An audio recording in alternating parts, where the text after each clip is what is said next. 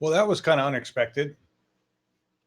I really didn't expect that out of the Killer Mike video, but I totally expect that out of YouTube. Hope you're back. Sorry, I know we lost a lot of people there, and we got to get everybody back. This is the new stream. If you don't have it already, I'll just wait for some people to catch up. Like I said, we're going to be here all day, folks. YouTube does this to us all the time. I wish they would talk to me so I could actually understand what the hell's going on.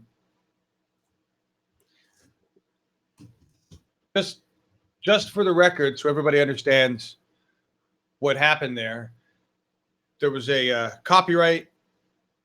Basically, that set of videos, Killer Mike has monetized. Fine by me, or whoever owns that content. Should be Killer Mike. Should be his videos. Make sure. Yeah, this is Killer Mike's YouTube channel. He's monetized them. That's fine. I don't have a problem with that. Okay? But YouTube has an automatic punitive system. It's basically, oh, you're using this content. They've got it copyrighted. You're guilty.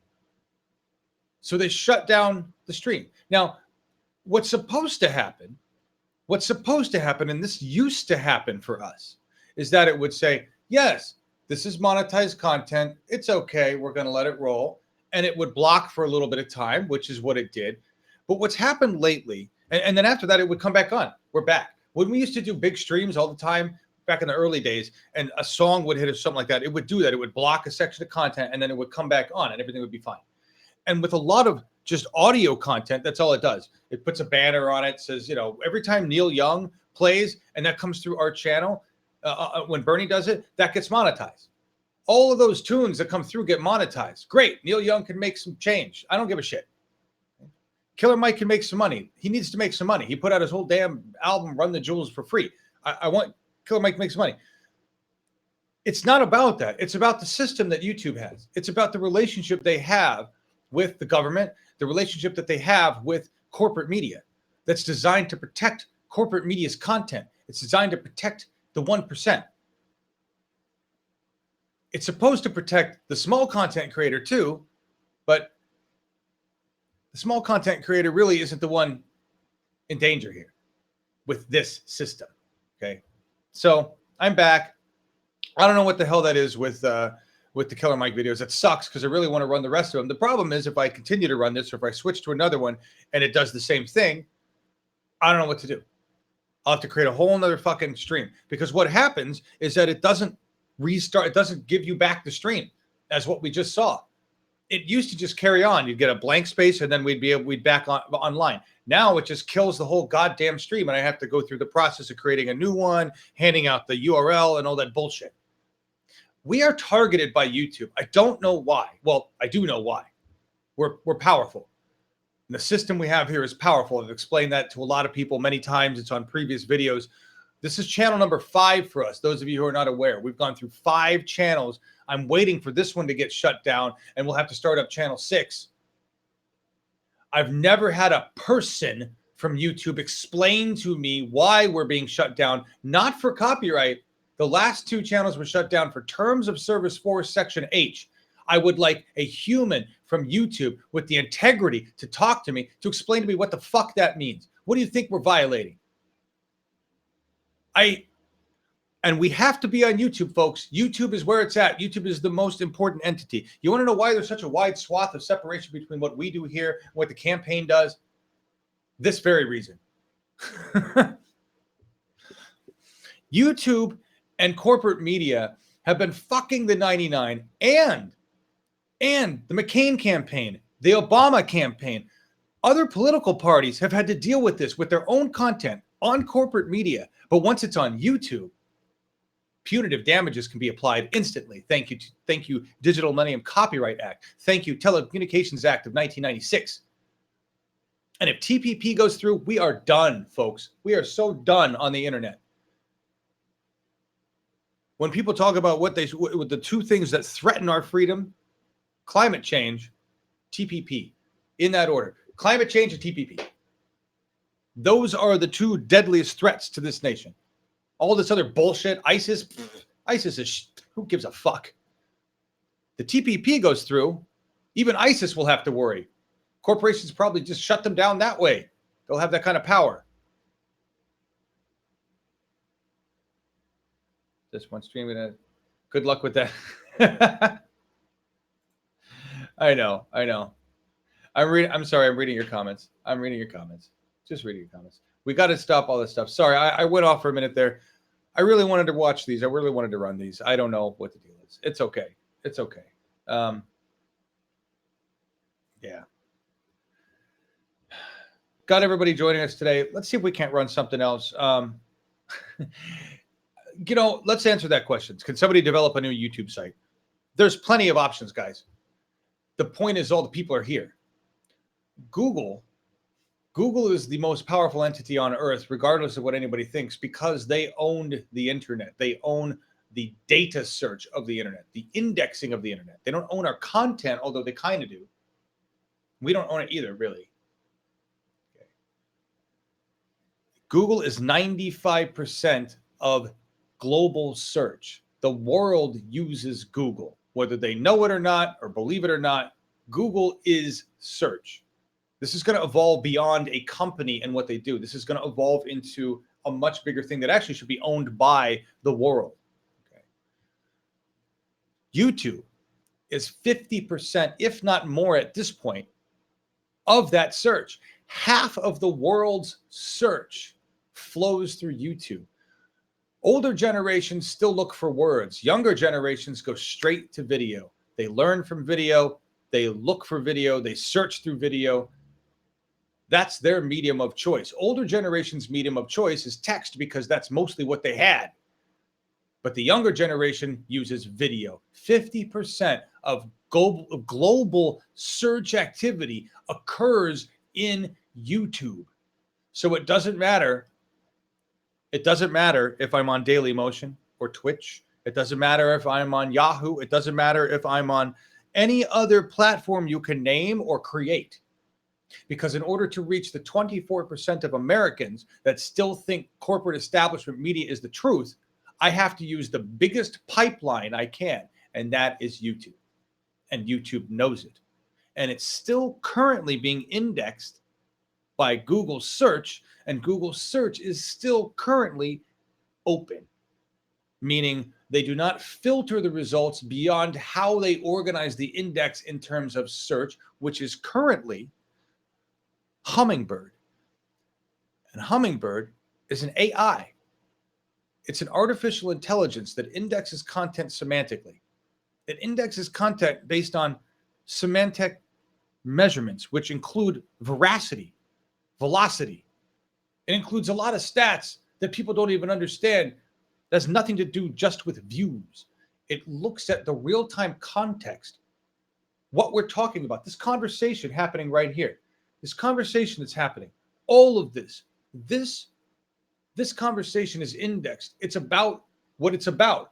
If we're talking more specifically about Bernie Sanders, that semantic context is indexed and is included with this video. This video being on YouTube, its content is indexed. Now, Google is not currently using the transcript data for its algorithm, but is looking at all the volume of activity, is looking at the shares, where those shares go, what hashtags are included with that, memes that are associated with it.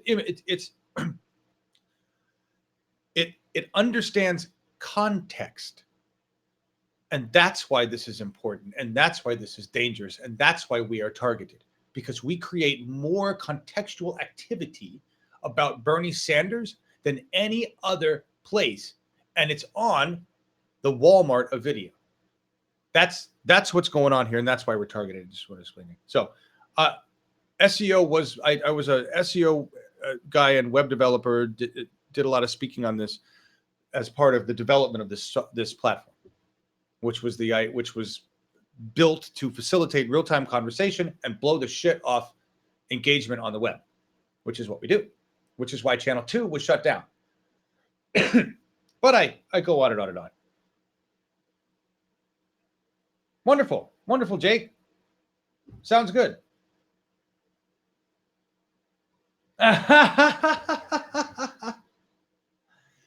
Yes, your words are recorded.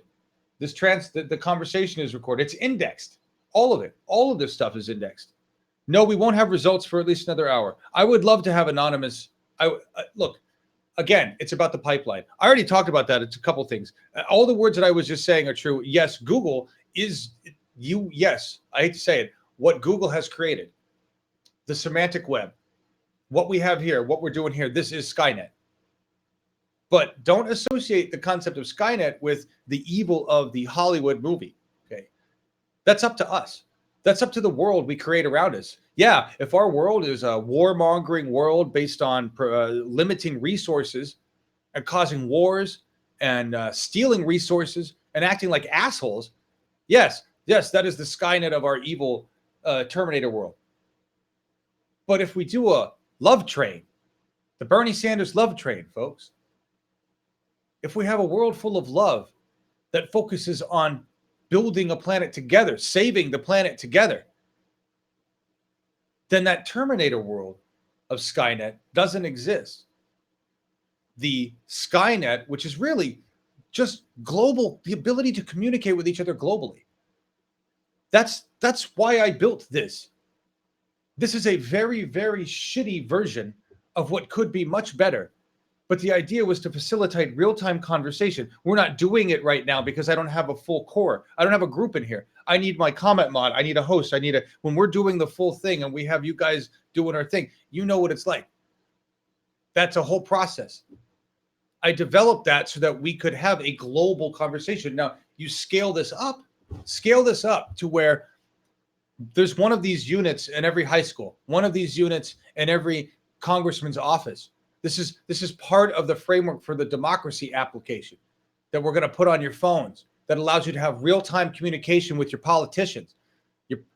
The We the Peoples that we've done. If you haven't seen our show, We the People, go watch our show, We the People. There's 2 of them up now on this channel. We did one with Terrence Strait, 4th district candidate from Maryland. We did one with Portia Bolger, feminist, activist. I'd love to get Portia on here to get her response to Madeleine Albright, Gloria Steinem. We've done many others. Martine Quezada.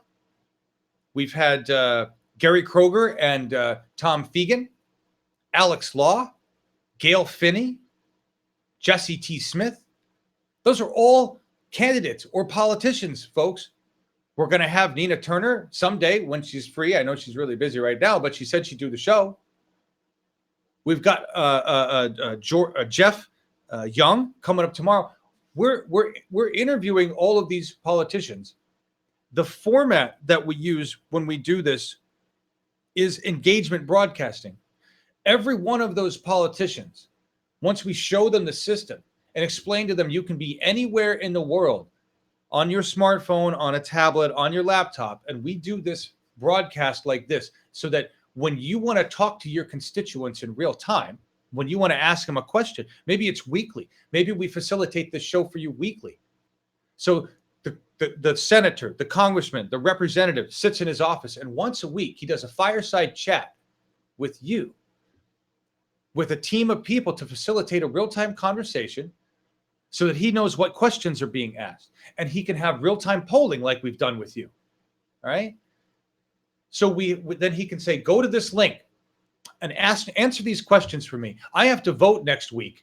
On a really important thing. Can you please answer these questions for me and tell me what you think? How do you think I should vote on this thing? Here's what I'm thinking. I'm Tom Fegan. I'm in Iowa. And hi, Tom. I'm using you as an example.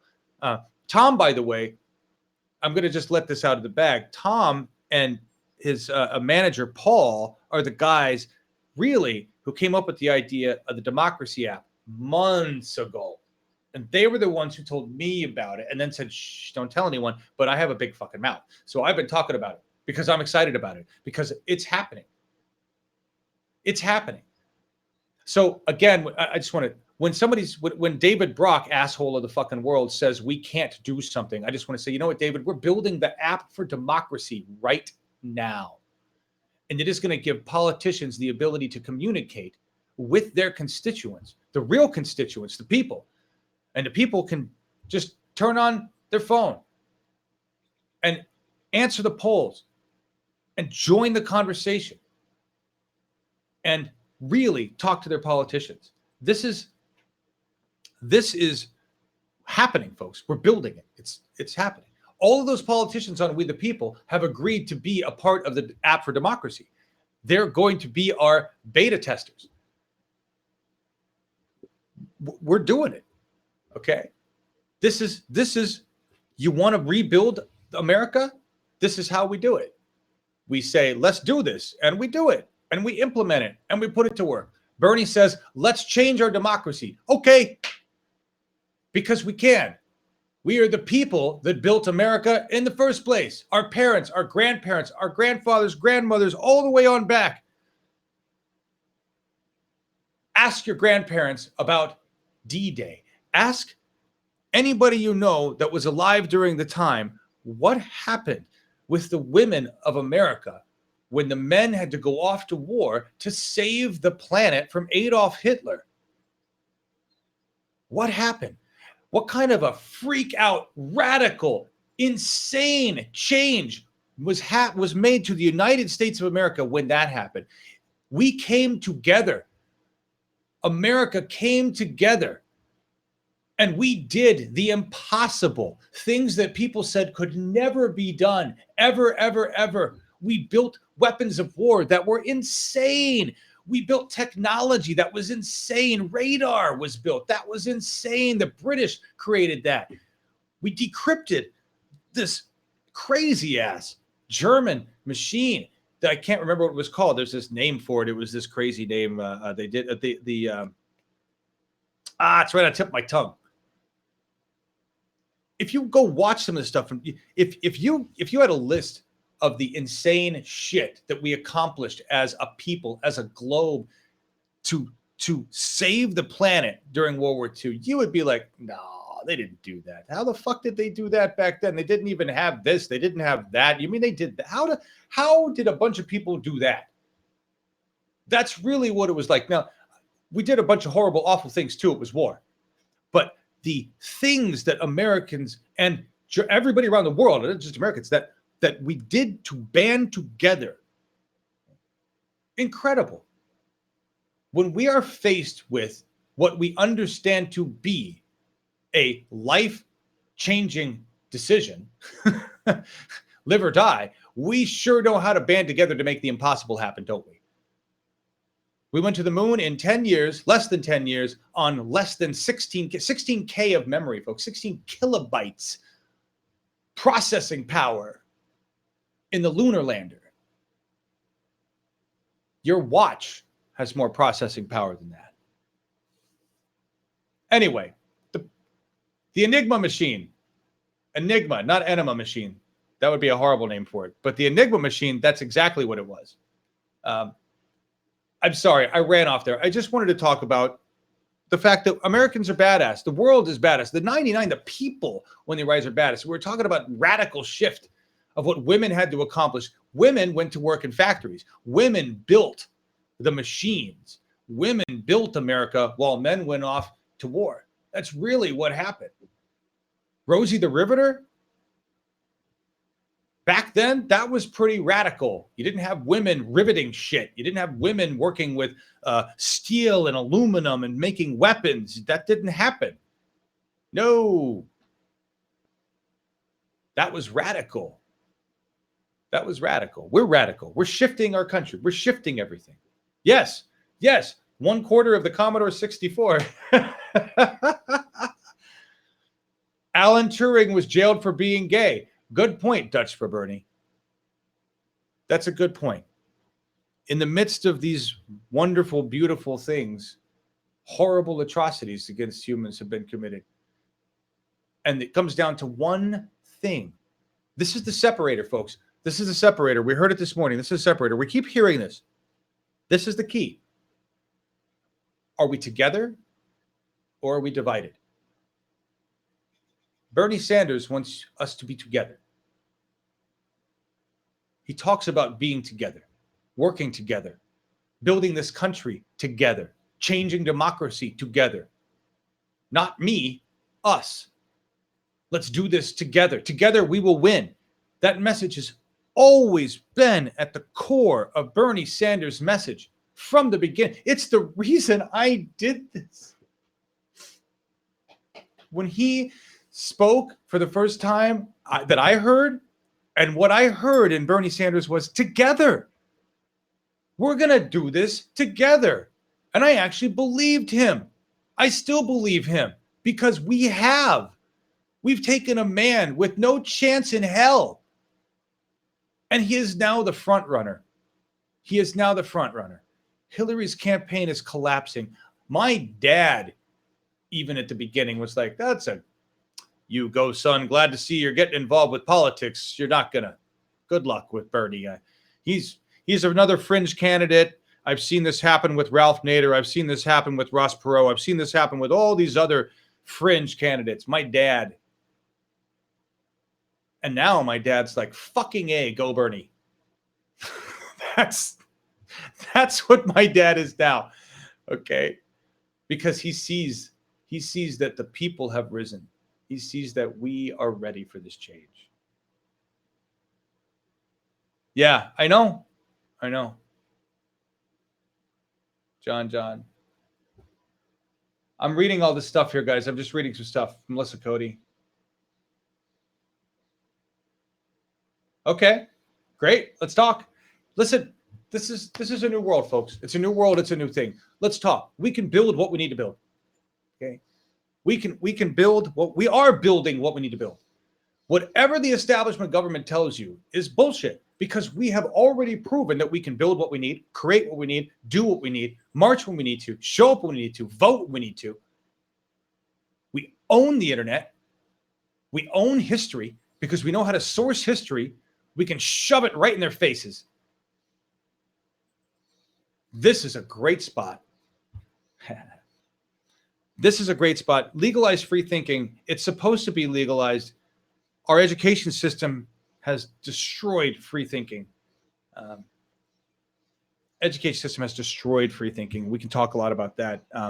Oddly enough, I learned that lesson from a Bush supporter, a teacher that I had in college. One of the few college courses I actually went and attended at DeVry University in Southern California. The teacher was, I'll explain the story after this. We're going to run this clip from Truman, from Eisenhower. But he was a Republican, had given a shit ton of money to Bush, but he was one of the best teachers I had, and he woke my mind up after 30 years of being dull. He woke my mind up. But we'll get to that. Right, let me find. Let me see if we can't find this piece here that I wanted to run. Of course, I'm not going to have it, am I?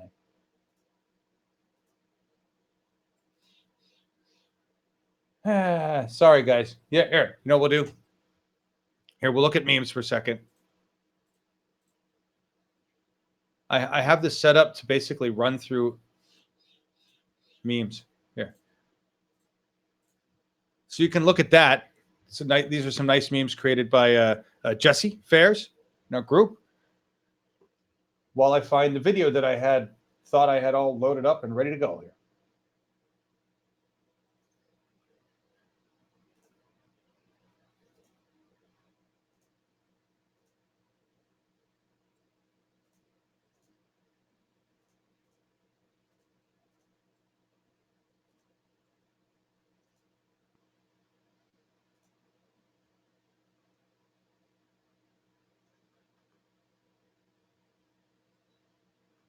Well, this is crazy. I have no idea what I did with it.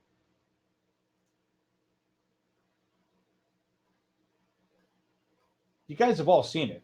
I know you've seen it.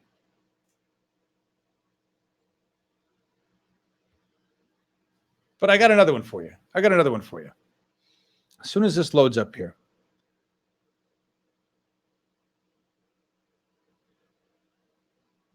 Great one by Women for Bernie there.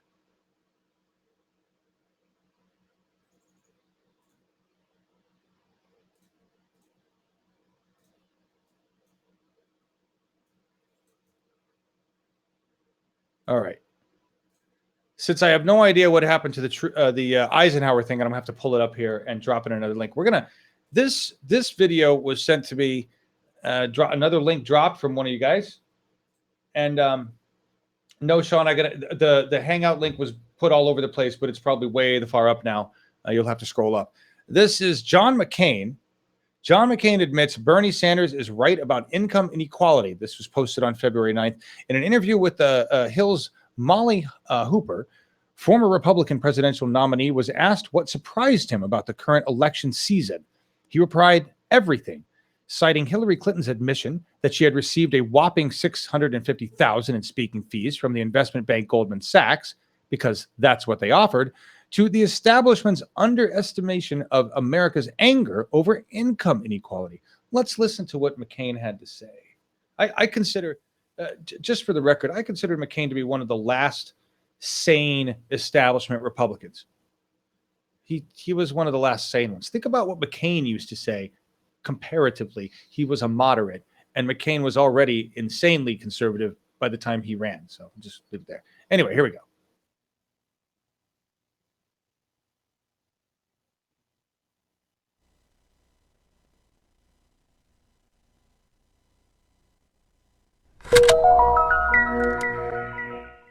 What surprised you about this election season so far? Everything. No, everything has surprised me. And I don't think that many of us understood the depth of anger and frustration that's out there. Millions of Americans have stopped looking for work. The middle class is shrinking. So many Americans have not seen any improvement in their lives and their income, and they see the wealthiest, I'm beginning to sound like Bernie Sanders now, but they see the wealthiest Americans growing much more wealthy while they are mired down in what seems to them a lack of opportunity to improve their lives. So here's a guy that comes along, make America great again. It's going to be huge. But it is what it is, and I can't predict what's going to happen, except to say that it has gotten even more interesting on the Democratic side. When I saw Secretary Clinton last night saying that she got $650,000 for 3 speeches, quote, because that's what they offered, unquote, that was one of the seminal moments I've seen in American politics. Though McCain has criticized Donald Trump during this race, the former GOP presidential nominee says Trump's followers have legitimate concerns.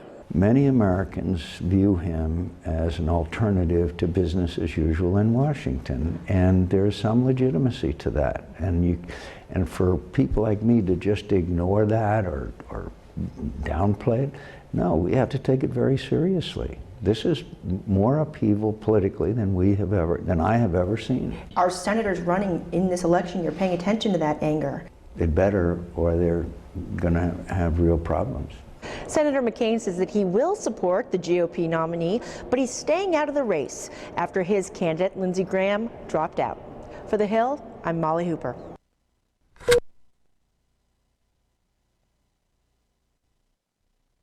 Well, I call McCain sane Republican. The fact that he was for Lindsey Graham makes him a little odd. But yeah, I think McCain, Biden, some of those old school guys, they get it. They see it. And he gets it. His last statement there was, a lot of the senators really need to pay attention to that anger. There's going to be some problems. And he said, this is more upheaval than he has seen in his lifetime. The dude's gone through some upheaval. Guy went through the Kennedy years before. I mean, come on, he's seen some shit. So when McCain is saying, we've got some big political things going on here, folks. People need to pay attention. Echo. Oh. Sorry, guys. Echo's gone. I caught that quick.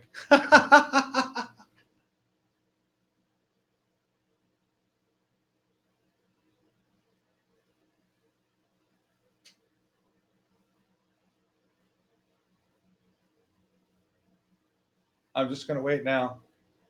You realize, guys, it's 30 seconds worth of echo. It's buffered. I apologize deeply. I know the echo burns. I forgot to click one of the other buttons. It's my fault. I'm so sorry.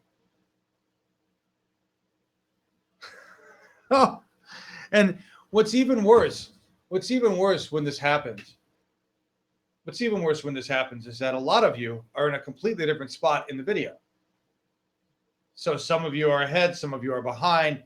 So I'm gonna keep seeing echo notes continuing to scroll through here. This is the way it works. I apologize deeply. I really do. That was my bad for not clicking the thing. Got too excited there.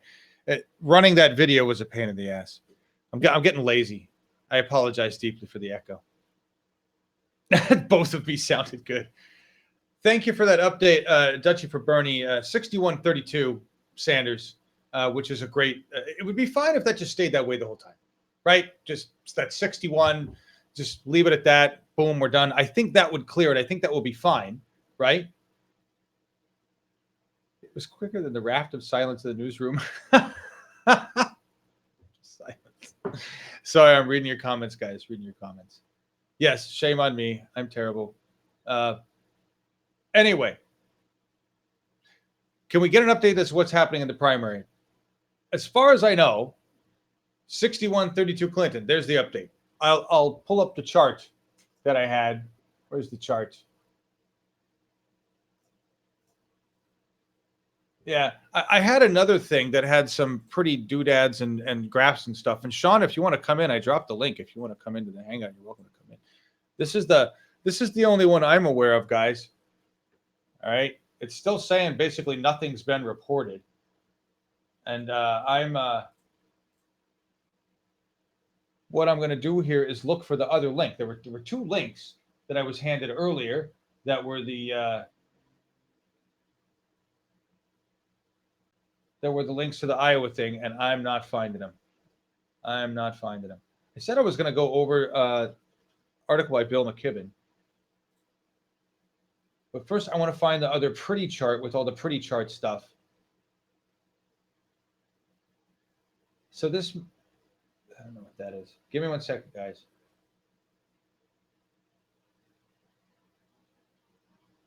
Oh, here we go. Here we go. Washington Post. Here we go. I think.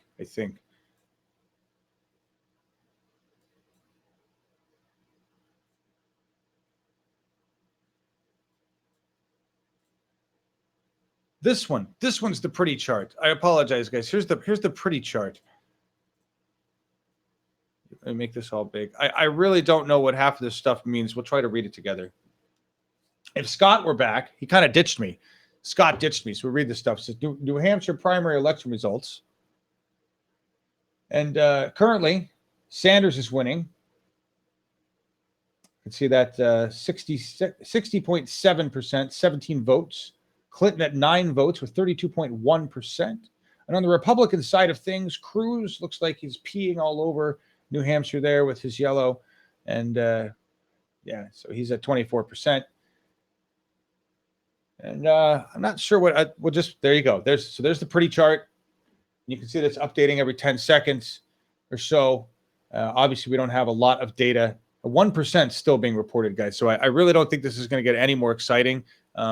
Right now, the New Hampshire primary is like watching grass grow. And hopefully it'll get more interesting. We're at 135. The first exit polls will be coming in at 2 o'clock my time, 5 o'clock East Coast time, as far as I understand. I'm still waiting for information to come back to me from some other people about what we have going on from what we're going on. I'm hoping to have a stream. I'm waiting to hear back on whether Biff Ward was able to get any movement anywhere with event staff on the ground. My understanding with the campaign party is that there's a lot of press there. I'm really hoping there's just a local carry. If there's a local carry of this, or that would really help out. Or maybe they'll put it up on the official channel. But to be honest, we don't know. We don't know. We never know. So I'm going to have to rely on you guys. Hope you guys can help me with that. Figure out what's going on there. Anyway, that's your update.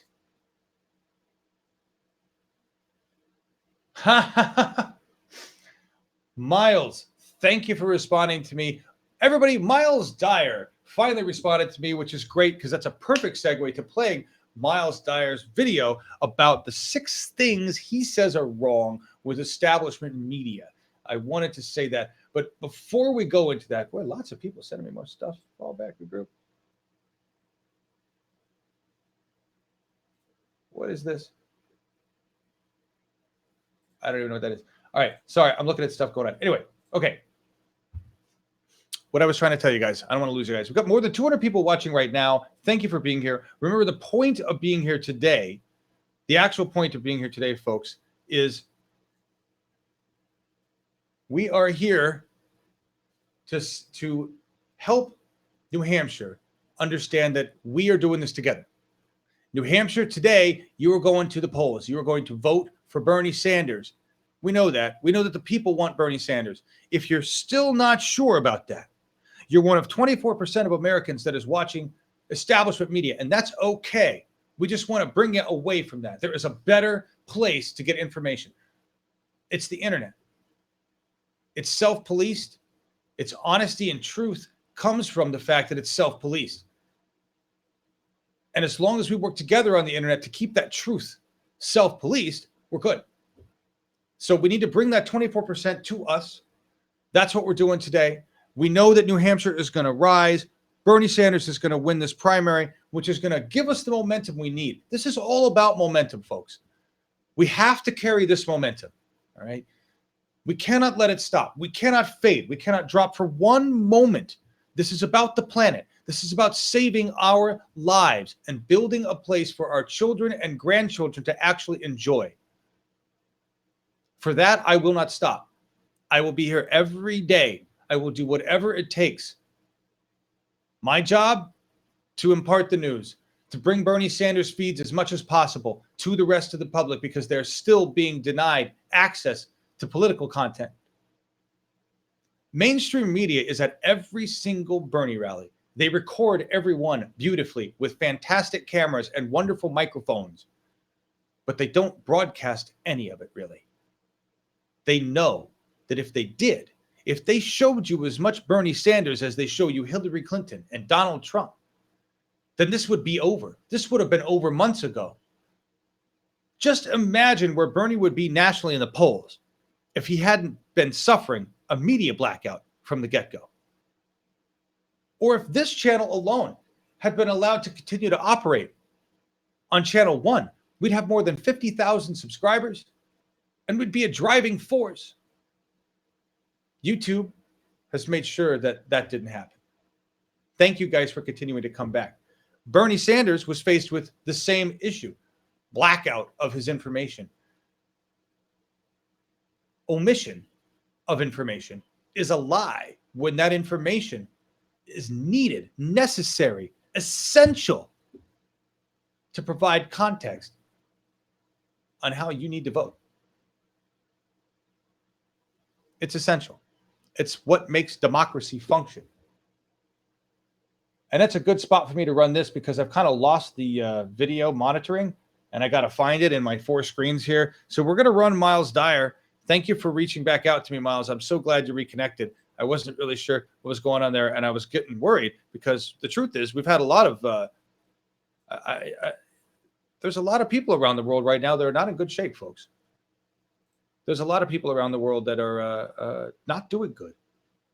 We're not good around here. So I was worried about Miles. I was worried that something bad had happened, but no, he's back, and we're going to run his video. This is 6 problems with mainstream media from Miles Dyer in the UK.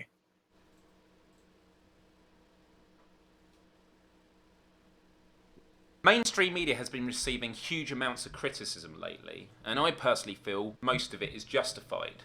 But what are the problems with mainstream media? What are the things we should be looking out for when consuming it? Well, here are 6 things to consider. Number 1, they are mouthpieces for the establishment. Sometimes this can be intentional, but for the most part it is just a systemic problem because of the way that journalism is conducted in large organisations. Have you ever noticed how headlines, articles and news programmes are absolutely filled with quotations from politicians and spokespeople for organisations? One former cabinet minister told me today antediluvian doesn't begin to cover it when you get to Jeremy Corbyn. Another said if he took over, it would be the party led by Karl Marx. One senior figure said to me that if Jeremy Corbyn took over, they'd leave the party, and they think they speak for many. Did you notice in that clip how no names were given, and therefore there is no context? For me, this is irresponsible journalism. People should be held accountable for the words that they speak. Often when quotes are used, and properly attributed, they are rarely fact-checked or challenged.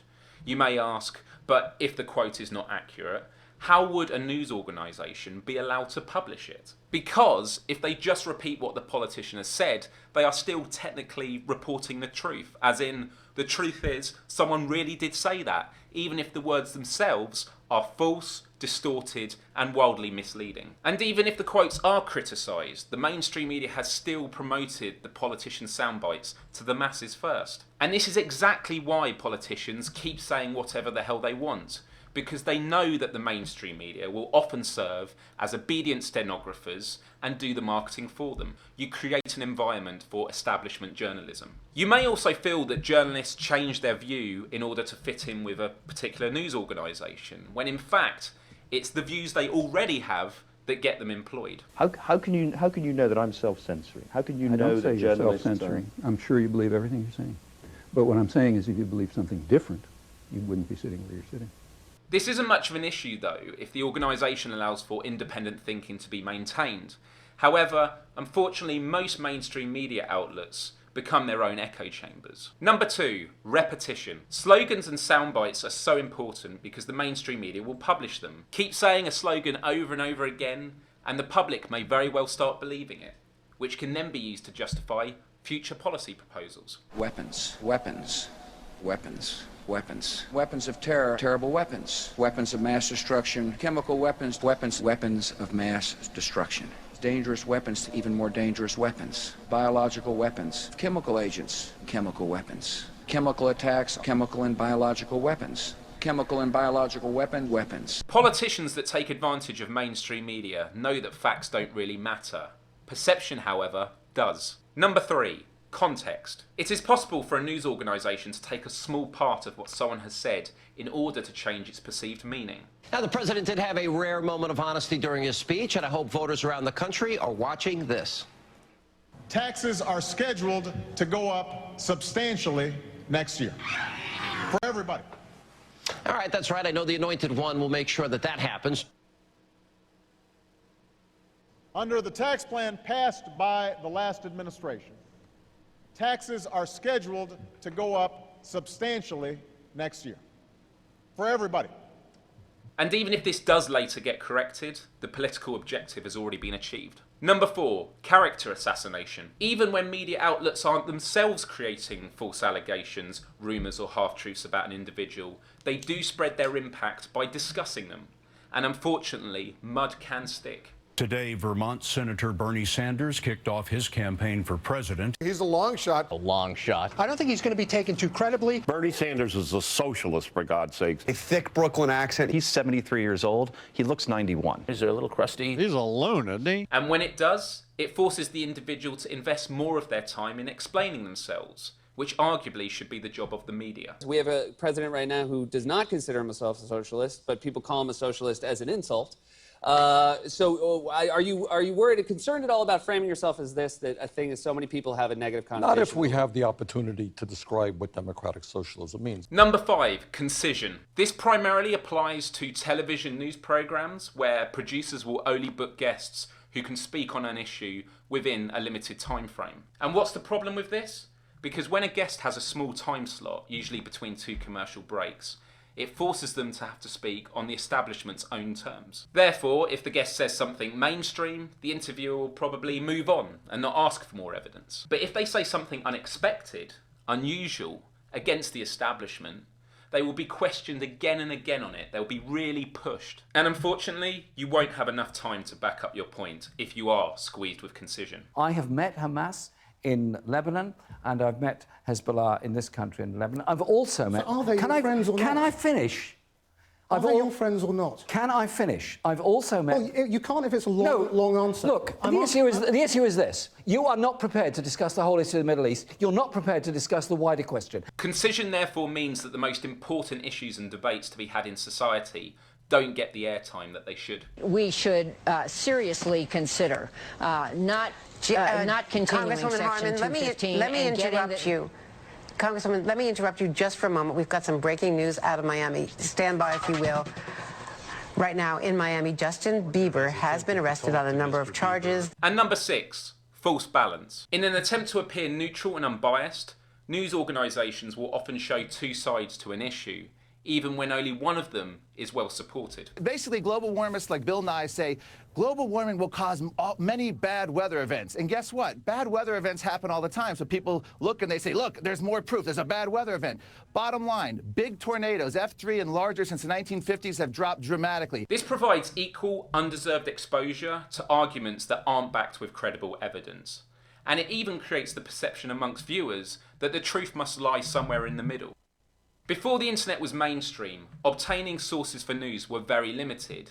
People would perhaps just read their favourite newspaper or turn on the evening news once home from work to get a summary of the day's events. We now have a real opportunity to no longer rely on singular news sources and effectively become our own editors who hold the media and political establishment to account. Every one of you watching this video right now has the resources to seek out independent voices that aren't filtered by the establishment. But it has to be said, this is a transitional time we are living in.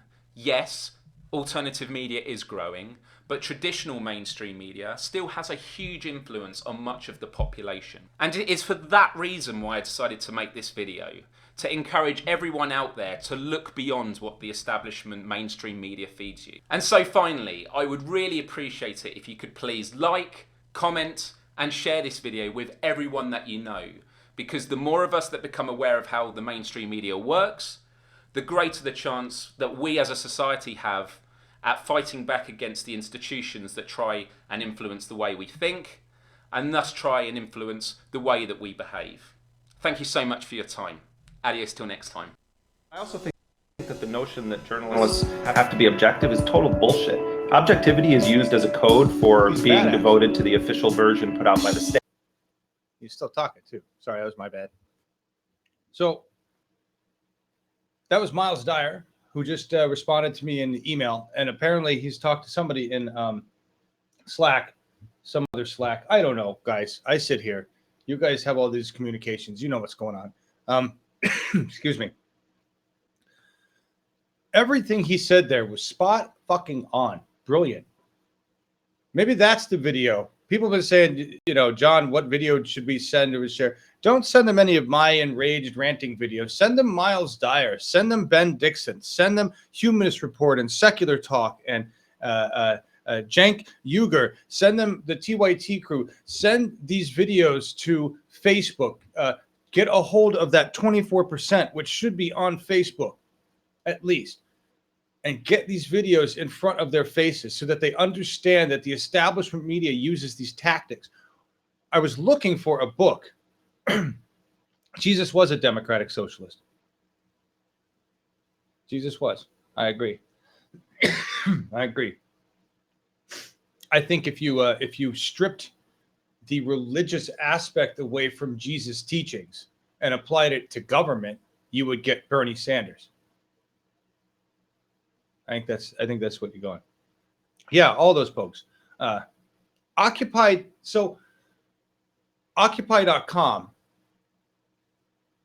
I want to just bring that up. Sorry, I got it. Last 3-4 days, I've developed a little tickle. I think I'm getting some kind of a cough. Probably from blabbing my mouth all the damn time every day like this with you guys. Should probably do a lot less talking, have a little more people on here to talk. This Friday, we're going to do that. But I want to talk about Occupy.com. I'm just going to say this publicly. I don't know if you're going to watch this. Maybe, Sean, you give them this clip. So what I do here on Bernie 2016 TV is probably not a good indicative. It's not indicative of you know, the channel. We could work with each other separately. What I really want to offer Occupy.com, what I've offered a lot of people. I'll say this again. I offer applying the system of engagement broadcasting, which elevates conversation, increases engagement, makes a mass of SEO information on the web. It does a ton of things. I can't even explain all the things it does. It really does a lot of things. It's really good. We're using it now. I offer that to everybody who wants to use it, who has the facilities to apply it. Let's work together. Do you have a big production studio like Occupy might have, or Democracy Now, or TYT? I'm not interested in making money and being rich, folks. I do need help applying this technology to these larger facilities to amplify the voice. Imagine if we could take this, what I'm trying to do here by myself, with all this clunky shit. I'm bouncing back and forth between things. It's terrible production. Imagine, yes, it is a chronic cough, but generally I don't have a cough. You should see what I smoke through. It's insane in terms of filtration. But I'm very touchy with my lungs. But anyway, this system was designed to enhance broadcast. So if we had real professional broadcast going on, like they do at Democracy Now and TYT and all these other people, we could enhance that tremendously. But I lack the money and the resources and the people, really, it's the people and time resources to apply that.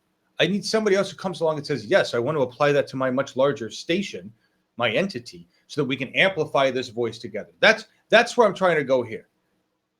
So I'll just make that statement again. Sean, you said the Occupy persons were like, we can't work with Bernie 2016 TV because it's Bernie 2016 TV. Well, that makes total sense. But we could definitely do something together outside of that with the same effect. We have to elect all of these other politicians. That was the whole reason for the Global Engagement Network. But back to what Miles Dyer was saying. And he said it at the end perfectly.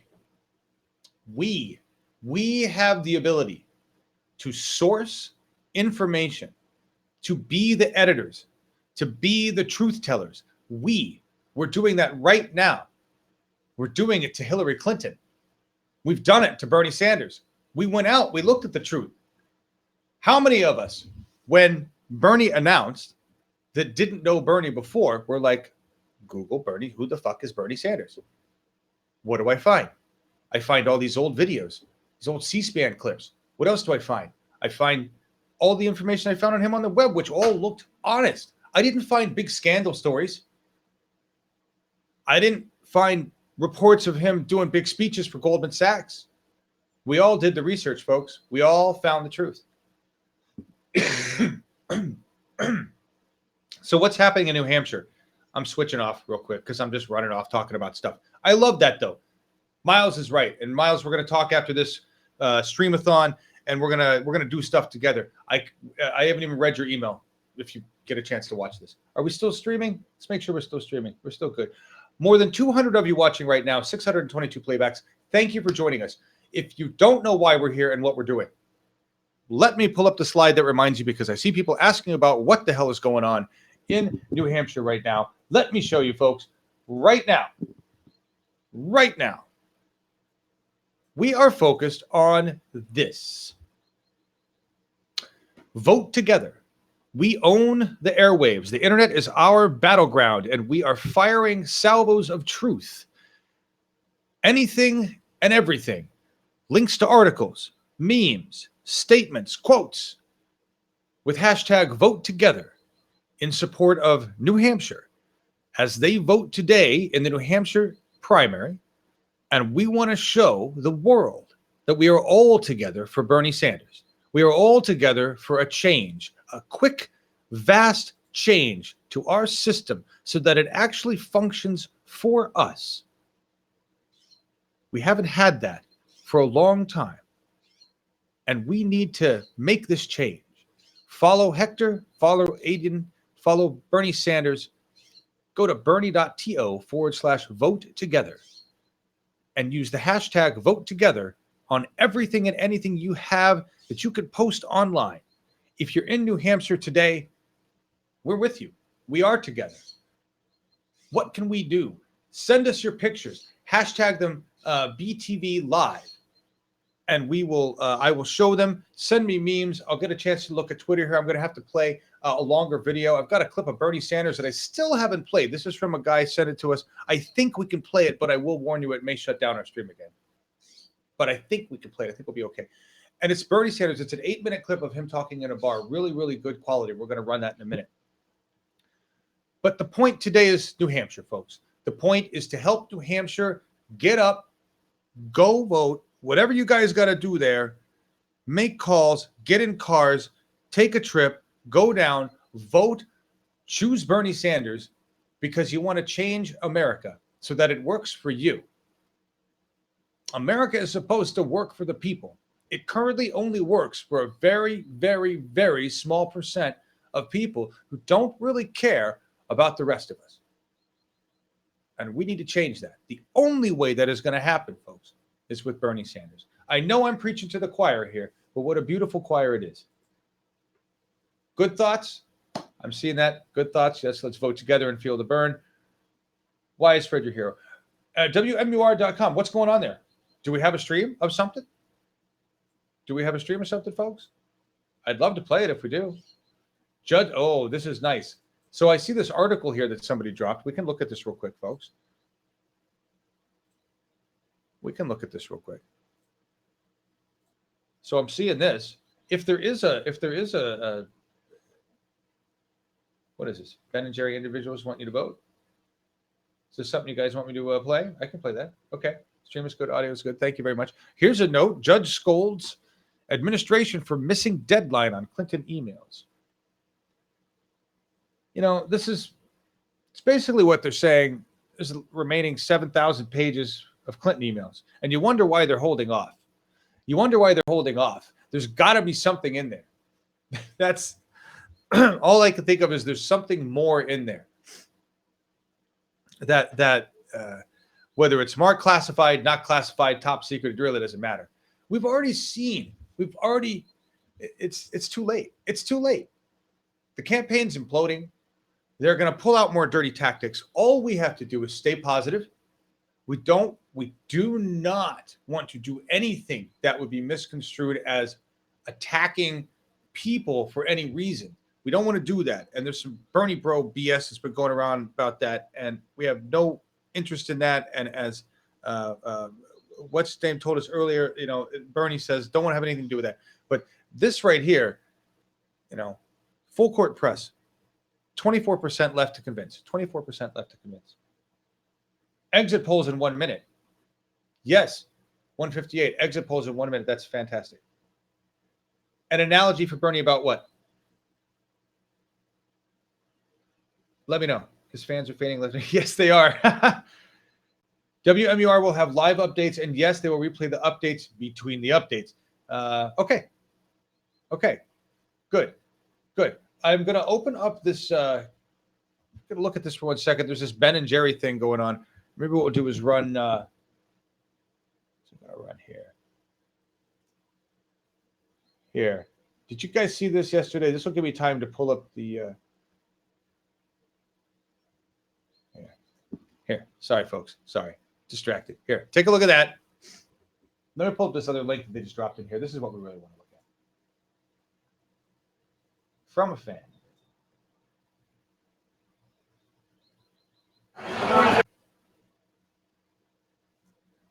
Okay. So this is a little 30-second clip. This is Ben and Jerry's. The creators of Ben and Jerry's originally, with their support. Little 30-second clip here. Here we go.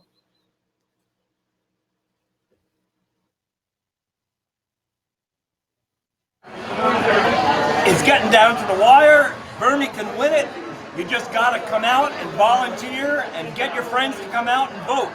Make sure you get to the polls. Get everybody to the polls.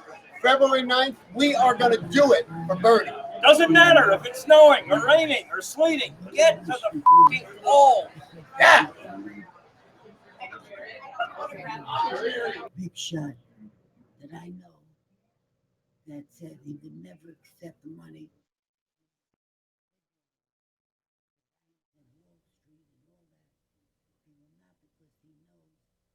Back. Okay, that was funny. So we've seen a couple videos like that. That was pretty funny. That was Ben and Jerry, the original creators there, telling them to get to the fucking polls. I don't have to censor. I can say get to the fucking polls. Please do. Please do. What else we got to look at here? So thank you for that very much. Let's go to the let's go to that pretty page with the polls on it. If I can find that page, guys. I have a testimony that we can run. Oh. There we go. I got to switch back to that mic right there. Give me a second. You don't want to look at me here. I got to switch between things, guys. I'm sorry. There's so much going on, and I didn't have this ready. We're going to take a look at the polls in a second. Take a look at these. We'll run through some memes while I bring up this other document. Thank you for your patience. We're here to support New Hampshire today.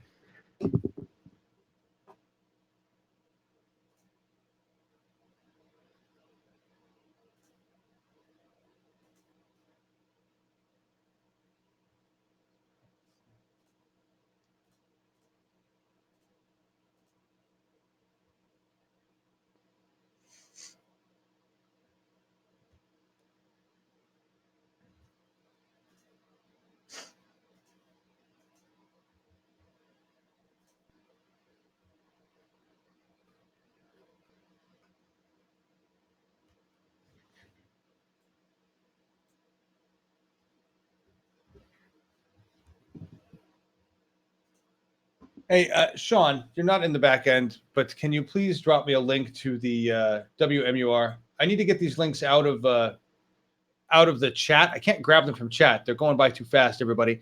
So a lot of you there, and I can't grab them out of chat and get them in, and I need the WMUR link, guys, so I can show that information to you if we want to run that. And I'm also looking for the other pretty chart. And right now, you're just looking at some memes. We're just doing a Stream-A-Thon in support of everybody in New Hampshire voting today. It's about vote together. Share your memes. And what I'm looking for right now is the original chart that I had that I wanted to show, the pretty one, because we're going to get updated information here really soon. And that's what we're looking at. Here we go. Here we go.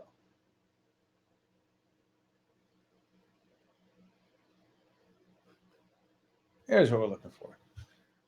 No real change. Oh, that's a nice one. That's a nice one. That's there's Steph. I told you I wouldn't run that except other than the newsroom, but I did. Here's the I apologize for that delay, guys. I apologize for that. We've got a long way to go today. Here's the fun update chart. There we go, folks.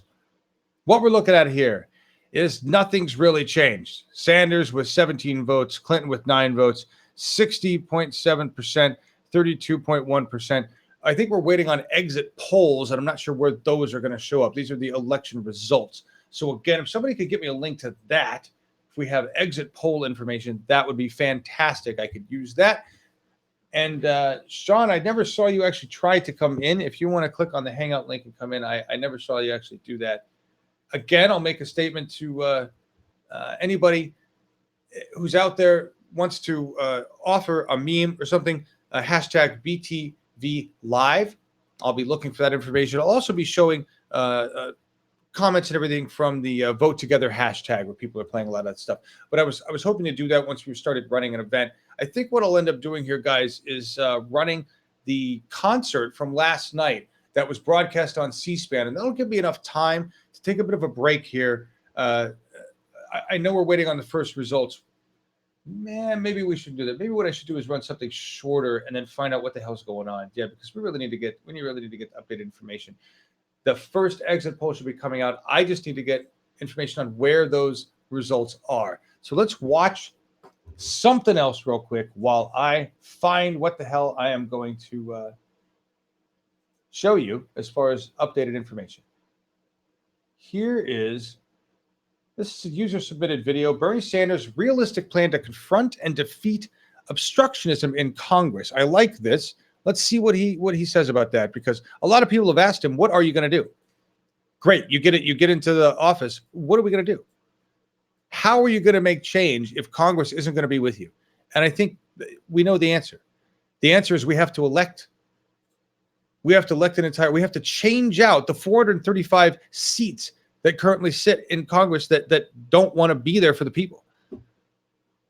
We have to change out our government, folks, and we're starting with Bernie Sanders. But we have a lot of other people to go through. A lot of other people. So let's listen to this video.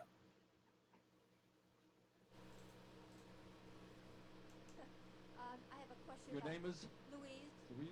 I have a question about Congress.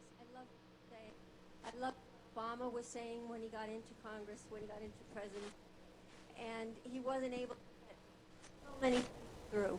And part of that was racism. That's not going to be your issue, thank God, in this one.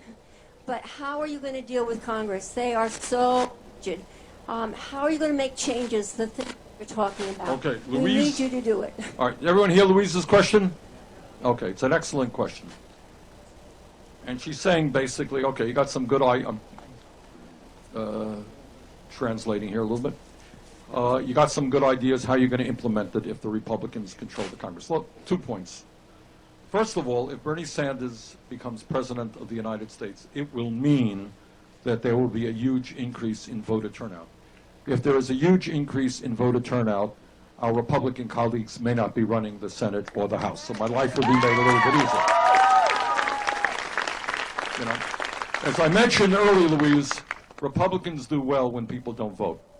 For me to get elected, we're going to have a huge increase in voter turnout, and that will carry in a lot of other people in the Congress and the Senate. But, all right, let me answer your question. Assuming, you know, Republicans still control one or, frighteningly, two bodies of the Congress. Okay. And this gets to the essence, and I thank Louise for asking that question. It gets to the essence of everything that I've been talking about. I do not have a better personality than Barack Obama. All right? He is a he's a friend of mine. He is a very decent and nice guy. And his mistake, and I would tell you I think it is a mistake, is that he honestly believed that he could sit down and negotiate with John Boehner and Mitch McConnell and say to them, look, I'm not going to get it all, you're not going to get it all, let's compromise. The truth is that literally on the day of his inauguration, literally that day, they developed a plan of obstructionism, and their level of obstructionism has been unprecedented. I think it took Obama 4 or 5 years to learn that, and he's been a better president since he learned that. All right, so what is the answer? Do you think I'm going to go in to say to John Boehner or whatever his successor may be, say, look, I've got a great idea. I think we should make public colleges and universities tuition-free.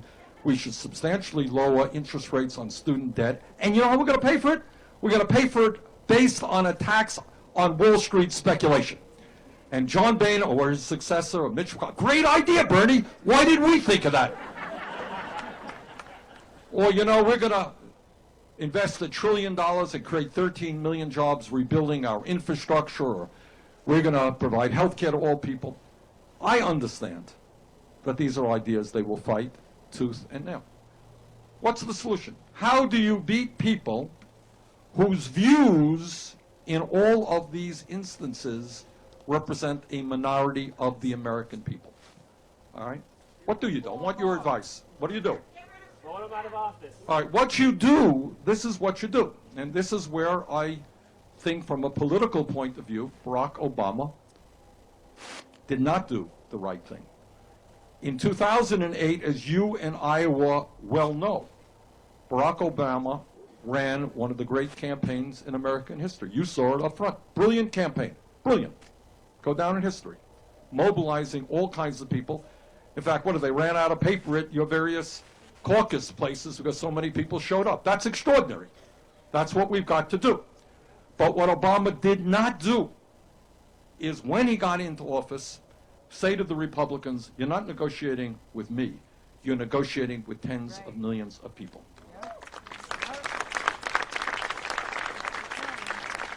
And what our job is, and this is why I say this all the time, and let me say it to you, I'm here not just to ask for your help to get me elected president, to help me win here in Iowa.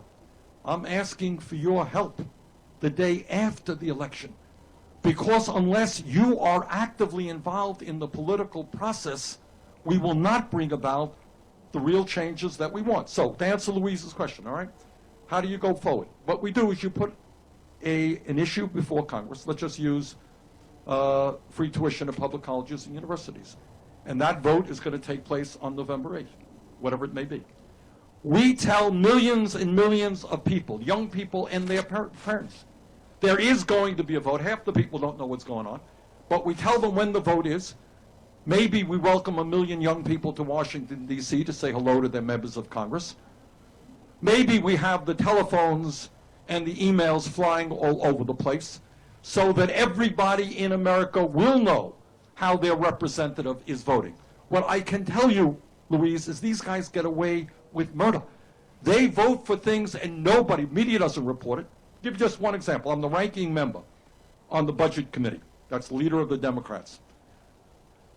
What the Republicans did is voted to throw 27 million people off of health care in their budget. They voted to cut Pell Grants by $90 billion. They voted to cut nutrition programs by many, many billions of dollars. And then they voted to give huge tax breaks to the top 0.2%. Louise, do you think anybody in America knows that? Do you think 1% of the American media didn't write it? Forgot to write it. All right? But a president with the bully pulpit, trust me, will get that word out. And then Republicans are going to have to make a decision. Then they're going to have to make a decision. You know, when thousands of young people in their district are saying, you vote against this, you're out of your job, because we know what's going on. So this gets back to what a political revolution is about, is bringing people in touch with the Congress, not having that huge wall. That's how you bring about change. And here's the good news. On major issue after major issue, the American people are on our side. I don't want any of you to think that you are courageous and heroic people taking on the system. Every idea that I've talked about is supported by the vast majority of the American people. How many people do you think believe that we should give huge tax breaks to billionaires and cut Social Security? Well, I don't know if it's 1%, 5%, 10%. They are a very small minority. Okay? People are on our side. But if they don't vote, if they're not involved in the political process, it doesn't matter what their views are. No one pays attention to them. They will pay attention to Wall Street and their super PAC funders. That's how we bring about change. That's not easy. I mean, this is not easy stuff. But that is exactly what I mean by a political revolution. Okay, where's our...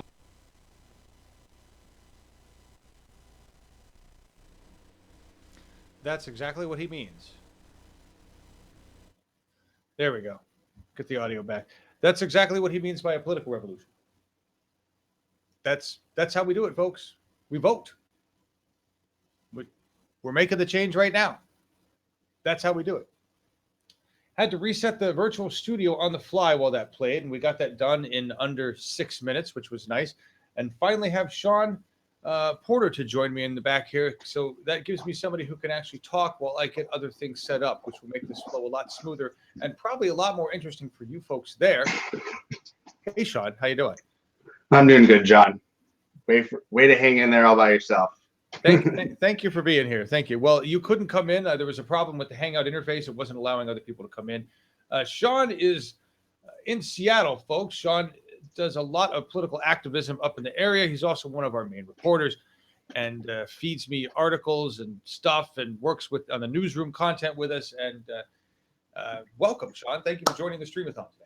Of course, of course. And in case you didn't see, John, in live production, we did find the live update poll result link. So I gave that to you down there. All right, now, yeah, of course. Right now, it looks like Sanders is, last I looked, has 17 to Hillary Clinton's 9 votes. So he's up by 28 points, I believe. Yeah, okay. So that really hasn't changed much. No. Okay. Less than about 1% reporting. So we've got a while to go for sure. Here we go. So we've got a screenshot here. We've got this WMUR. Now, what are they doing on WMUR? Is that live coverage? Is that what's going on here? Yeah, exactly. They also have, I mean, they're not really talking about the primaries yet. They're kind of doing other stories, it seems. But I will let you know if anything changes on that front. All right, I'm muting it, pulling it up, see what's coming up here, and we'll just watch whatever it is. Otherwise, we've still got our pretty chart to look at. I guess what Scott's been saying, and Scott, you can come back in if you want. Now I fix things. We're waiting on the exit polls, and then Scott had something to say here about CNN. What was that? What were you jotting down here? Exit polls are coming soon. CNN is saying Clinton looking forward to Nevada, so it sounds like their polling is showing a big loss, and that's that's a great segue. Thank you for going there, Scott, because that lets me pull up my email. Like, have you guys seen the emails coming through? They're just like they've already decided that they know they've lost. They know they've lost, folks. Okay, they're just chalking this loss up. Obama's already said, made a statement saying, "Well, this is early. This is early in the game. There's a long way to go." No, this is hard momentum. It's rolling downhill. It's a snowball from hell, and it's going to take over our establishment. That's what we're doing. Okay. And I think it's hilarious. I think it's hilarious. They're running to Nevada, which makes me want to pull this up, actually. Hang on, guys. Got something designed by the 99. Perfect for this. Here's the cover we'll use for Nevada. This is what's going to happen in Nevada. It's not going to be, I don't know what she's thinking is going to happen there. Are they going to tout Nevada? Is that her, Sean, is that the place they keep saying is her, what do they call it? Her wall, whatever, her firewall? Is that it? Well, yeah, I think a lot of it might have to do with just the fact that you were finally going from like more of a white demographic to a more representative demographic of the whole country.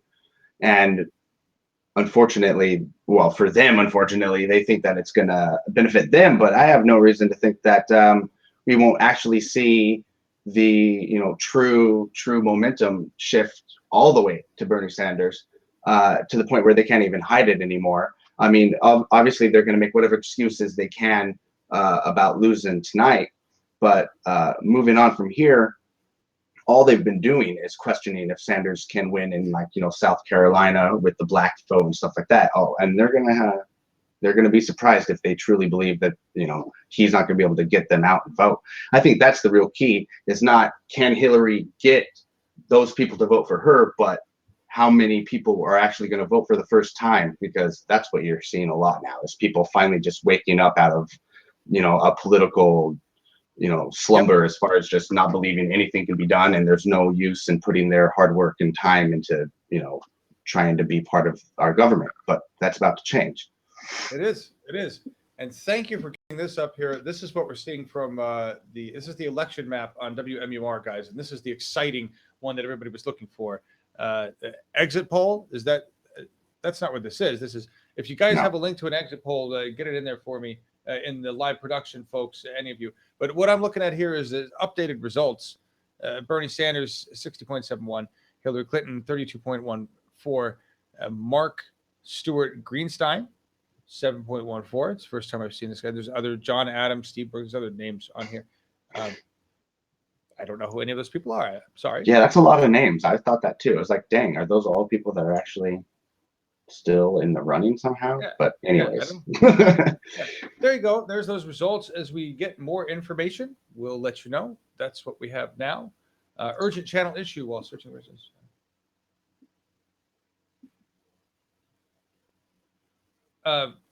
Okay. All we have to do to rescue that problem, guys, is grab the URL from the bottom of the stream and blast it out to Twitter. This event is live. It's live on our home channel. Bernie2016.tv will take people to our homepage on our channel where this broadcast will be live. And that's all it really takes to get people here. The live broadcast is also what it will be featured on across YouTube in that sense. So I know that we're concerned about reach and getting this out here. We've got 238 concurrent viewers right now. I will say this, though, what generally happens with our live broadcast, depending on what's going on, if it's a Bernie broadcast, and Sean can certainly, he's seen this happen, is that sometimes, usually we get about 200 concurrent viewers. If it's really cracking and Bernie's going to be there and it's a rally, we'll get at least 200 to start, and it'll build sometimes to 1,000. 1,000 is like a good peak mark. We'll have 1,000 concurrent viewers. When it's like a crazy event, like JJ dinner, 5,000, 6,000 concurrent viewers. We had almost 10,000 concurrent viewers for the CNN debate before we were shut down. The interesting piece, though, is that views afterwards are massive.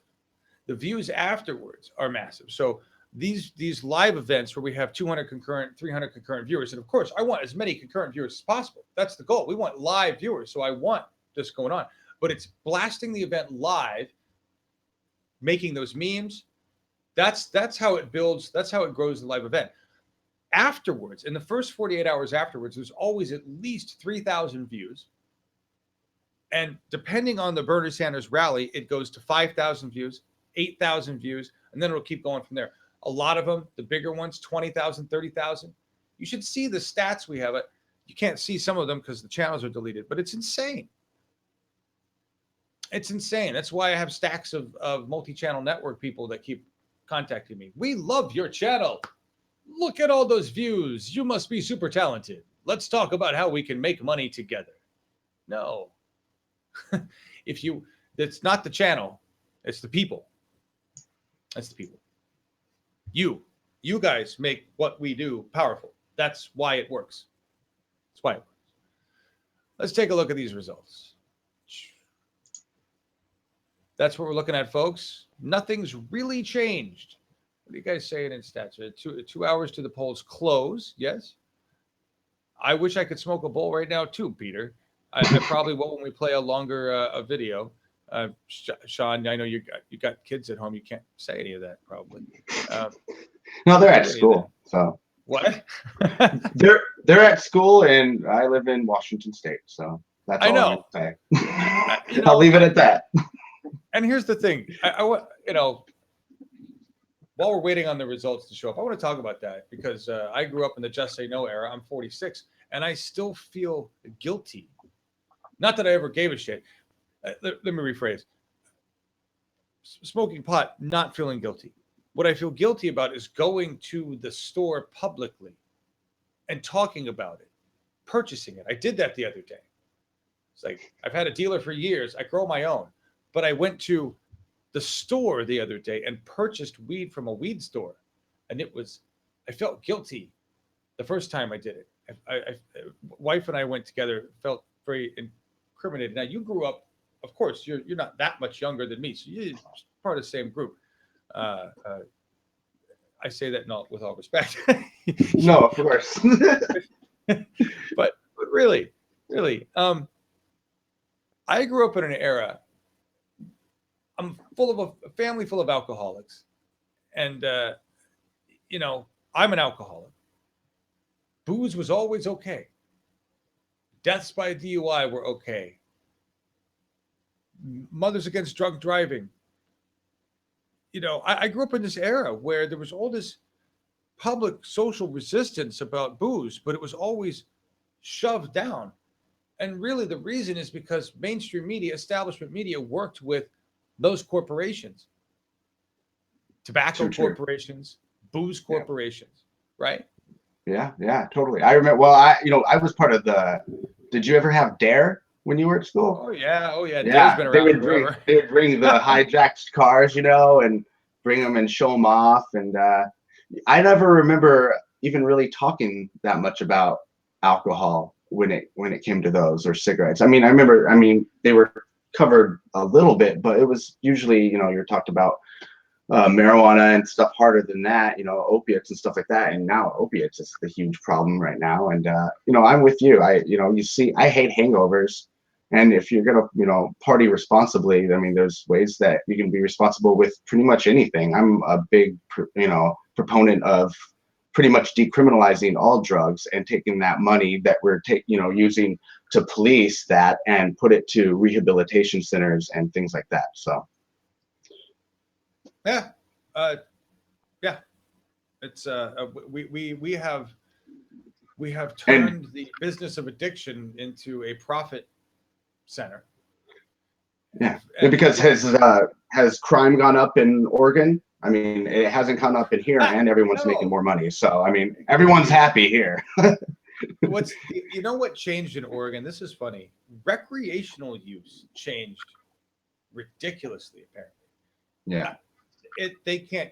I mean, I was talking to. So I've gone to two places. And the first place I went to, it was really weird. Just behind this closed door, and they were very. I felt like a fucking criminal. I did like it. The second place I went to was really, really friendly. And I told the guy, like, look, man, you're younger than me. You might have been your age, maybe a little younger, you know.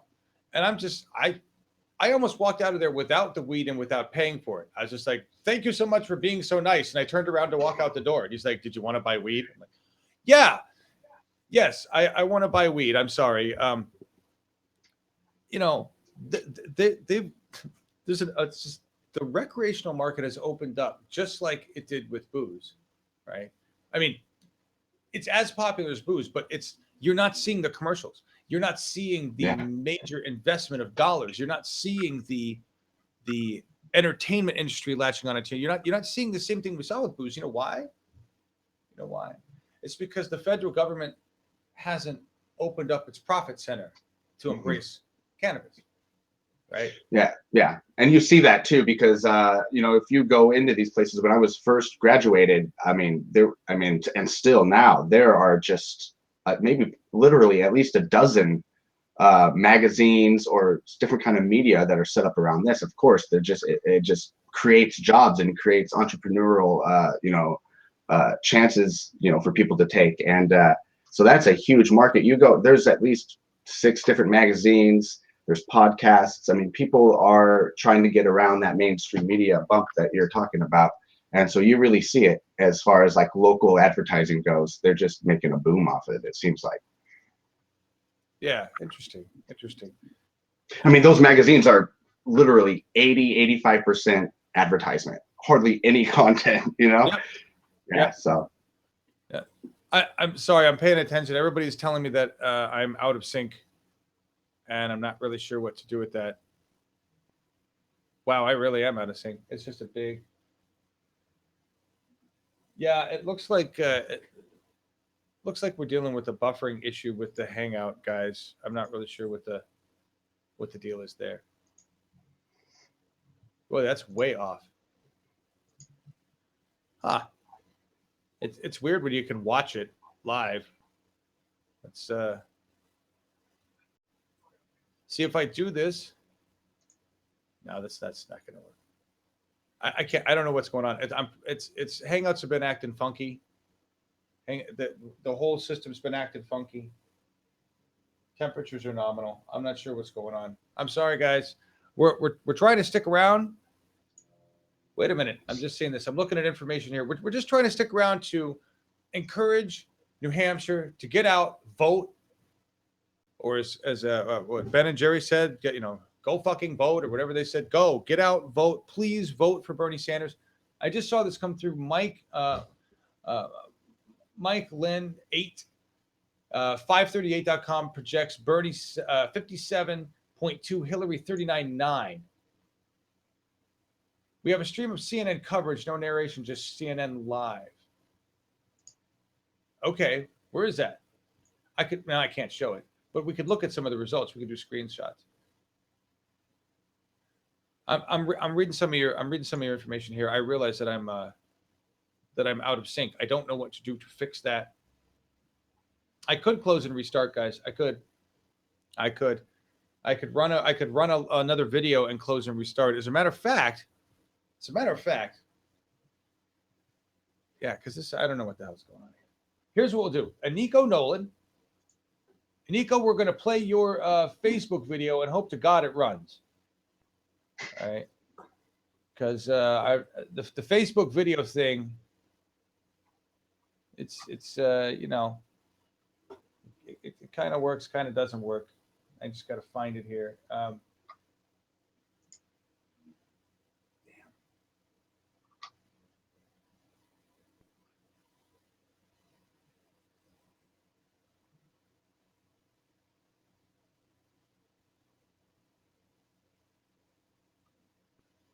Wow.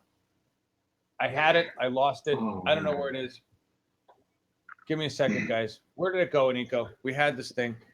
Sean, talk to the people. I'm having a hard time. Well, you know, I'm getting a little off topic here because I'm just going through social media, and man, let's just start by saying that Jeb Bush is the funnest man to watch on this race.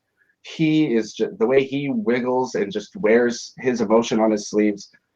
He clearly hates it, and no one shows it more how hard it is to run than this man. He's just the way he just tries and like lives and dies by every single person's response. You know, the other day he made the famous "oh come on" when someone said they were undecided, and now there's something up where it's just one person that she like looks like he kind of grabbed her before she went into the booth and made like her take pictures with him, and she's got like a fake smile and he's all excited that she's apparently going for him. It's just super fake and going down in a full head of steam apparently, and he's not trying to back up. They're still putting money into him, and it's very interesting how this 1 year you know, it almost seems like big money isn't as big of an issue as it has been in the past. And that's not to say that it's not an issue, but that finally this year you've got, you know, these two, in Sanders and Trump, you've kind of got two outside candidates. So in a way, it almost seems like money's not being as big of a factor, but it's just not working as well as it usually does, because you and me and everyone else here are paying more attention than we usually do. Money is the biggest factor in off-year elections where voter turnout is very low and they can pretty much just run the whole game however they want. So awesome. Thank you, Sean. Give me enough time to give me enough time to pull up this video, guys, and that's what we needed. So appreciate that spot. I don't. We're gonna fix the. We're going to fix the sync. I don't know what's going on with the sync. I know it's driving everybody nuts. Here's what we're going to watch, though, in the meantime. We're going to watch Nico Nolan. She recorded this. This is a BTV exclusive. I just got to get it centered up for you guys. It's really all I'm working on here. It's a Facebook video, so we're going to click this to hope it runs. And Facebook's just got a weird player. We run it through here. And this is BTV exclusive. Arizona press conference. This is Phoenix, Arizona press conference for Bernie. This happened yesterday, and it's full press conference of local leaders support and endorsing Bernie Sanders. There's a lot of people endorsing here. This is really cool. And you guys, and Nico Nolan was one of the first Bernie 2016 TV volunteers. She did the first live broadcast with the iRig gear that we put together. She's a fucking rock star, and we really thank her for putting this together. So let's enjoy this from Nico, and it's 31 minutes. We may stop it, cut in the middle of it, interrupt with support news, or just stay with you and chat. But hang on, I'm looking at some breaking news right here. Read an exit poll, 44% of people asked to read the. Yeah, a lot of people said they really made up their minds soon. So let's watch this and see what Arizona has to say, and then we'll catch up some information on the polls. Thank you.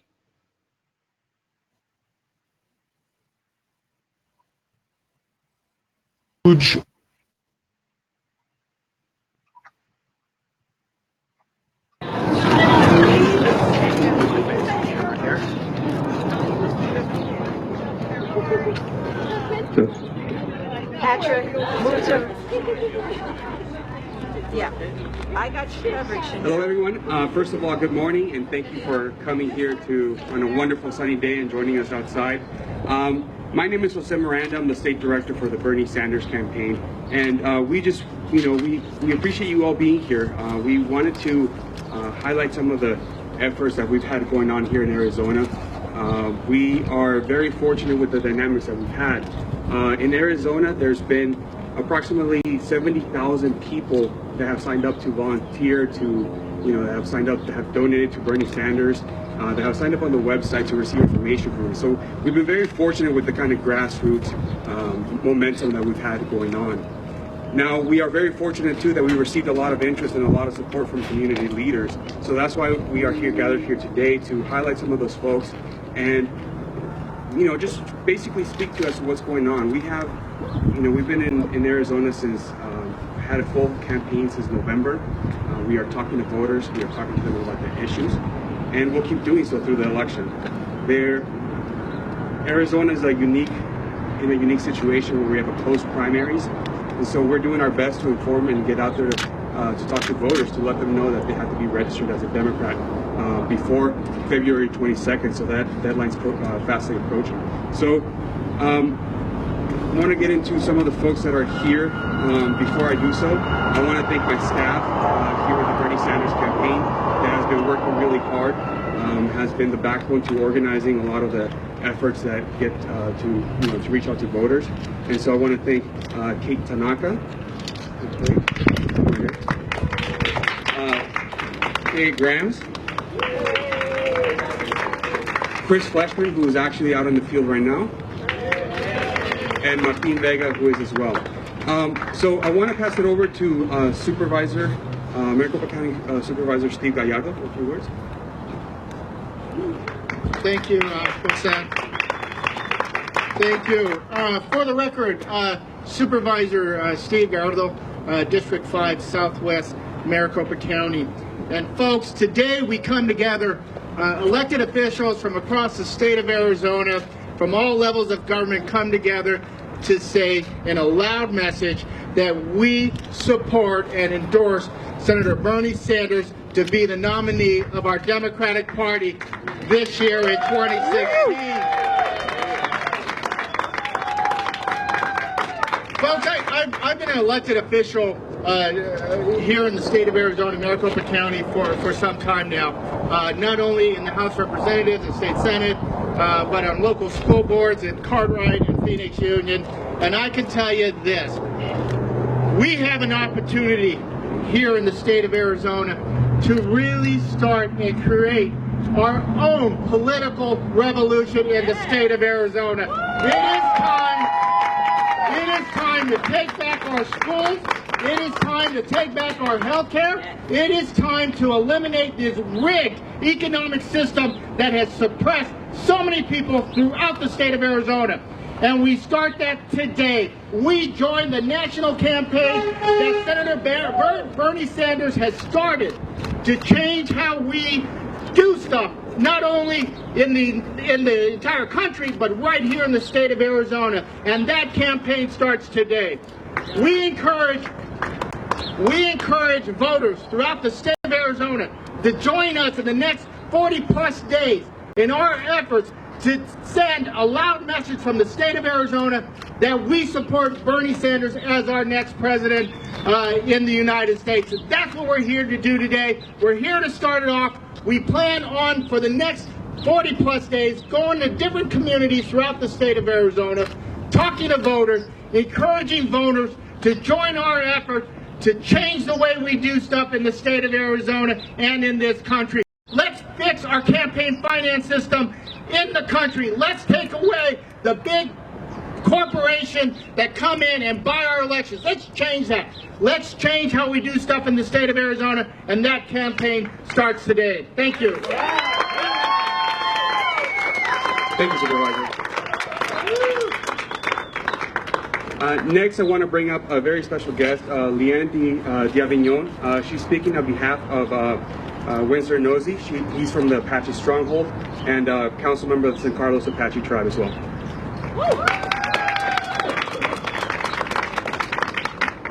Dagodeshi Leanne D'Avignon Gonze, San Carlos Goniu. Hello, my name is Leanne D'Avignon, and I'm from the San Carlos Apache Reservation. On behalf of my father, Winslow Nosey Sr., who introduced the first Native American caucus in the Arizona Democratic Party, who is former District 1 Executive Committee member of the Arizona Democratic Party, who was selected to the Electoral College, former chairman of the San Carlos Apache Tribe, current Peridot District Councilman for the San Carlos Apache Tribe, and organizer of the Apache Stronghold. I read his endorsement for Bernie Sanders. Apache Stronghold endorses Senator Bernie Sanders for our next President of the United States of America. Dear voters, In all my years that I have served in tribal government, as well as being a member of the San Carlos Apache tribe, I've never witnessed an individual like Mr. Sanders who has committed himself to the protection of Mother Earth and the next generation of all people. Let us not forget that leaders of this country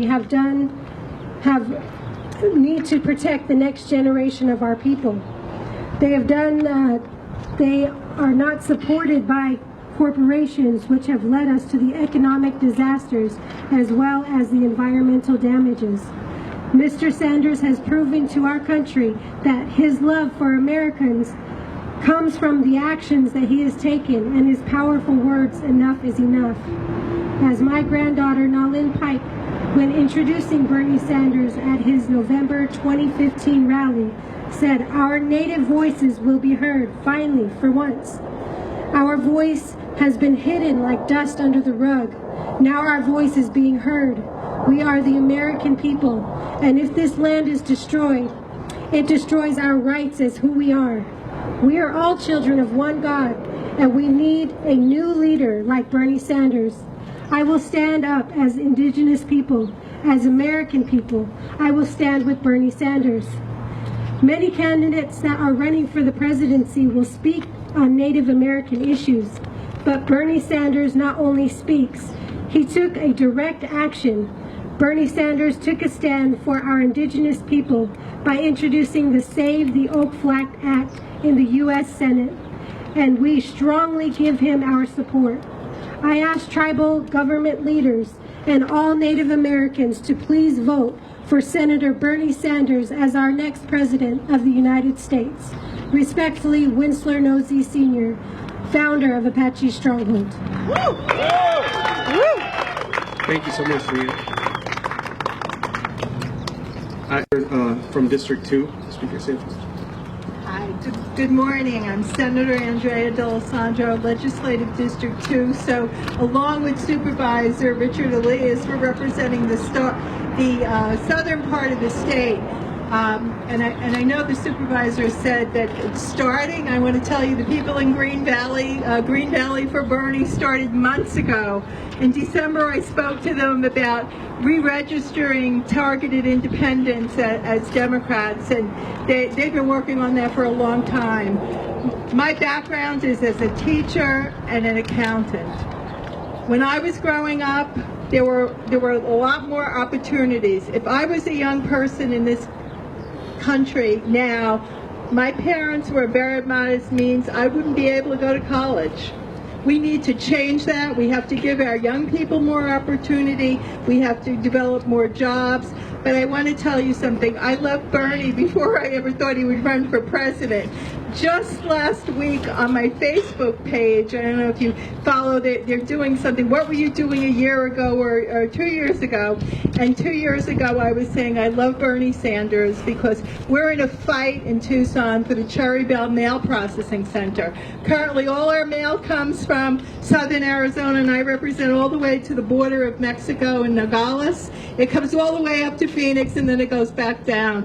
And Senator Sanders, hopefully President Sanders, will restore the post office because it's in the Constitution before amendments.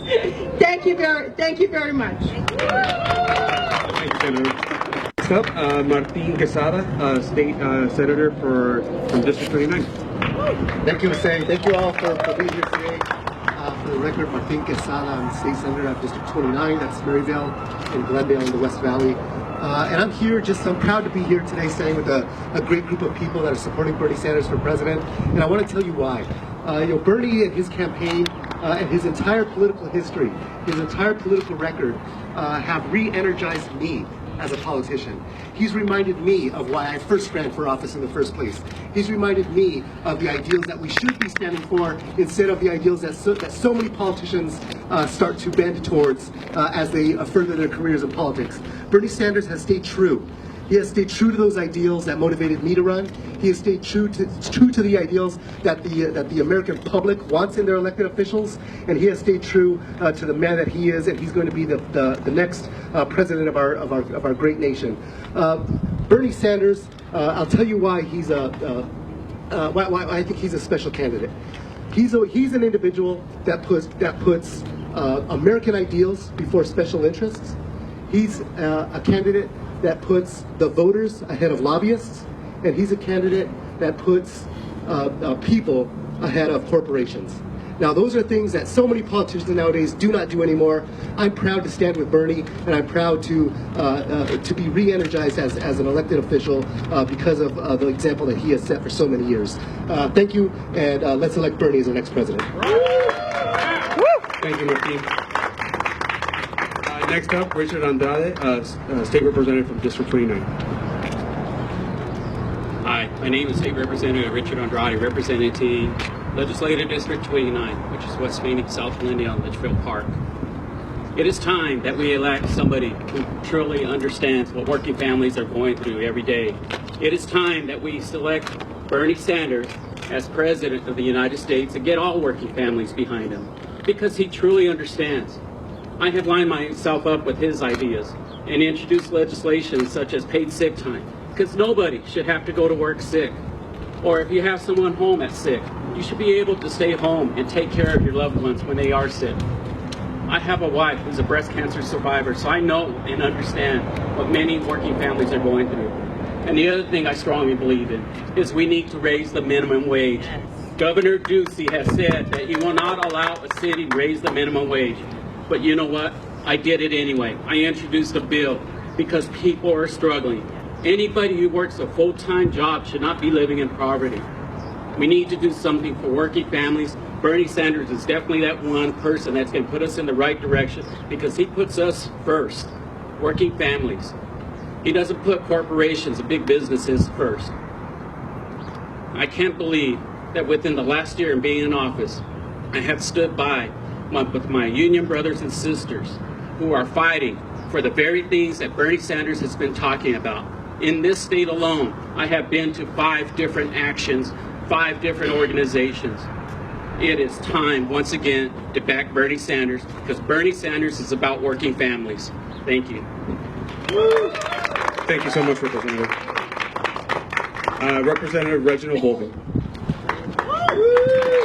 Thank you, Jose. For the record, Reginald Bolden, State Representative, District 27. Here in Phoenix, here in Arizona, we are feeling the burn, literally. And I can tell you this, January 13th, 2016, I announced my endorsement for Senator Bernie Sanders for President of the United States. And I can tell you that day, one of the things that we continue to see is the movement around this country and the movement in Arizona supporting the great Senator Bernie Sanders. On that day, I was reminded and continue to be reminded of what Senator Sanders stands for. And that's a candidate who believes, again, in all people, who believes in working families, who believe that we should have the opportunity to live in a country in which corporations don't control congressional members, don't control legislators, don't control what's happening in the White House. We have to have a people-powered movement, a revolution, as Bernie Sanders has continued to call about, and that's what we'll continue to do here. I can tell you this, as an individual who grew up in a low-income community, college was an opportunity for me to change the landscape for my family. And today, for many of our individuals who live in communities, whether it's communities of color, communities who are trying to provide different opportunities for their families, they should not have to balance college debt with opportunities for their families. And there's only one candidate that's talking about making sure that we have a debt-free college, and that's Bernie Sanders. One of the things that we have to continue to do as a community is stand behind those who have courageous ideas, those who are not afraid to speak the truth. And many times people may say, Bernie Sanders, he has these grand ideas. And I say, absolutely. Any person who is going to be the president of the United States should have grand ideas for this country, should be believing to fight for those, and should fire people up to do it. And as you have seen across this country, people have been fired up and they're feeling the burn. I can tell you as an African American here in Arizona, we know African Americans across the country continue to look at criminal justice reform. We know communities of color look at criminal justice reform, and there's one candidate that believes that Black Lives Matter and has consistently said that and has made that part of their platform, and that's Senator Bernie Sanders. Right. one of the things that's very important. And if you are following the nation and in South Carolina, we know African American voters will be the swing vote in South Carolina. And I say this to those in South Carolina. We've continuously seen over the past few days senators and representatives switch from Senator Clinton's campaign to Bernie Sanders, and there's a reason. And that reason is because we have someone who's willing to stand up for what they believe in, willing to fight for all communities, and willing to believe that as a community we can do more. So again, I announce my endorsement again for Senator Bernie Sanders, and I look forward to working with the next president of the United States. Thank you. Thank you so much, Representative Building.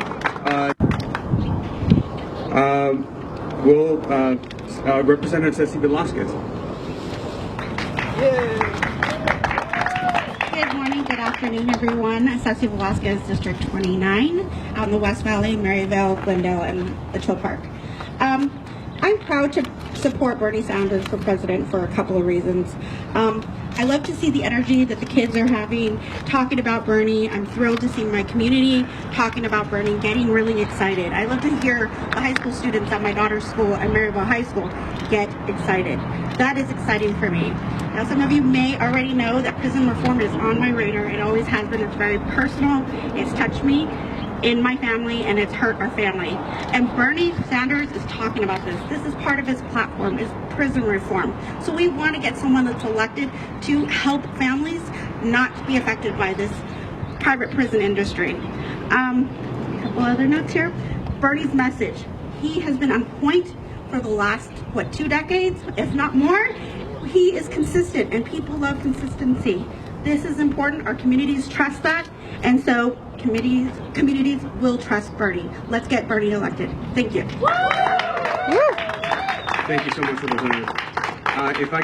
Next speaker is Supervisor from Pima County, Richard Elias.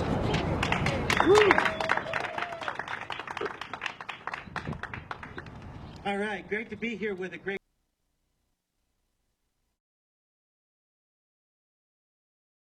Okay. We're going to stop there. I'm going to kill the echo on myself that I'm getting here. That's a 31-minute video. I don't want to play all of it right now because it's Nico's footage, and I just wanted to give you a tease, and I needed enough time to go get, I had to go get coffee for the wife. I did not get a chance to fix this. Okay, I know that things are still not in sync. No, they're not in sync. So I apologize. Let's get to the results, and then I have another video that we're going to play. That's a shorter clip, and this is Miles Dyer sent us a video from Facebook. This is the beauty of the internet, folks. We communicated very quickly. Miles is like, yeah, hey, yo, I got this video. Let's run it. Andrew Saturn delivered it. But there's more. There's a quick update here. Reminder to everybody that the purpose, what we got going on, is the we're here for New Hampshire, folks. We're here to cheer New Hampshire on, and we just got updated information from the campaign proper. This is from Aiden King. Brothers and sisters, the New Hampshire primary is upon us, and the polls are closing soon. Let's show our support for Bernie by tweeting and posting to Facebook about the NH primary. That's the new hashtag they want us to push, folks. NH primary. And by sharing all posts from Bernie on Twitter and Facebook. Your presence on social media has been invaluable to our grassroots campaign. So let's keep the momentum and success going in solidarity, Aiden. This is exactly what we're talking about, folks. That nails it right there. That's the we are the force. It's really hard to do the job we're doing right now, guys. It's really hard to do the job we're doing because we're not going to get any credit for it. The internet never gets any credit. But we're the ones making this happen. We're the ones driving the change because we are the tellers of truth. The boots on the ground make it happen. They're the ones that have to vote. But we are driving the truth. We are the messengers of truth on the web. Let's give me a moment to swap over here. Looking at some comments here. How are we doing? Still 60, 32. Nothing's changed in the polls. We'll look at the pretty charts here real soon. I did. She's got coffee. We're all good. I do have to go get milk, though. So I'm going to run the Bernie clip, the C-SPAN Bernie clip, which we're okay to run, which is really just a great concert. We are going to run that. NH primary for Bernie Sanders. Pound it, pound it, pound it. NH primary for Bernie Sanders. Let's blast those memes. Do I have anybody in live production? Anybody here with me in the background? Sean, I know you had to take off. Scott, you're back with me. Goodness, goodness. We have the Scott. He has returned. So nice to have another person in the background. So Sean is taking off for a moment. Looks like I had to go take care of some kids, but we do have Scott. How you doing there, Scott? Say hi to everybody. I'm doing good, and the exit polls look pretty good. 90% of the people who took the exit poll that voted in the Democratic side said that the rich have too much power. 70% made up their mind more than 3 days ago, which means that those polls from the last week are probably pretty solid. There weren't a lot of people changing their minds at the end. And 60-something% thought that Bernie was close to their beliefs. It was 50-something for Hillary in that area. Nice. Nice. So, is there somewhere you're looking at these polls? Is there a link that we have, or is this where you get this info? I saw them on the TV. The problem, I haven't found a place yet where it just has the data, but there are stories about it. Right. Well, if anybody can find us an article that's got this information or a screenshot of this information on the exit polls, that would be great. I can't run a live broadcast for mainstream media, but Scott here has been keeping an eye on it. The TV behind him there, so he can turn around and tell us what's going on in the update, right? But that's good to hear. It's good to hear. Good, encouraging information. And did you see the piece that said that 538 gave Bernie, what is that, 56? What is the deal with the number? What does he have to beat by? Isn't there some decisive number? No, it's just there's going to be the Clinton campaign. If they get within single digits, is going to spin it as momentum, pretty much. But I don't think there's any specific number. Oh no, I meant I was seeing something from something about in order for him to really win, and I'm assuming it had something to do with super delegates or votes, he had to beat her by a certain percentage decisively, or he didn't get something. Is there anything like that at play here? What is at play? Could you explain to us how the primary functions? Because we went through all this stuff with the caucus, and that was all sorts of fun. We had the groups and the stuff and the moving and the colors. The primary seems different, but explain to us what it means. What do the votes mean, and how does that play forward in the election? Well, it'll be based on percentages. If he gets 60%, he'll get more delegates than if he gets 51%. But I'm not sure there's a magic number. She'd spun last time as a victory, so 0.2%. And I've seen reports where there's the recounts going on and they think that Bernie might pick up a delegate. I haven't, from Iowa, but Right. So what would that change? Would that just change? Would that effectively make them tied in terms of delegates? Because didn't Hillary end up with one extra?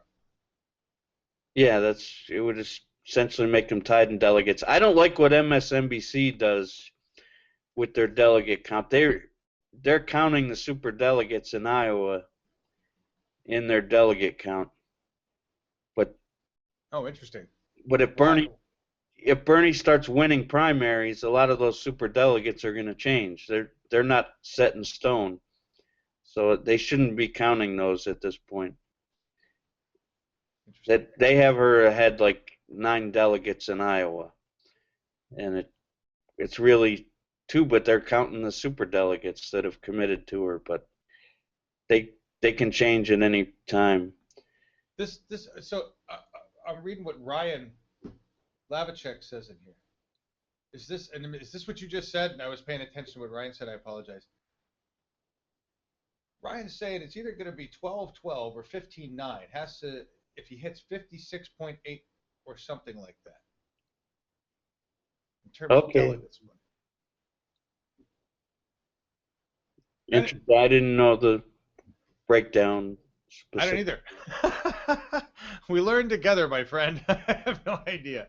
It can be strange too. Well, this time it's not going to. The same thing's not going to happen. But I remember being in California, and I was a Dean supporter, and got a call on the phone that the Edwards people didn't fill all their delegate slots. Do I want go as an Edwards delegate? So it could happen that, but that's not going to happen as much this time because it's going to be just a two-person race, and there aren't the other candidates dropping out. I guess they're in Iowa. I don't think he picked up any national delegates, O'Malley, so it wouldn't make a difference. He had some state delegates, but Interesting. Sorry, I'm leaving you up there, man, because I'm looking for the video that I wanted to run, and now I can't find it. And it was Miles Dyer, but you guys, you're not dropping these things into the place I need them, so I can't find them, folks. So I end up leaving poor Scott up there all alone, and you got to listen to my voice and sing. Can I get that link stuck in live production, please, so we can pull that up? I wanted to run that video, guys. I'm looking at charts, I'm looking at other data here, and there's nothing interesting to show you right now, folks. Link that was sourced from the audience that turns out to be a bogus link. It wasn't working there. Not sure what was going on with that. Got this right here. This is the election map that we've all been looking at. Okay, 316 plus watching today. Thank you so much.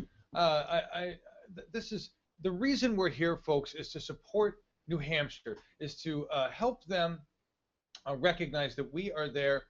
Here we go. There's the link. You're hilarious, man. You're freaking hilarious. You're apparently. This is so fun doing this live. Apparently, everybody's right here with us. Miles is right here in our Slack. It's been bridged. So somebody bridged it. That's interesting. some more good news. More good news in the exit polls. It says yes. Overall, 64% of Iowa Democrats identified as liberal, a 14% increase from 8 years ago. Nice. Tonight we see a similar rise in the number of liberals in New Hampshire. In 2008, in New Hampshire, 20% identified as very liberal. This year, 26% see themselves that way. Nice. Overall, liberals in the New Hampshire Democratic primary are up from 56% in 2008 to 68% today. That's awesome. That's good news.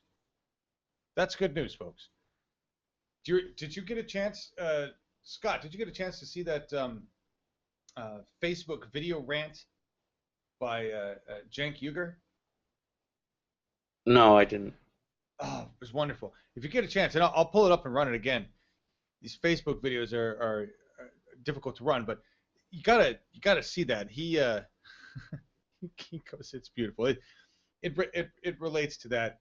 He basically says the whole United States, the majority of the United States is liberal. Wake up. We're liberal.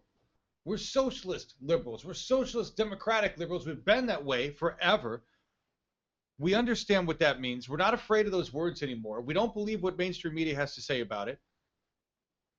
We're not afraid to say these things on YouTube Live in fear of our channel getting shut down with our audio completely out of sync, which I realize it is. Here's what I had been looking for forever, guys. This is Miles Dyer. Miles, thank you for putting up with my just blockheadedness today. You dropped this several times. We're going to run this. Not that. This. We're going to run this. Here we go, guys. Miles is going to give me 13 minutes of sanity, and hopefully we'll come back with some more information for you.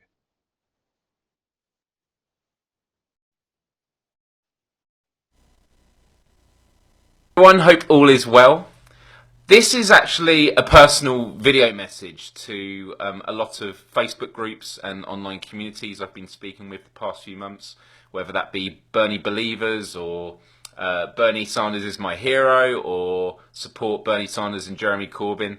There are so many groups that I'm going to share this with, but this is for you.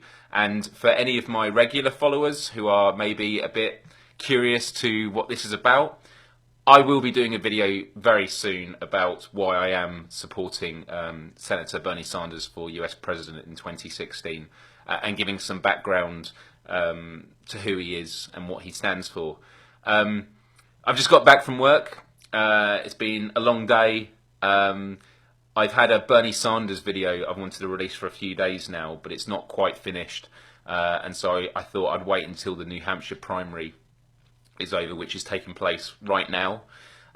It's National Pizza Day, although it should be international. I've just ordered one, and so as I relax with some red wine and wait for the pizza to turn up, I just wanted to say a few words, but then as I turned the camera on, I thought, why make it a few words? Some of the most popular videos on my channel have been actually where I just speak my train of thought, and so I'll see where this goes. And for anyone watching, I appreciate it.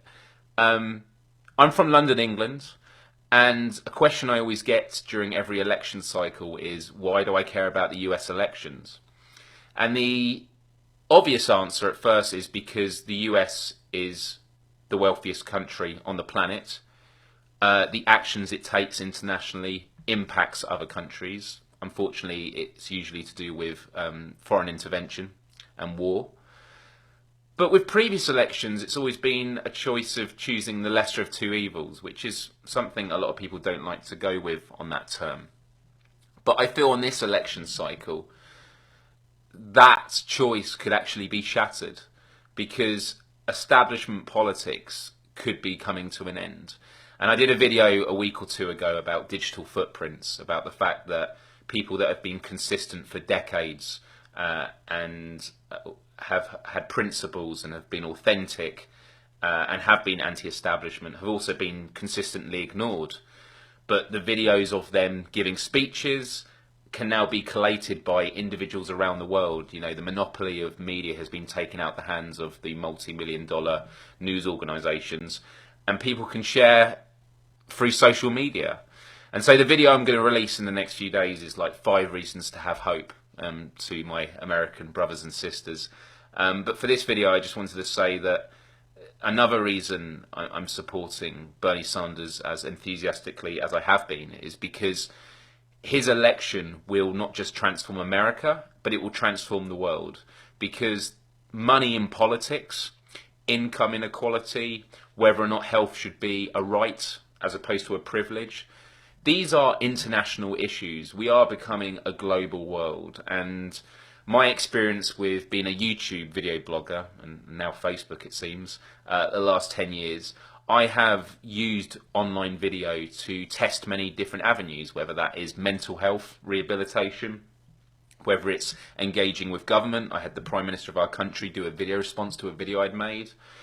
Education, using the platform to spread information and educate others. News, as I've already mentioned, the monopoly has been taken out of the main news organisations. And therefore I've seen the internet and online video more specifically as a vehicle for social change. We are moving towards becoming a global empathic civilization where we all see each other as one. When you go to war with another country, that's not just with strangers from afar, you know, the out of sight, out of mind mentality. That's with people that you're perhaps friends with. I can think of a few years ago, there was a Turkish uprising around the time of the Arab Spring, and they had the internet cut off, but I was able, through my Twitter account, to share information and get the message out there. There are, you know, that's just a few examples, and some people may always look to things like in America and go, you know, why are you trying to change this system? You've got it a lot better than a lot of other countries in the world. But that should not put you off striving for a better life. Bernie Sanders talks about it a lot. He talks about in the days when there was a water fountain for white people and for black people, and it was so that they could, you know, give white workers, you know, poor wages, but say, hey, look, you still got it better than the black people. It's the whole notion of divide and conquer. And so, although he is fighting right now against the divide and conquer mentality within the US, we should also look at the global picture. And I've seen a lot of people have flown out to the US to support Bernie Sanders.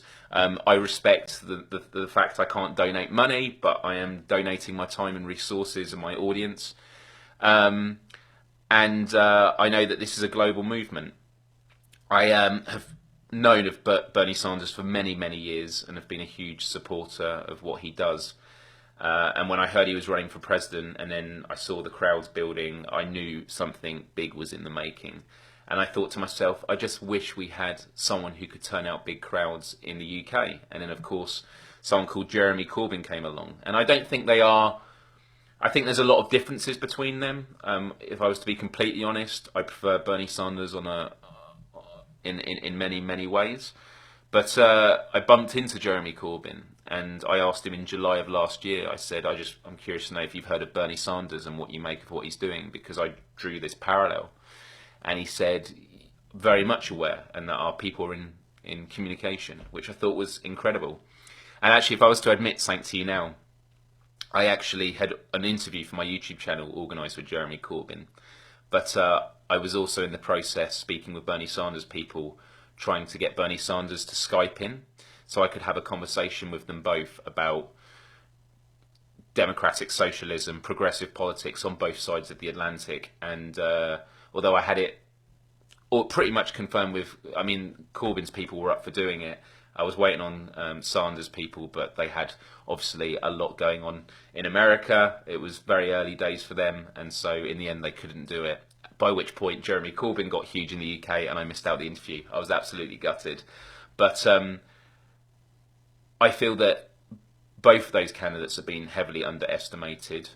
And on the one side, you've got the candidates who are going through the stages that Gandhi talks about. First they ignore you, then they laugh at you, then they fight you, and then you win, hopefully. And I'm pretty sure in Sanders' case he will. And on the establishment side with the media and the political class, I think it's called like the 5 stages of grief. You know, first you get angry. I'm going to butcher that. I'd have to look it up. But these are 2 sort of cycles we're going to see. But the revolution we talk about is a revolution of consciousness. It's a revolution of information. It's a revolution of technology. Things have changed so drastically. I talk about that I've been a YouTuber for 10 years. The amount that has changed in 10 years is phenomenal. And I feel a bit out of step with how the YouTube community is now. And that's just in 10 years. I organised the first UK YouTube gathering in 2006. And the average age of people were 25 to 30. And I was 18 at the time. And I felt like I need to grow up. And I did grow up. And then when I turned like 26, 27, I'd go to a gathering. The average age was 15. And I was like, okay, got it the wrong way round. But this is a bit of a ramble, but I just wanted to show solidarity with everyone in America right now. And actually, just to say, having conversations with people that you don't think normally care about politics is probably one of the most amazing things you can do and beneficial for the campaign. Even people you don't agree with. It's not necessarily about making everyone vote for Bernie, but just making people aware of the situations that they're in. For example, I was speaking to a friend of mine who lives in Florida on the night of the Iowa caucus, and she was like, what are you up to tonight? I'm like, I'm staying up to watch the Iowa caucus results.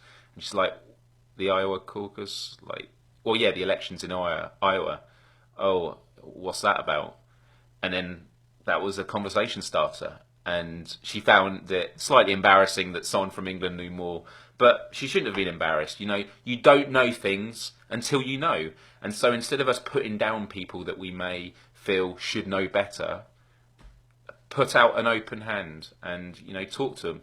And don't talk to them necessarily about from the perspective of this is why you should vote for Bernie Sanders. Actually ask them what matters to you in life. And that was the big foundation for a project I did 5 years ago called the Universal Solutions Project. It was flipping things on its head. When you think of charity collectors on the street. They'll come up to you and say, do you want to donate to this charity? But unfortunately, we all have hierarchies in our mind of what charities matter to us most. You know, we may have lost someone to cancer, so we'd be more willing to donate to that. Maybe we had pets, so we'd be giving to animal charities. Everyone has their own life story and their own set of priorities, and that's absolutely fine. So instead of going up to people and saying, hey, you should vote for Bernie Sanders, here's why, just say what matters to you and just find out. Because when you actually look at the root cause of people's problems, there is a unifying thing. It's humans' needs. We all require the same necessities in life. And actually there was a video the Guardian US put out today, which was where it was a quiz where they show you Trump supporters and Bernie Sanders supporters being interviewed about, what their candidate stands for and why they're voting for him. And you've got to guess, are they supporting Trump or Bernie Sanders? And I don't normally like that parallel between the two candidates made, but what I found was it was very hard to distinguish the supporters of either, because it's not a left-right issue. Left-right is establishment politics. It's the simplicity that we are growing out of, because in this information and technological age, we're able actually to deal with things on an issue-by-issue basis. So I am definitely going to round up the video this time. Sorry for the little ramble. If you want to follow me, if you've got Twitter, twitter.com/Miles Dyer. If you have Facebook, facebook.com/Miles Dyer Official. And if you have YouTube, youtube.com/Miles. I'll put links with this video. But just let's stay connected and let's just help each other. I don't want to feel like I'm intruding on American politics, but we are moving into a world of global politics, not just from a geopolitical establishment perspective, but from a grassroots, we the people. And it's just very, very exciting times. Hand on heart, I really, really believe Bernie Sanders is going to win this. I thought this since he first started his campaign, and I have consistently gone up against establishment pundits who I think are underestimating him. And I think that being the underdog and the energy he's having with young people is strong, because young people are the ones that are going to be talking with their parents at home, and they're actually going to have a really interesting conversation. And I'm probably going to start talking more about the video that I'm going to be releasing next. So follow me on Facebook and on YouTube if you want to be notified when that's out. But the progression is people who move away from establishment politics will never go back again. Once you become aware of the reality, you won't go. And so considering that, and the fact that Bernie Sanders started at 3 points nationally to being only a few points behind Hillary Clinton now, that's because from no name recognition nationally, he can only go in one direction. Hillary Clinton, on the other hand, can only go one direction, which is down. And yeah, don't give up. Keep fighting the good fight. And I look forward to having many, many more conversations with you around the web. So, peace. Happy National Pizza Day. Feel the burn.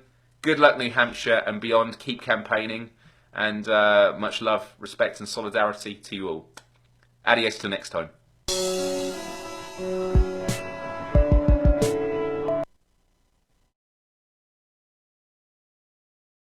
Well, that was awesome. Thank you, Miles. Guys, I don't know what the hell I'm going to do with this delay. I'm sure it's still out of sync. Maybe it's a little better. Maybe not. Let me know. There were so many things that Miles said there. I can't wait to talk to you, man. I can't wait till I actually have time. Maybe tomorrow. Maybe tomorrow we'll have a break. You'll have time. Let me know when you have time. I'm online all day, and we can get together and do a hangout and talk about what we can do together. Because you said, first of all, I'm watching the chat. So nice to see all the conversation here. Eddie, really quick, there was somebody who was just being a jerk, and I saw you being really nice to him. And I want to clarify what I mean by not blocking somebody and why.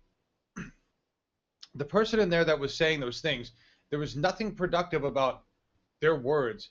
They were hateful words. They weren't adding anything to the conversation. And so I just got rid of them. I did that. I was watching because there's reason for that. Okay. This conversation is designed to, we want to have a conversation. You can't have a conversation when all you're doing is shout and hate stuff. There's nothing about a conversation in that. So if you're here to do that, and you're not interested in learning, if you're here because you actually want to vote for Donald Trump and you have reasons you want to vote for Donald Trump and you can support those reasons with some logic and you want to have a conversation about it, let's do that. I'd love to have a conversation. If you support Hillary Clinton, and I've said this many, many times to Hillary supporters, where are you? Please come here. Tell me why. Tell me why. Now, I don't think that's going to happen, but please tell me why. You know, I want to go. Miles, I'm with you, brother. We are ready for a global government. We are ready for people that. We are ready for the United Federation of Planets. Yeah, I'm going there because the Star Trek universe that was created, the Star Trek world that Gene Roddenberry envisioned, is very much what we're interested in. It was a democratically socialist world where people had their basic needs met. Basic needs were met. Food, shelter, education, clothing, water, healthcare. Basic means. Everybody had basic means. And there are nations right now that are testing that out. There are nations right now that function like that, that they provide a basic income. You don't have to do jack shit. It is the scariest concept ever for capitalists. It's the scariest concept ever to those who value profit above people. But if we were to work together, and here's, yes, results are on the Guardian. Sorry, do we have better results? We'll talk about that. Are there? I want to continue on this, but I don't want to interrupt the results. Do we have better results, Sean? Is there updates, better information, new stuff? No? Not that I'm seeing, though, because I did drop something in Slack about the picture showing just the roads outside of some of these places. Apparently there is babble about maybe looking into if they can extend the time, and they are telling people that if you're in line, just stay in line even if you don't think that you're where you need to be. If you're in a line to get into a voting place, they will let you in. So apparently they are having problems with too much turnout and not planning correctly, but it's hard to know, and so we'll see. Just everyone just stay in line and stay at it. So yeah, there's that picture right there. Yeah, I'm showing that picture. So this is folks, what you're looking at here is the traffic. Are they saying anything about, is this unprecedented? Is this unexpected? Or you know, they're not. They pretty much are they just showed it, and then they're cutting back to local weather and stuff like that. So they're not really saying much other than just look at these shots and we're hearing things, and then they cut to something else. But I'll keep you updated. Yeah. It's not unexpected, but it is going to be a record turnout, mostly driven on the Republican side. But they were saying they expected a record turnout. And the Republican side is, last I saw, a three-way tie, so it's very close over there. There you go, folks. Where are you seeing? What? On the WMUR.com/elections-map, on the Republican side, I see 9 votes for Cruz, Kasich, and Trump. Those 3 towns, yeah, but they're for those small little towns. Right. But still. Okay. I don't care. So far. They may be small towns, folks, but that's a traffic jam because they're out voting for Bernie Sanders. That's what that is. That's democracy in action. And even if that's people voting for Hillary Clinton, that's more democracy in action than we've seen, than I've ever seen. Now, I remember the Obama campaigns, both the Obama campaigns, and there was a lot of action going on, and there were a lot of people excited, but it was not like this. Not even fucking close. Not even close. But thank you for that update. Now, Kasich is actually a concern. Right. Their campaign is calling people leaning Bernie that are the undeclared voters and saying Bernie's going to beat Hillary. Help me stop Trump. That's what their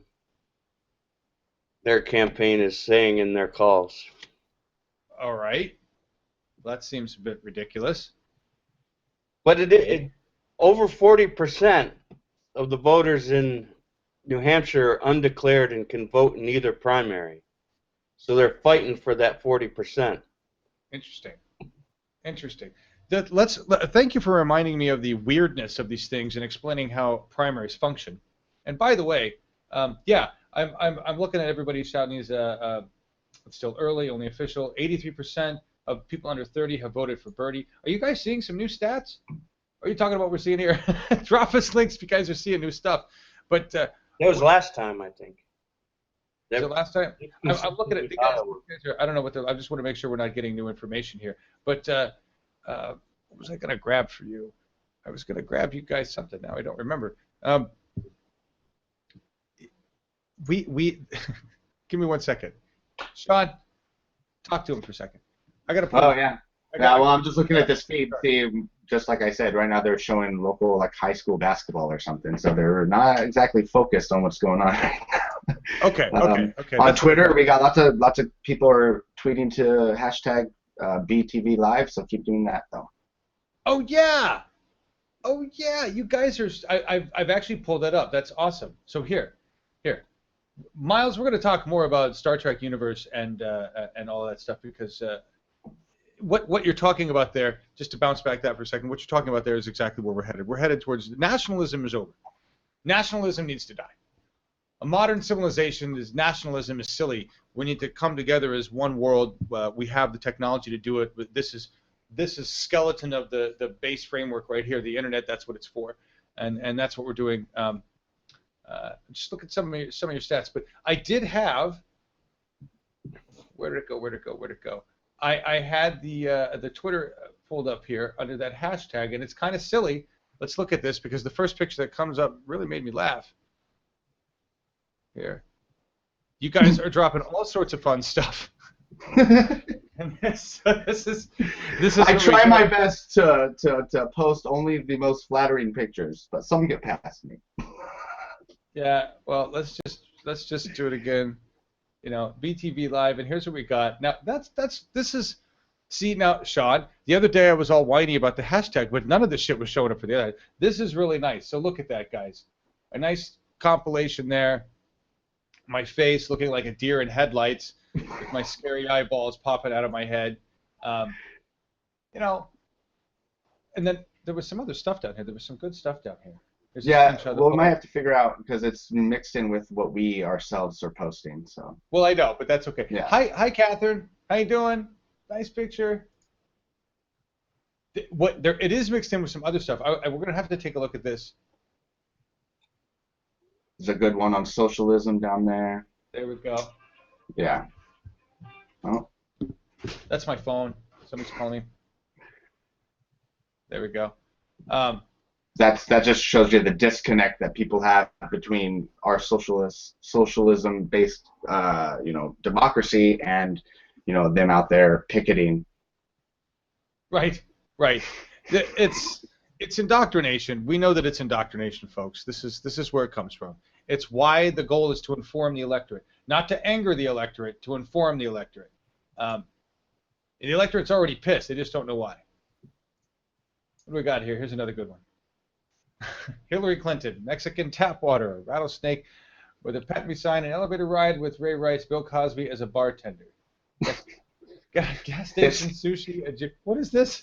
At the top of it says, I got cut off, but it's things I trust more than Hillary Clinton. Okay.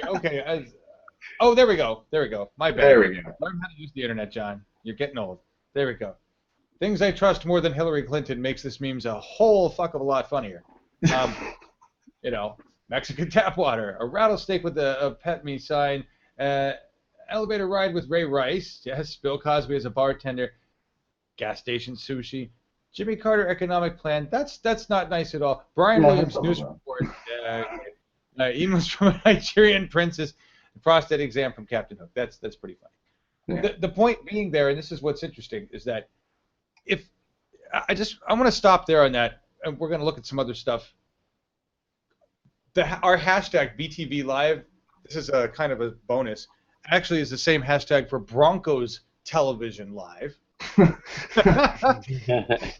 And so Here, let's scroll on down here. I did see. Good sign. They won. Yeah. Now, you guys probably don't know this, but I grew up in Colorado. I was born in Virginia. Parents moved to Colorado in '75, and I was Columbine, graduated Columbine in the '80s. But I moved to California in the late '90s, and then up to Oregon since then. But I grew up in Colorado, lived my kid life in Colorado. So I was an Elway quarterback Broncos fan. Now, I'm not going to comment on the NFL as a whole. It's whatever it is. And there's a lot of stuff going on there, and it has to do with men being in control of a lot of things. But we're not going to go there. I just want to say that when I saw this, I wasn't disappointed. I wasn't disappointed because I'm okay promoting the Broncos because the Denver Broncos were the team I grew up with Elway. And a point to that to actually make it relevant to Bernie Sanders, to actually make it relevant to Hillary Clinton, is history. Everybody remembers John Elway as John Elway, the superstar, John Elway, the car salesman, John Elway, whatever the hell he does these days. But he's remembered as the guy who won Super Bowls, the Broncos quarterback, the good quarterback.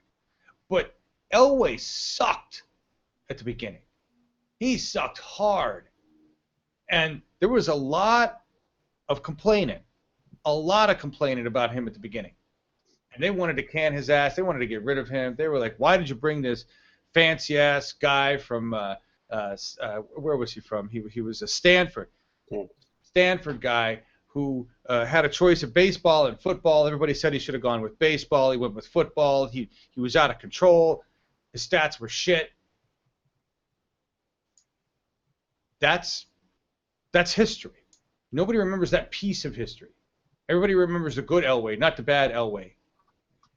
With Hillary Clinton, with Barack Obama, with all of the establishment politicians, with Bernie Sanders, with everybody that we want to hold accountable today, we can.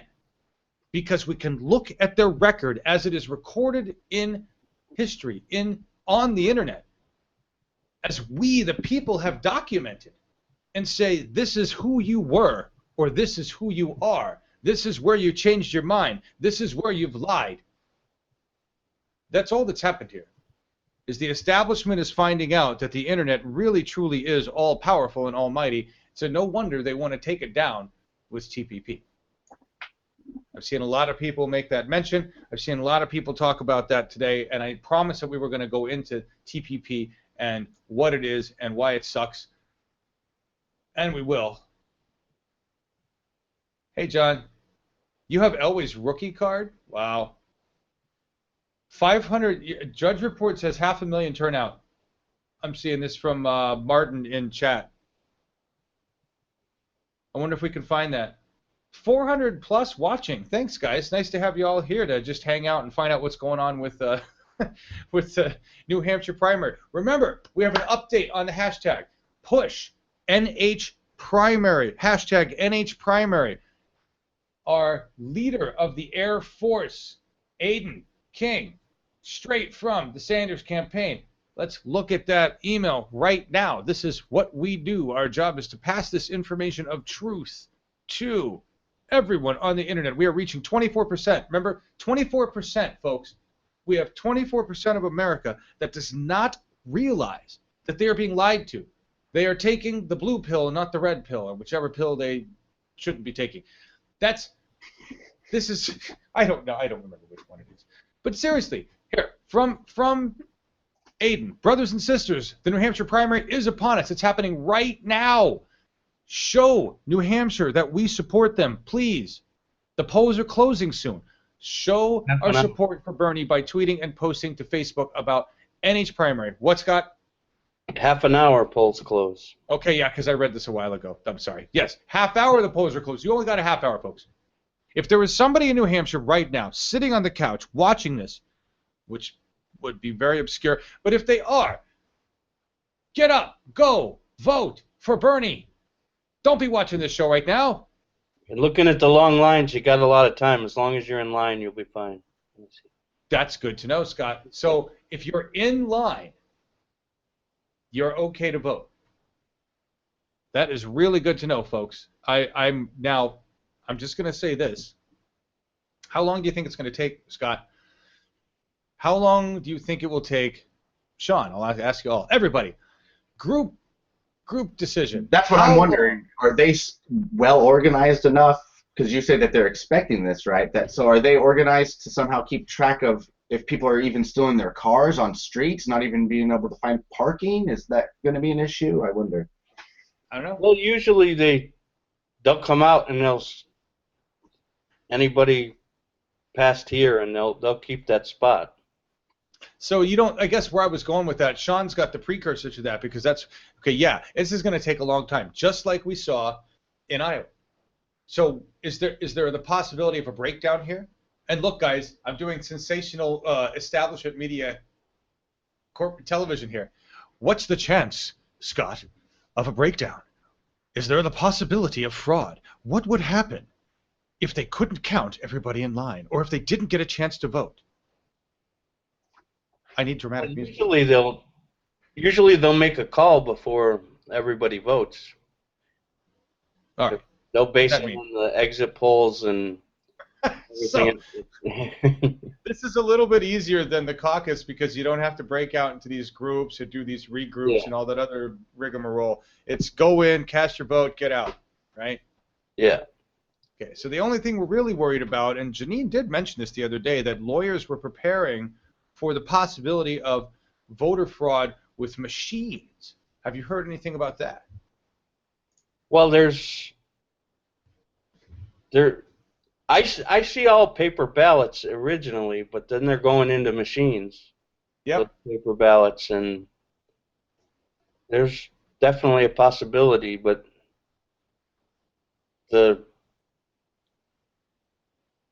Greg Palast and others were saying that they thought that the poll margin was too wide for them to be able to reverse the election. But all right. Now that I did see that they're basically, look, even if we add on all of the cheating methods we think they could establish and get through with, there's not enough cheat there to beat the actual people's vote. That's basically what they're saying. Another really good exit poll number, 71% of Democrats voted for the candidate whose position on the issues was closest to theirs, 29% on experience. Nice. I'm gonna take a moment to respond to some of the conversation I'm getting in email. Dalton Ray, I will respond. He's a conservative. Thank you for watching the stream as a conservative. I really appreciate that. I think it would be nice if maybe we have a formal conversation about the presidential race on one of our streams. I think that's great. In order to do that, send me an email. Well, you send me an email. We need to get you trained. That would mean that you learn how to come into a hangout and work with us. I think that would be great. I think that would be awesome. We'll do let's have a discussion. We'll schedule a hangout. So I respond to you. I think that's a great idea. Joe, I got your information about tags and SEO, and thank you very much.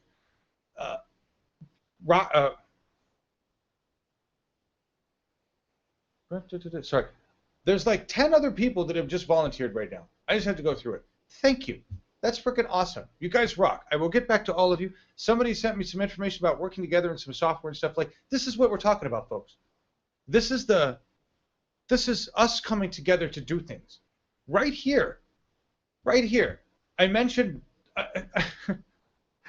again, anytime the establishment says you can't do something, just look to this. Look to what we're doing right here, folks. We are going to build what we need to build. We're going to make what we need to make. We're going to win what we need to win. We are the 99. We can do this. This is fantastic. I will get back to everybody in there. That's just wonderful. Really, really good to talk to you all. Paper the only ballots. poll numbers that I haven't liked was only 14% are first-time voters. Only 14%. Yeah. Now is that That's interesting. Are we looking? And as far as, do you know where these polls are coming from? These first exit polls. Do we know what counties, what areas, what places? They're usually spread out throughout. The networks hire companies to do exit polls. And okay, so we can't. So it's not really a specific, like this is exit polls just from such and such county in New Hampshire. Usually spread out throughout. Okay. Kept having to rely on it. Yeah. CNN is now feeling the burn, Donald Trump. I'm not so sure about that. This is a good time to ask Scott. Scott, you've been traveling, or you had until your health got poor. But you've been traveling around. You've seen a lot of the press groups, a lot of the press bands. We've talked to a couple of them. I wish Biff Ward was in here because we could talk about that. But and shit, I got to remember the slide. I'll ask you this question, let you talk about it, put up a slide, and then we'll talk about TVP. Have you seen a change? Have you seen a shift in the way the establishment media on the ground is handling Sanders in any way? There's a lot more reporters, in fact. Well, caucus night's a little different.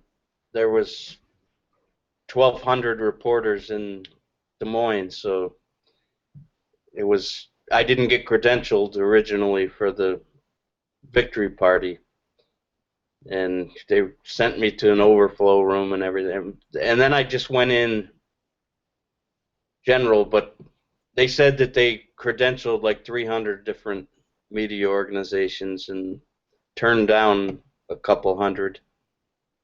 And wow.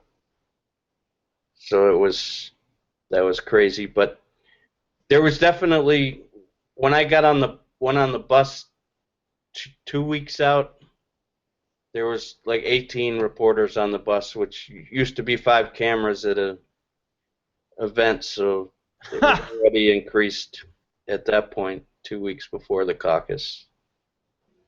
So there are more cameras now than there were before. There was just a few people that were actually following him around the country. Right. Right. You were one of them. Not so much around. Mostly Iowa, except for the debates. Right. But now I don't even remember what the first video I was going to show you. I was just going to cut back to the picture of this guy. So we've seen I believe we've seen quite a change in the way media is handling this, but I don't know that it's anything honest or true. What I was getting to that is you're seeing a lot more reporters out there. Yeah, there's definitely a lot more reporters, and the tone has kind of changed. They still come back to Hillary's got advantages down the road, but they still acknowledge more now that that it's a possibility, which they didn't. They got no choice. Yeah. They got no choice. This is actually old, folks, but it's gone from losing her national lead with this look of incredulity, like, what? Remember we showed this earlier? I can't possibly be. No, this isn't happening from whatever this dude's name is. I know you guys told me.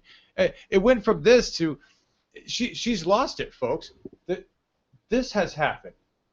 This has happened. This is the most beautiful of things, right? To me, the favorability rating means so much because this just really tells me the sentiment. You want to know the sentiment of the people? When this starts to happen, the media starts to do the things that it's doing now, like this. Okay. And they're already downplaying Nevada, the Clinton campaign. Are they already? They're lowering expectations. I remember after Super Tuesday, I was on a conference call with the Clinton campaign, and Mark Penn said, "Oh, Obama has built-in advantages for the next month," and they were already, and he pretty much swept that month, and it was because they were broke already. The Clinton campaign, they thought they were going to wrap it up on Super Tuesday, and they had spent all their money, and there were states that they should have been able to compete in, like Virginia, Wisconsin, and places, but they were already conceding those races to Obama because he had organization and money, and they were broke. Nice. And already we see that Bernie's outraising them. Now she has the super PAC money, but the super PACs can't pay her staff. So if money dries up to the campaign itself, then That's problematic. The super PAC can't pay her staff. Seriously. So they can. So the super PAC. This is good to know. So the super PACs can pay for ads. Yeah. And buy all the ads they want, which is what Brock has been doing, and his Correct the Record they've been doing in other places. Although, as you and I both agree, there was that one ad that was put out that was actually beneficial. I don't think it really did a lot of good for a campaign. And I actually have a meme. This is another one. I want to show you guys this. This is another one that somebody did. It's kind of along the same lines. We are going to talk about TPP, but I want to show you this if I can find it. That's not it. It's this van. So I pulled this out because this was a conservative, not even a. This is a conservative that dropped it. Says, and his statement underneath it was, "Yeah, whatever." And I'm like, "What's wrong with this? There's nothing wrong with this at all. This is exactly what we're. This is democratic socialism, and this is how it works." And just really quick to clear the record for everybody that says, "Well, how are we going to pay for that? Where's that money going to come from? You can't do all that shit, give all that stuff for free." I want to back up. They should just take the word "free" off of all of those. Okay, paid for by America. All of those things, paid for by Americans, for America. They're not free, folks. Where do you think the federal government gets its money to do shit in the first place? Us. Now, there's a big difference between federal dollars and tax dollars, and where that tax dollars can go and where the federal dollars can go, and the federal budget and our tax dollar. 27 cents of your dollars, your tax dollars, goes to war. 26 cents goes to health, that we pay too much for, that doesn't do jack shit for us, really, other than the Medicare piece of it, but we're paying too much for all of these things. And I say this, there's a very easy way to compare. Look at what we get for our military, and look at what we get for our health care. There's only 1 cent different between the amount of money your tax dollar goes to war and goes to health care, but they are vastly different in their if you were to try to measure their worth in terms of what they're doing for you right now. We've got fuck tons of planes and tanks and bombs and shit that we don't even need or use, and the military itself has said we didn't want those tanks. We didn't even need them. We don't want tanks. We don't need tanks. And the companies that build them for us, American companies that pay no taxes like GE, said, you signed a contract for those tanks, you're going to damn buy those tanks, and the American people are going to pay for those tanks. Doesn't matter if you need them. Sell them to another country. That's what you do anyway, America. Hillary Clinton. That's basically when people say, how are we going to pay for free college? I'm going to take it right out of the fucking military-industrial complex. But we got to kill the bear in the cave. We got to kill the beast. TPP is the noose that the military-industrial complex wants to put on our voice. And our voice is the internet. Now, it does so many other horrific things. But before we go into that, and I'm coming in just to look about, I'm just reading some comments here. Before we go, yeah, free drones, Obama and the drones. The drones are bad. I'm waiting for some to show up outside my house. I really am. We're going to run this. If you have not seen this, this is 2 minutes and 30 seconds. This is a piece of history. It scares me every time I watch it, folks. It scares me every time I watch it because it's basically Eisenhower. Now, those of you who are old enough to know who Eisenhower is, I'm not sure what they teach about him in history books these days. But Eisenhower was a great president. They call him one of the last true Republicans in many ways. But this is 1961. The military-industrial complex was in full motion. He waited till his exit speech, this is his exit speech, to talk about it because he knew how powerful it was. And he warns America about letting it continue to be and grow. And it is what we face today. It's the deadly beast that we have not even touched, folks. And this is what we're truly fighting. We're not even there yet. So listen to a piece of history.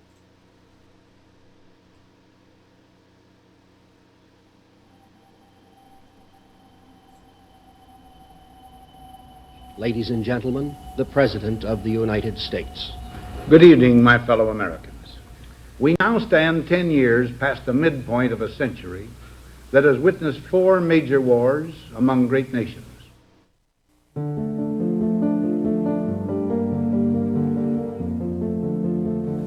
Until the latest of our world conflicts, the United States had no armaments industry. American makers of plowshares could, with time and as required, make swords as well. But we can no longer risk emergency improvisation of national defense. We have been compelled to create a permanent armaments industry of vast proportions. Added to this, 3.5 million men and women are directly engaged in the defense establishment. Now, this conjunction of an immense military establishment and a large arms industry is new in the American experience. The total influence, economic, political, even spiritual, is felt in every city, every state house, every office of the federal government. We recognize the imperative need for this development, yet we must not fail to comprehend its grave implications. Our toil, resources, and livelihood are all involved. So is the very structure of our society. In the councils of government, we must guard against the acquisition of unwarranted influence, whether sought or unsought, by the military-industrial complex. The potential for the disastrous rise of misplaced power exists and will persist. We must never let the weight of this combination endanger our liberties or democratic processes. We should take nothing for granted. Only an alert and knowledgeable citizenry can compel the proper meshing of the huge industrial and military machinery of defense with our peaceful methods and goals, so that security and liberty may prosper together.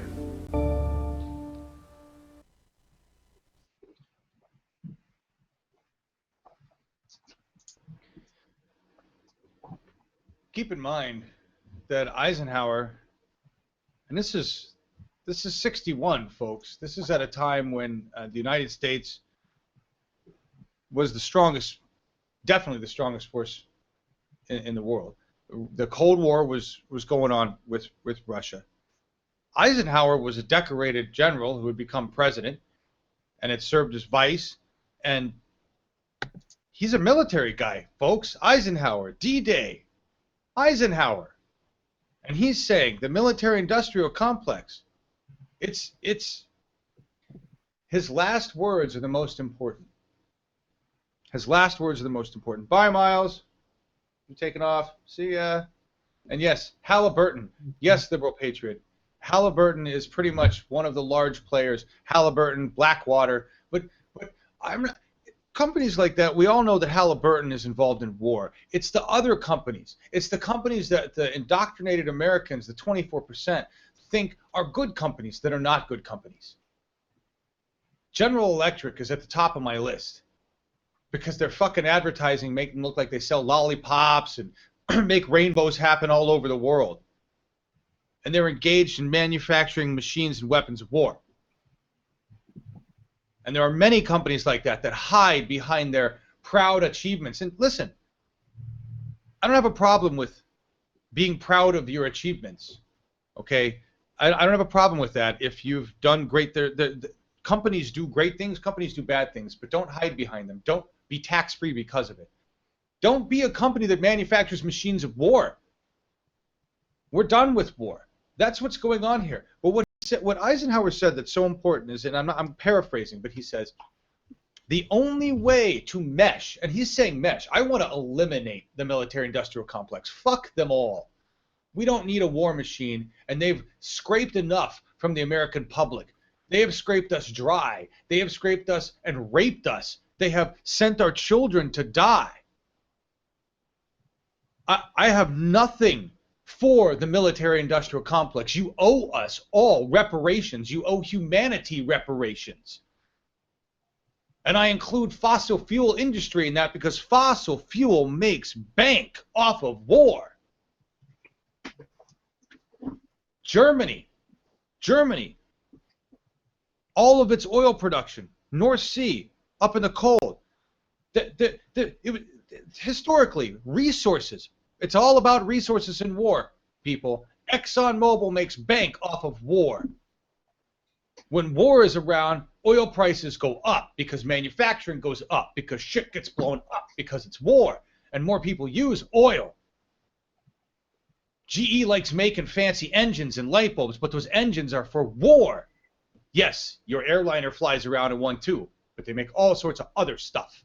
Okay.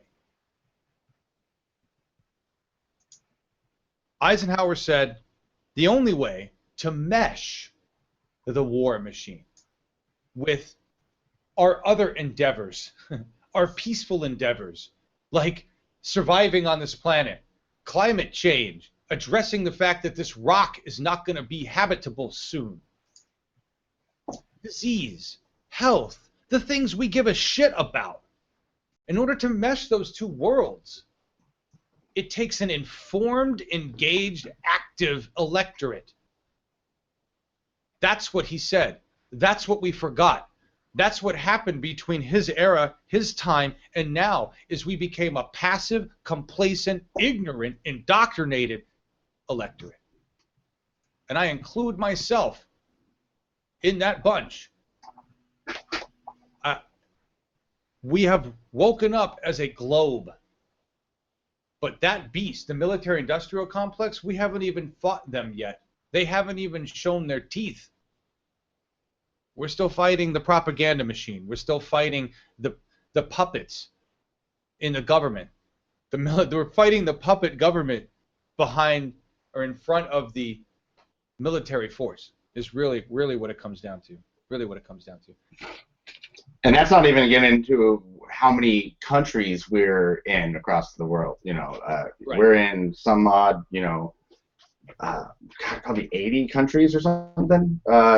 Yeah, I think it's around 80 and upwards of almost 1,000 bases, and those cost, you know, a lot of money, and that can easily be reduced through limiting the number and actually increasing the size and the efficiency, and of course by completely just getting out of countries where we don't need any. From what I understand, we have like several in Germany still, for instance. Yep.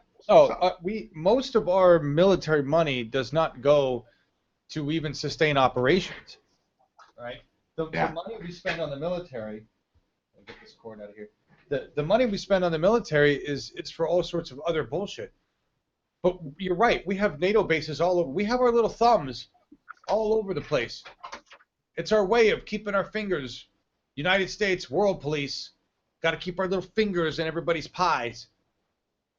When they talk about foreign affairs, that's really what they mean. It's, can we keep our military bases all over the world where we don't really need them anymore? Right? That's really what it comes down to, because there's a lot of money that goes there. And we the people never know anything about what's going on there and what kind of military operations are at play. And you can look at how that's a problem when you look back at like Nicaragua and the Iran-Contra scandal, and just the idea that the military is purposely going to do something and then they're going to let our you know, mainstream media come out and tell us something so that we think it's okay that the military takes that next step. You know, Chomsky talks about that a lot in his works, that just this idea that there's always something that they're trying to set up through what they're showing on mainstream media. If they're not showing something, it's to lead us to believe something. When they're showing something, it's because they're trying to make that fact lead us in a certain direction to make them look okay. And, you know, it's up to independent media to keep on shining lights on those sort of things. Unfortunately, since it's international news, it is hard to get that, and you have to look outside of United States media for true reporting. The polls have closed. The polls have closed. Thank you, Scott. Thank you. So let's see here. I was just looking at the results that I could see, Mm-hmm. and it didn't look like much had moved, folks. It didn't look like I could see it. You see any updated information? No, there's not going to be any count yet. Okay, so there's not going to be any count yet. The polls are closed, folks, and now we're just waiting for results. I will have that page up so we can look at it, and we will go from there. And Now, it's possible that a network will be confident in their exit polling and they'll call it pretty quick. Oh, really? Okay, interesting. Yeah. Well, that'll be It great. happened That'll be less than it did after the whole Gore-Bush fiasco, but that's what they were basing it on with exit polls. Now, John, if you can jump around a little bit here, if you don't mind, I don't want to backtrack, or maybe there's something we're going to talk about in a little bit, but as far as TPP goes, I found out that there is actually a Twitter storm tonight to raise awareness about it. Oh, good. No, that's good. I just wanted to cover the results, make sure everybody knew that we weren't, that we were going to get back to that. I just had to rant a little bit about military-industrial complex. The Twitter storm. Tell us about that. What's going on? Well, it looks like hashtag TPP Tuesday is the Twitter storm. It's starting 6 p.m. Pacific time, 9 p.m. Eastern. And if you go to, what is the site? The site is, well, you can go to flushthetpp.org, and it has lots of good information. And I know on Facebook, if you go to GMO Free USA, they have information about it. They also have templates for the tweets you can send out, and they have links to good information and articles and stuff like that. So just something else to get out the word and let people know how important it is to make the people's voices heard before this disastrous free trade deal does what the other ones have done in their past, and that's continue to leave the middle class and the American people as a whole at a loss, and unable to achieve that American dream that we were promised would be there, and we still have never seen materialized in my lifetime. Well said. Well said. There, I put you up on the camera just in time. You finished to say what you say. Scott, Yeah. no, all right, Scott. We're looking at the back of your head, but not online. Don't worry. And I had this. This is Flush the TPP, folks. Go there, flushthetpp.org. We need to stop it. Let's take a. You guys. So you got your poll update, right? Nothing really happened. The polls is closed. For those of you that not here, polls closed. Now we're waiting for results. And as Scott said, there's a chance that they will just say, call it, that the state will call it, that it's that big of a landslide. That's what we want to have happen. Just to end this foolishness, go on to the Bernie video from last night and be done with it. Say, yeah, done, got it. Right. See you again for the next one. But you never know. You never know what's going to happen. Let's talk about the TPP because it's important. Maybe we'll have time to get into Monsanto too. But what I want to look at, it's not that. It's not that. It's not that. Yeah, it is. This one. How the Trans-Pacific Partnership would impact offshoring American jobs. Well, that's just one thing. 5 million American manufacturing jobs, 1 out of every 4, have been lost since the implementation of the North American Free Trade. NAFTA killed a lot of jobs, folks. Trade agreements kill jobs. Trade agreements allow companies to move jobs overseas. That's how this happens. You really don't need to describe it any deeper than that. Trade agreements move jobs overseas. Now, the argument to trade agreements, I want to use Hillary Clinton's. First, I want to use Hillary Clinton's argument for trade agreements, and that was that, well, you have to have one. I think that was pretty much. John, much. You have to. Can have I one. interrupt for a second? Yes. I'm hearing from Slack that just a few polls have closed. There's more closing at 7:30 and most at 8 p.m. from what I'm hearing, actually. All right, Scott. Hear that? So maybe we should.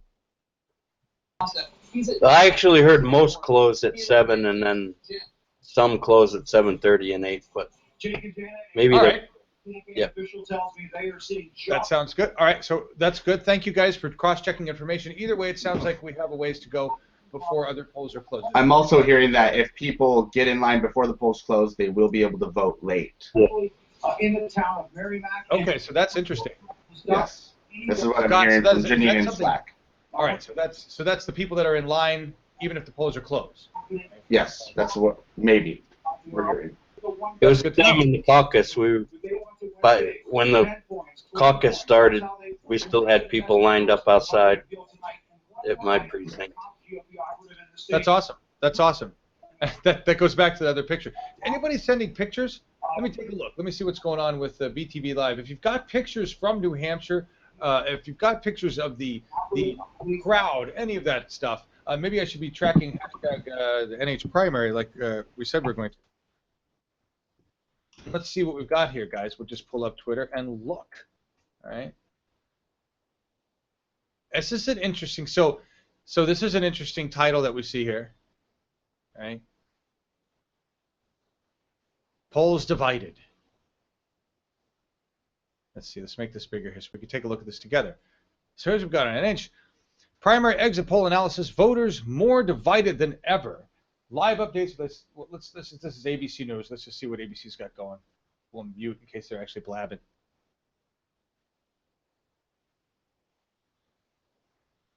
So what's ABC's big takeaways? Record labels of political polarization are occurring on both sides, with more Republican voters than ever saying they're conservative and Democratic voters saying they're liberal. That doesn't seem unusual. Conservative share of the GOP electorate is 21 points higher than in the 2012 GOP primary in New Hampshire. The liberal share of the Democrat electorate is 12 points greater than the 2008 Democratic Party. That's the same stuff you were saying, Scott. You were referencing that earlier. Republicans are fuming and worried, far more so than Democrats. Not sure why.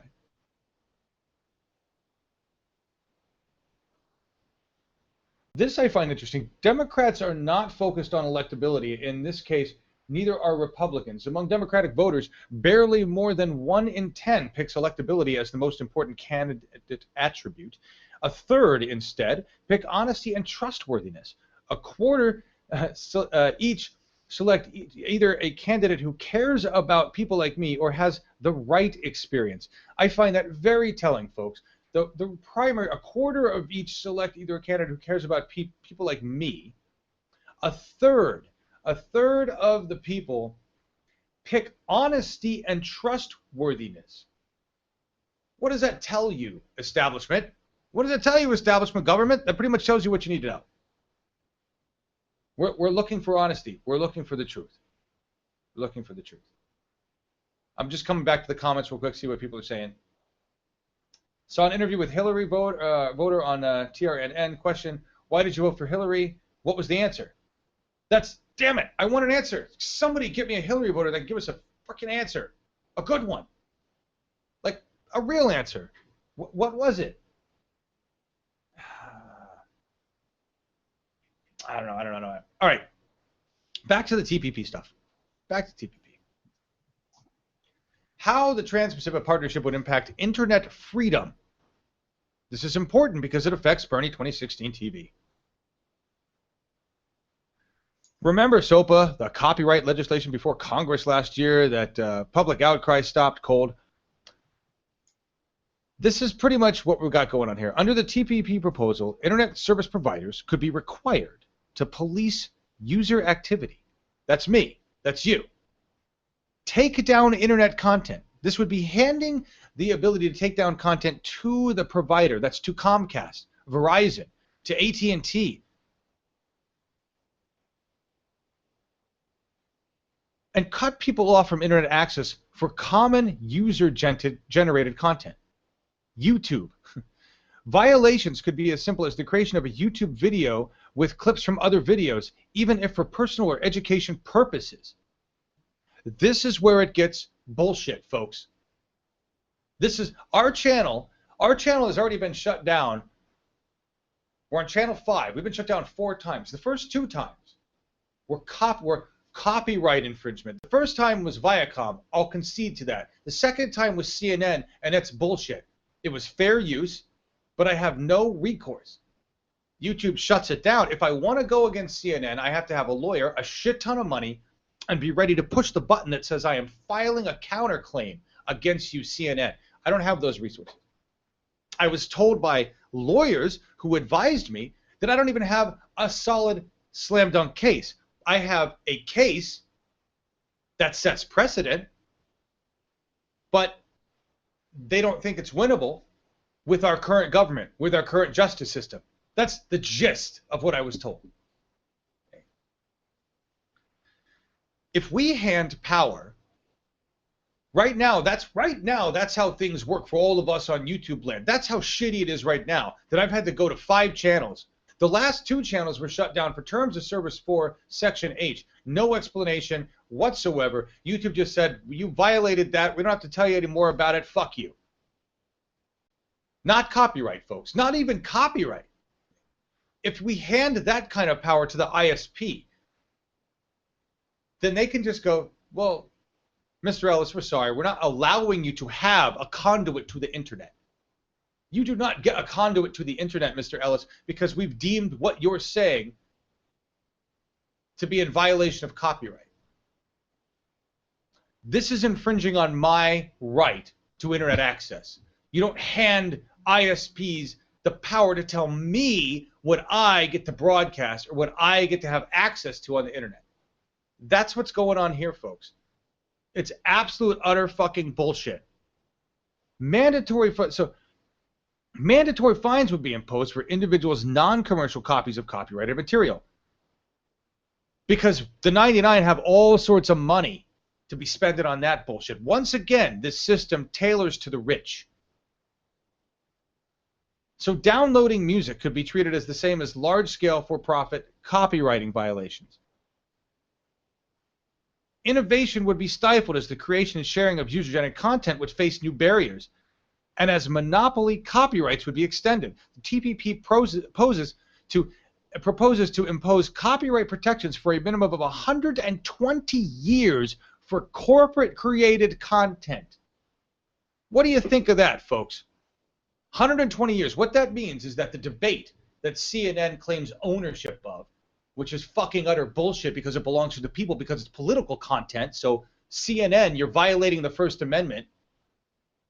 The reason they were able to lock it down, chop it up into small pieces, is because they already have control over that content, and YouTube grants them that control, striking punitive damage on anybody that tries to take that content and use it as fair use, as we did, transforming it into something different, which we did.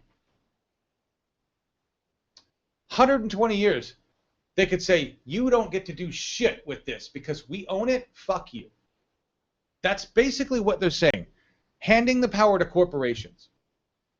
What YouTube does every time they shut down one of our channels is burn a bunch of books, folks. We're going to give book burning power to major corporations. And I'm just talking about one aspect of TPP. TPP also affects food, it affects our environment, public health, workers' rights, public services, our democracy in whole. It's horrific. Trade deals are designed for the rich. Trade deals are designed for the elite 1% establishment, for corporations to make more money off of us. Trade deals do nothing for the people. They never have. And trade deals don't need to exist. I write a very simple trade deal right now. You want to have trade with the American people? Make your shit here, price it fairly, pay your fucking taxes. We can make these rules very simple. That's how you do trade with the American people. Don't employ children, have integrity as a corporation, have ethics and morals. Very simple trade policy with the American people. That's what it should be, a handshake. Don't be a fucking asshole. Do business with me as a person. There's trade policy with the United States. That's what we ask of our politicians. We've got one, Bernie Sanders. No bullshit. It's what we need. TPP is horrific. Sorry. All right, I'm done with that rant. Sean, would you like to add anything intelligent and not so ranty about that? Well, you know, there is a documentary film that I had the pleasure of seeing at the premiere in Seattle of called Kill Switch, which is the battle to control the internet. Had some great things. It's a great film, so people can check that out.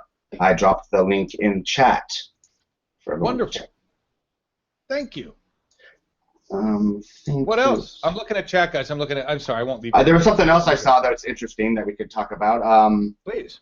I saw on WMUR that viewers are expressing concern over a letter that they're receiving urging them to vote, which is basically asking what if your friends, neighbors, and your community knew whether you voted, and it's a letter that shows people's around you voting records.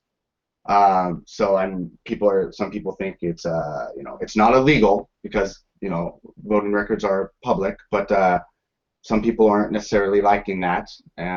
What do you think? I think yeah, I think if the only reason if you want to vote or you feel bad and because someone's going to know that you're not voting, then well, maybe you should get up off your ass, take the time to figure out some things and vote. There you go. There you go. I don't see what the big deal is. There is no big deal. Yeah. You want freedom? Work for it. It's which comes us to this. I had to pull this article. It's a perfect little segue for this. And let me know if you see any more updates on exit polls, or if Scott walked away. But if you see any more updated information, let us know. I'm looking in the chat right now, guys. But here's a great. The kids are for Bernie. Sanders' youth movement is powered by the energy of New Campus Left. What does it believe? It's a great article, and you and I have had the pleasure of, I'd say privilege actually, of having a very different view from where we sit, Sean, being able to see what goes on at all of these rallies. We've both seen many of them because of what we're doing, on camera all the time. Mm-hmm. And for some reason, I can't get you pulled up in the shot. I don't know why. Oh well. Where I was going with that, I'm just going to leave this up here. Listen to these stats. In Iowa, where Sanders came just a few delegates short of the supposed frontrunner Hillary Clinton, where we now know that probably wasn't frontrunner, he won a staggering 84% of the voters under 30. 84%. Just as important, he got them to vote. They made up an unusually large 18% of the electorate. Okay. A recent New Hampshire poll has him taking 87% of the youth vote in the Granite State. This is... Not only has Bernie Sanders energized the nation, he's energized the youth, something Obama could not do, something he wanted to do but could not do. Bernie Sanders has done the impossible. As far as politics are concerned, David Brock should know that Bernie Sanders has done the impossible. He's energized the youth. So we're already well ahead there. With everything that happened recently with Gloria Steinem, Madeleine Albright, with the recent information about the FBI. Here, let's go through these. Email scandal. FBI is now going to do now launching an official investigation. The Clinton campaign hasn't released the final emails. She's been scolded for that by the judge. Found out that Hillary lied about the Goldman Sachs money. That's her minimum, $2.25. Goldman Sachs was paying what, $275 a piece or more? I don't know. Whatever they paid, she had a minimum. Okay. Goldman Sachs was paying that because they wanted to. She lied about that. Turns out that what she was saying at these events was pretty rah-rah. That also came out. Turns out that she's got people that she's brought on her campaign, this is another piece it released, that are working against the very thing she's saying she's going to work for.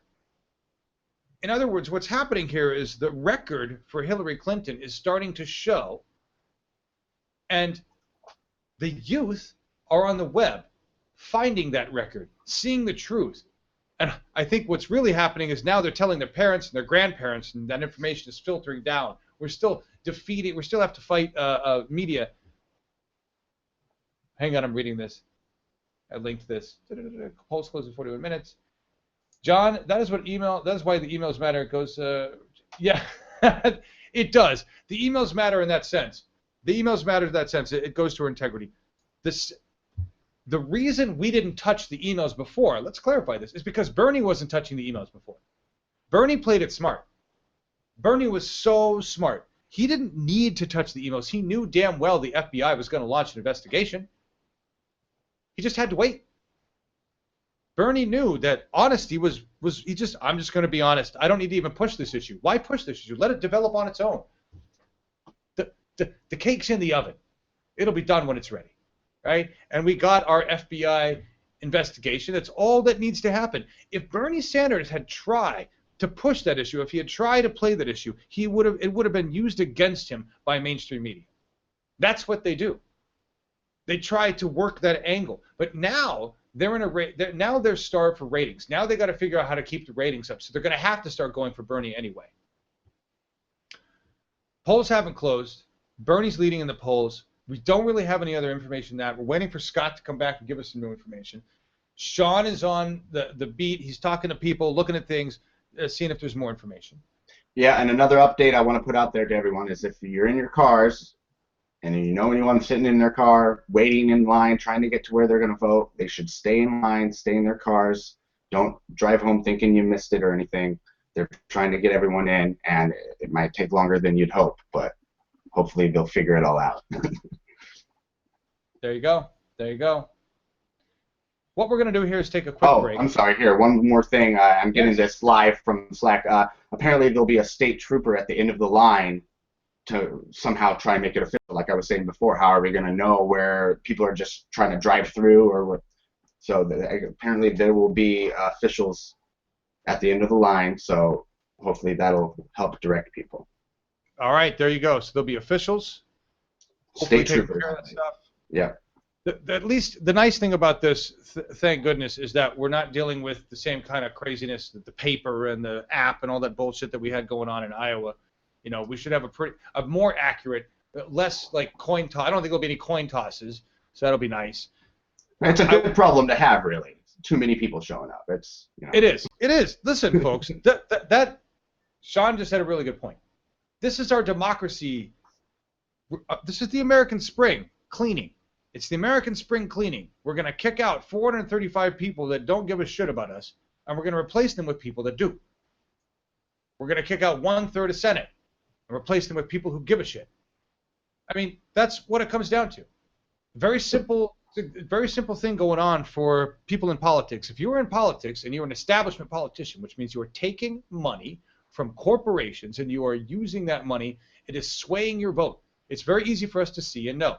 It's very easy for us to tell, especially you Koch brother people. If you're on the Koch brother roll, it's very easy.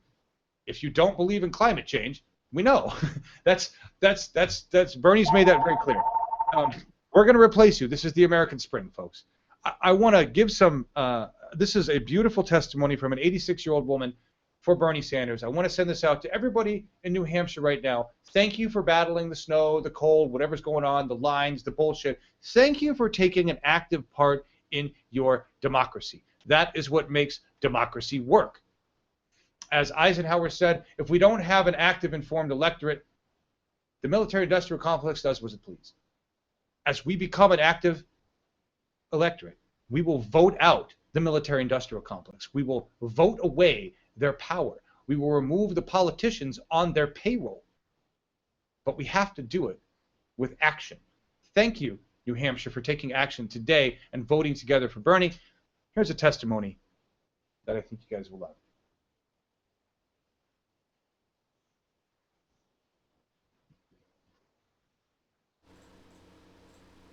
I like Bernie Sanders, and I really wish he wins because he's the only big shot that I know that said he would never accept the money from the big ones, the banks and Wall Street and all that. He will not, because he knows that if he takes that money, nobody gives you money like that for nothing. You're going to owe them, and they expect you to do favors, and I don't want that. That put me on him right away, right off the bat. And all the Hillary did was talk about herself. You know, that's my opinion. I love him, and I wish he wins. I hope he wins. I'm praying for him to win. And I think God is hearing me because he's coming along good. He's coming along great. People are going for him. Go Bernie. And one more thing I forgot to say before is how about all these big shots with all the money they have, and they all go to the Cayman Islands and so they don't have to pay taxes. Or us poor slobs that work for nothing have to go and pay taxes. How do you like that? No, what else?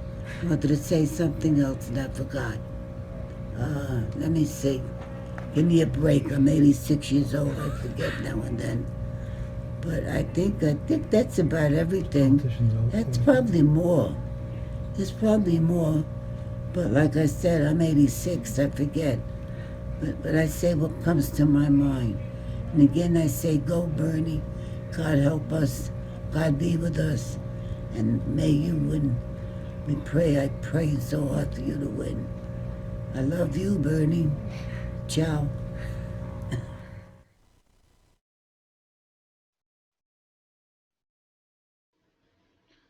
I love you, Bernie. Ciao. 86-year-old woman, hospital bed, testimony for Bernie Sanders. She gets it.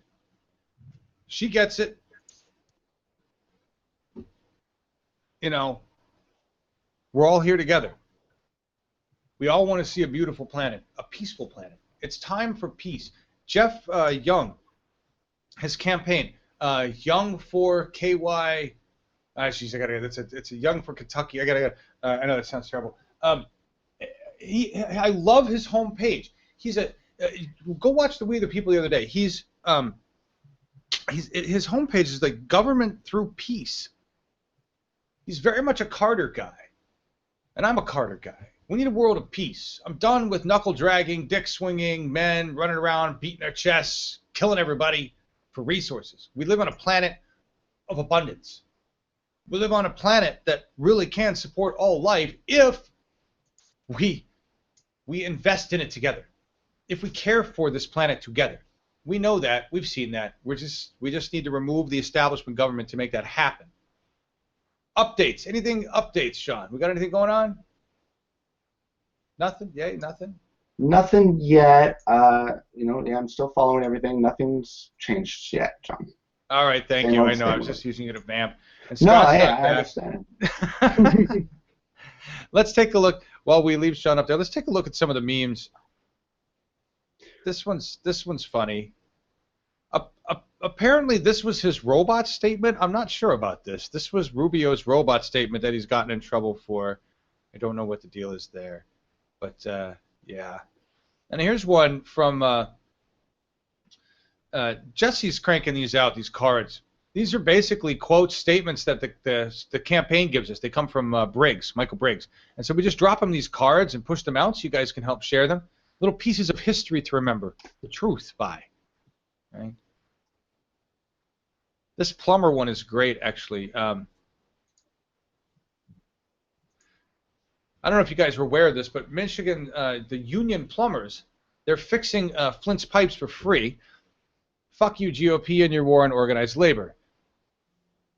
We've been raised in this country to think that unions are a bad thing. Unions are a bad thing to greedy business. If you're a greedy business, then yes, unions are a bad thing. If you're not a greedy business, then it almost gets to the point where you don't need a union, right? If we didn't need unions, businesses would operate with integrity. If we didn't need unions, businesses would operate on their own, listening to the people, caring for their people, but they don't. They don't do this. That was the whole reason unions were created, was to represent the people within a corporate organization, which is sad because a corporate organization is built of the people. So it should care for and represent its people. That's something that, for as much as I talk about the good and bad things of Ford, he understood those things to an extent. He understood that he needed to care for his people, and for the time he was forward and progressive in those ways. He also built shit for the Nazi Germany army, but that's neither here nor there. The fact is, he understood what it took to have a corporate working relationship with people back in a day when that was all sorts of crazy ass. That's why Noam Chomsky called corporations private tyrannies, because essentially they're conglomerated power where they are ran from the top down, And then eventually they got, meshed into our political system and slowly turned our system into the same thing, essentially. More than, yeah. He said that corporations were meant to protect the minority of the opulent. Nice. And that's it. That's it. Very eloquently put. Exactly. Minority of the opulent. It's we can have a better organization, a better relationship with our corporations, with where we work. We've seen better models. We have better models. Employee-owned businesses. Regulation. Yes, regulation. It's amazing what happens when you regulate things. That's what they tried to. I mean, that's essentially what they did. They started getting rid of unions through union busting, and then they started fighting regulation.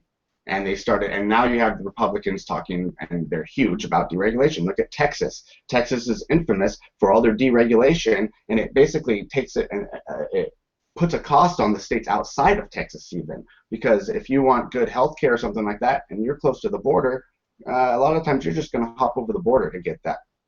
Because it's going to be a lot better someplace else where there's a little more regulation and you have a higher quality of care. So, yeah. Yep. Exactly right. We are still waiting on more results. We're still waiting on more information. Scott's not back with any updates at this point, so nothing that great must be going on. I'm looking at the chat right now, folks, seeing what you have to say. MSNBC is reporting a mile-long line to vote at one polling place. What else is going here? Donald Trump. I'm sure he's good. Was it Nanner Aircraft? Looking at that. 82% of all workers are in a union in Sweden, public and private sectors. It's interesting to know. Update on Politico. What's the update, guys? Are we missing some information? Manchester, New Hampshire, Clinton 38, Sanders 61. Just reading some of your comments here, reading some of what you have to say. All right, so it really hasn't changed much. Really hasn't changed much. All right, so I'm going to run this. This is 8 minutes of Bernie. This is user submitted. It may kill the stream. You never know. This is live satellite news. Submitted this. I believe they're an independent. Hopefully they don't have this their copyright set to crappy. But Bernie live in an Iowa bar. User submitted. Thank you very much for this. 8 minutes, 20 seconds. We're going to watch this, enjoy a little Bernie fix, and we'll come back and see what the results are. Thank you for being with us. Remember, NH Primary is the hashtag. We're just supporting New Hampshire right now as they vote for Bernie Sanders. When kids with disabilities get their high school degree and everyone applauds and is so proud. And these kids bring so much to the classrooms. Didn't happen by accident. Environmental change did not happen by accident. Gay rights movement, think about change. Think about where we were 15 years ago. If anybody in this room, if we were here 15 years ago, and somebody said, I think gay marriage will be legal in 50 states in this country, people would have thought you were nuts. All right? And it happened because it was the right thing to do, because people had courage, because the gay community and their straight allies fought with them. We have accomplished a lot that we should be proud of in moving this country forward in a less discriminatory way. But there remains a huge, huge issue in front of us, where not only are we not gaining on it, we are losing ground on it, and that is the economic struggle. And here is the bottom line here. In America today, we have more income and wealth inequality than any time since 1928. We have more income and wealth inequality in America than any other major country on earth. And I want you to think about this. Do you really believe that in a nation which has always prided itself on fairness, not that everybody has the same income. Yeah, they've always been rich and they've always been poor. But in a nation that believed in equality, do we think it is acceptable that today the top 1/10 of 1% now owns almost as much wealth as the bottom 90%? Do we think it is acceptable that the 20 wealthiest people own more wealth than the bottom half of Americans?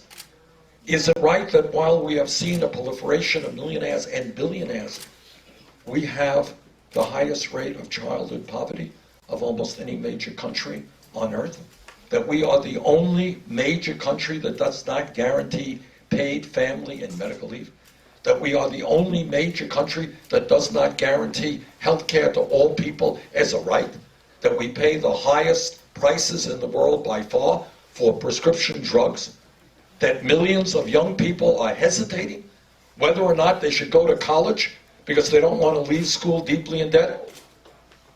Just a couple of hours ago, I was talking to a young man. This is what he said. 20 years old. He was in college for 2 years, $60,000 in debt. 2 years in college. Talked to a young man a few weeks ago here in Iowa, $90,000 in debt, paying 53% of his income right now, paying off student debt. Is that where we should be when we are the richest country in the history of the world? So what it gets back to, are we prepared now to think big? Yes. Yes.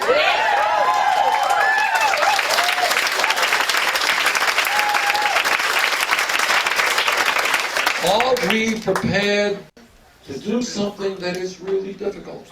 And that is to take on Wall Street and their greed. Are we prepared to take on corporate America and their greed? A corporate America which says if I can make 5 cents more by shutting down a plant in Iowa and moving to China, I'm on my way. A corporate America which says that I can cut the wages and health care and pensions of my workers and give huge compensation packages to the CEOs of the large corporations. Because I don't have to worry about the workers. Because what we're doing is living in a country where the only thing that matters is greed and the rich getting richer. And I don't have to pay attention to the needs of ordinary Americans. Brothers and sisters, I think we can do a lot better than that. Okay?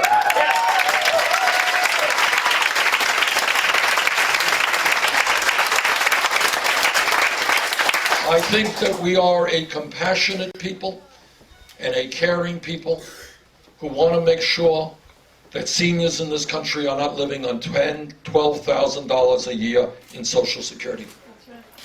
Where elderly people are not cutting their prescription drugs, their medicine in half because they can't afford the medicine that they need.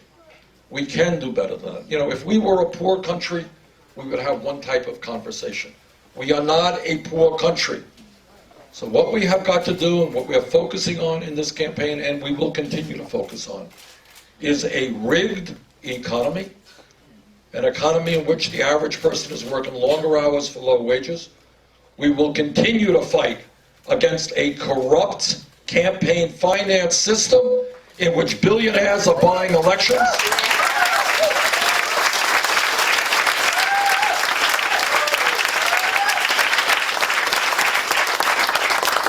And we will bring major reform to a broken criminal justice system in which Wall Street executives, whose illegal behavior impacted terribly the lives of millions of Americans who lost their jobs, their homes, their life savings.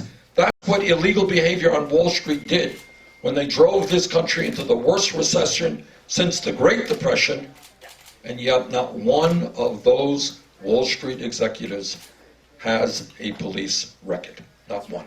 All right? They should have. All right, so we got a lot of work in front of us. And again, I cannot do it alone. We've got to stand together. And anyone tells you that the ideas that I'm talking about, raising the minimum wage to $15 an hour, rebuilding our crumbling infrastructure, creating 13 million jobs, pay equity for women, making public colleges and universities tuition-free, changing our trade policies so that corporations invest in America rather than in China. If any of you think that this is such a radical idea, it is not. These are the ideas that the vast majority of the American people support. And yes,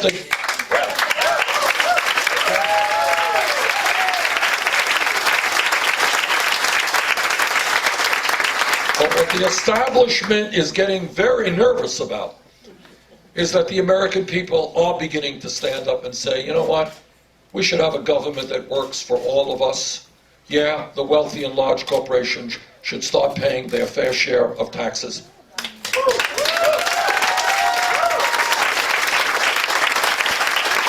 And we're getting attacked every day, every night. They're going to throw everything they have at us. All right, so we expected that. No great surprise here. But I think the American people are waking up. And if we stand together, and if we don't let the Donald Trumps of the world divide us up, you know, whether we're born in Mexico or born in America or Muslim or whatever we are, if we don't let that happen, if we stand together, yes, we can transform this country. And yes, we can fulfill the potential of what all of us know this great country has. Thank you all so much for your help.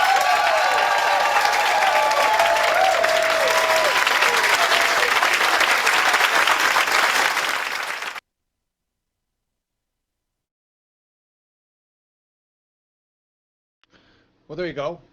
That was Bernie Sanders in a bar in Iowa on the 29th of January this year. Great words out of Bernie. And we've heard that piece of his stump speech before, talking about those incredible things to be accomplished. Looks like Eddie has joined us. We have Sean and Eddie and Scott, who's wandering around his house somewhere. And Duke gave us some updated numbers here. 57-39. I'm guessing that's percentage. For Bernie, after 2.1, 2,100 votes counted, 1% of the total vote. Eddie, did you come in? Did you want to say something? Do you have some news, or just want to say hi, or just hanging out in the background? I'm just hanging out. How's it going? Good. How are you doing? It's good to see you. Good to see you.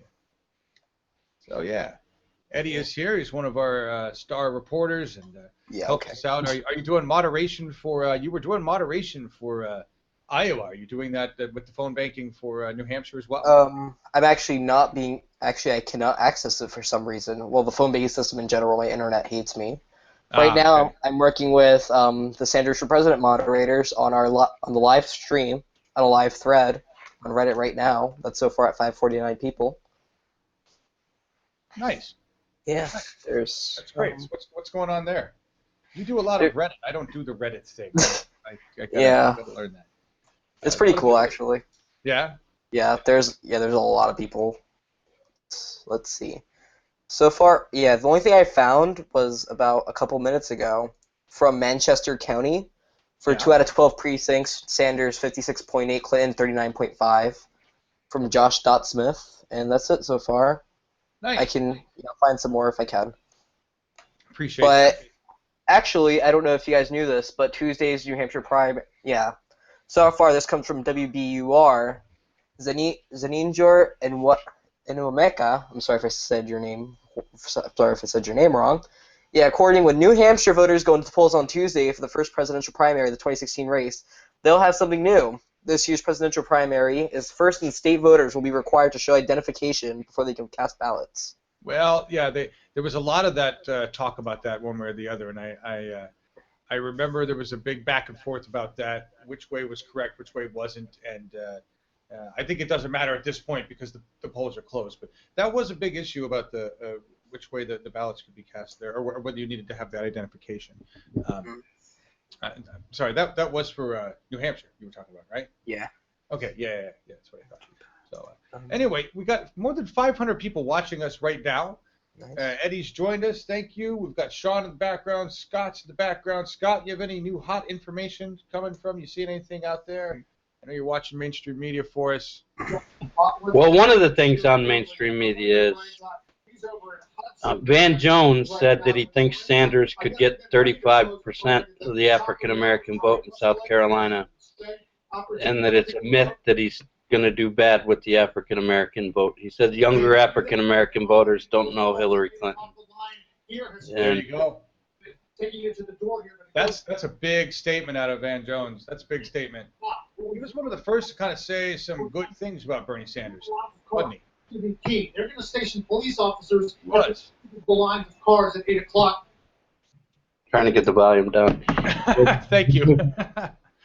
That's all right. That's all right. So yeah, Van Jones coming out with that number, 35%. I actually think he's going to get more than that. But saying 35% of the black vote out of South Carolina, and the reason being is because young voters don't know who Hillary is. That's what he's saying. Yep, and he said the revolution is real, and one of the other CNN, the woman next, I'm not sure who she was, she said it's real in New Hampshire, in a real snotty way. Nice. This is. I was waiting for this to start to happen, folks. I was waiting for this to start to happen, and it's really cool. Update from Duke. Thank you. 54% to 44% in favor of Bernie after 6,000 votes counted. That's 2% of the votes, folks. Yeah. Information. What's up, Sean? I was going to say, yes, that's true. And something interesting about that, and maybe someone can explain this to me, is how Martin O'Malley got 17 votes. He can still vote for him. He's on and Vermin Supreme brought in 11. It's impressive. People really thinking about their votes. Some people. Those 11 people. Wow. I don't even know. And if you don't, John, if you don't know who Vermin Supreme is, just YouTube him. That's all I gotta say. I'll look him up. I don't know who he is. Scott, do you have any comments on those numbers for Vermin or whatever his name is? He runs every time. He wears a big shoe on his head. Rubber boot on his head. Rubber boot, yeah. So he has more percentage than you were expecting? They pulled in 11. That's not bad. So yeah, but yeah, Clinton's down by just under or just over 9 points and 2% reporting. That's correct. Nice. This is is that somebody just asked if this was in New Hampshire? Megan, this is not a New Hampshire stream. This is Bernie 2016 TV. I'm in Portland, Oregon. Sean's in Seattle. Scott's in Iowa. Eddie's in Jersey. We use a system that combines some technologies together to communicate with each other and with you in real time. We're not even using that full system right now. We're just hanging out. This is Vermin Supreme is a hilarious guy. Cool. I'll have to check it out. I have no idea. Because it's too late to take high about it. Just read your comments. I'm reading your comments here, guys. It's wonderful. One thing about Manchester is it's even smaller than Des Moines. So candidates just line up on the street sometimes. Well, the third-party candidate.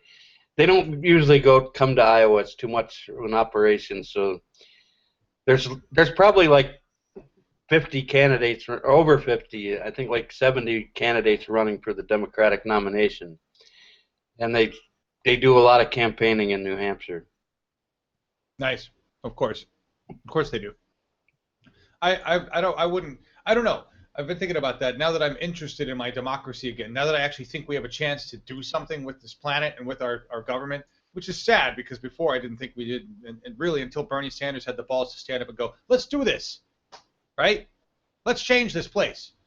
And now we all are. And he's proved to us that we can do this, right?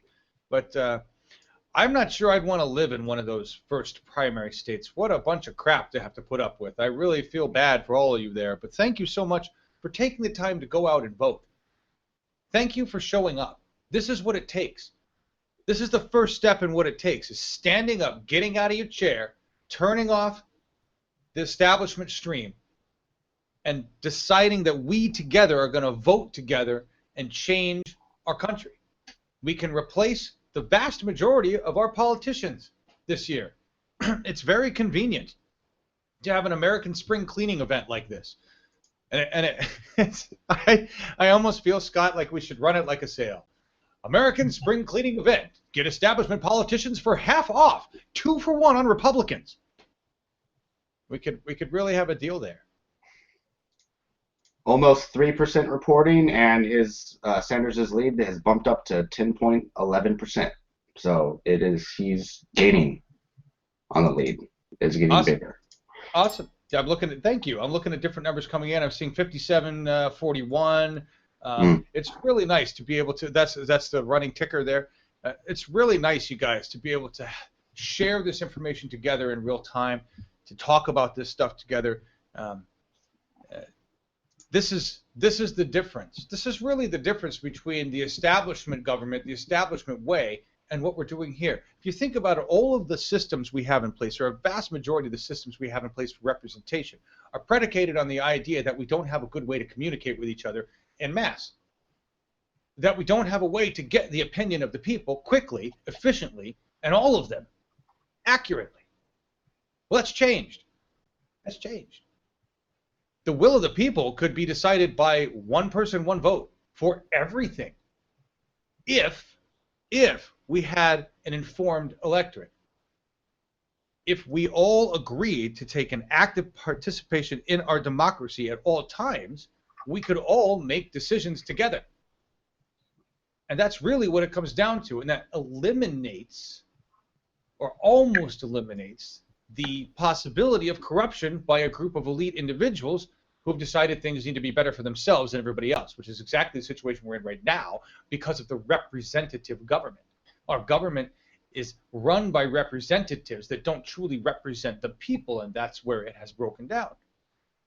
And that's why you're seeing double. Sorry, John. That's why you see double. That's why you see double-digit leads for the two independent candidates right now, because Trump has broken away. He's almost got a 20-point margin right now. Sanders. Seriously. Yeah. So I mean, there you go. People, now's the time. If there was ever a time, I told this in Slack, but I got my dad to vote for the first time. The other day he asked me, he's part of a union, so he wasn't sure, and all I had to say was, well, there's only one candidate that is going to, if you're, a union guy, and that's all he needed to hear. So now he's on board. He's going to be voting for the first time in his life. And, so I think that's really what this comes down to, is people being woken up and people being, optimistic for maybe the first time in their lives about what government can actually do and what they can accomplish within it. So yes. It's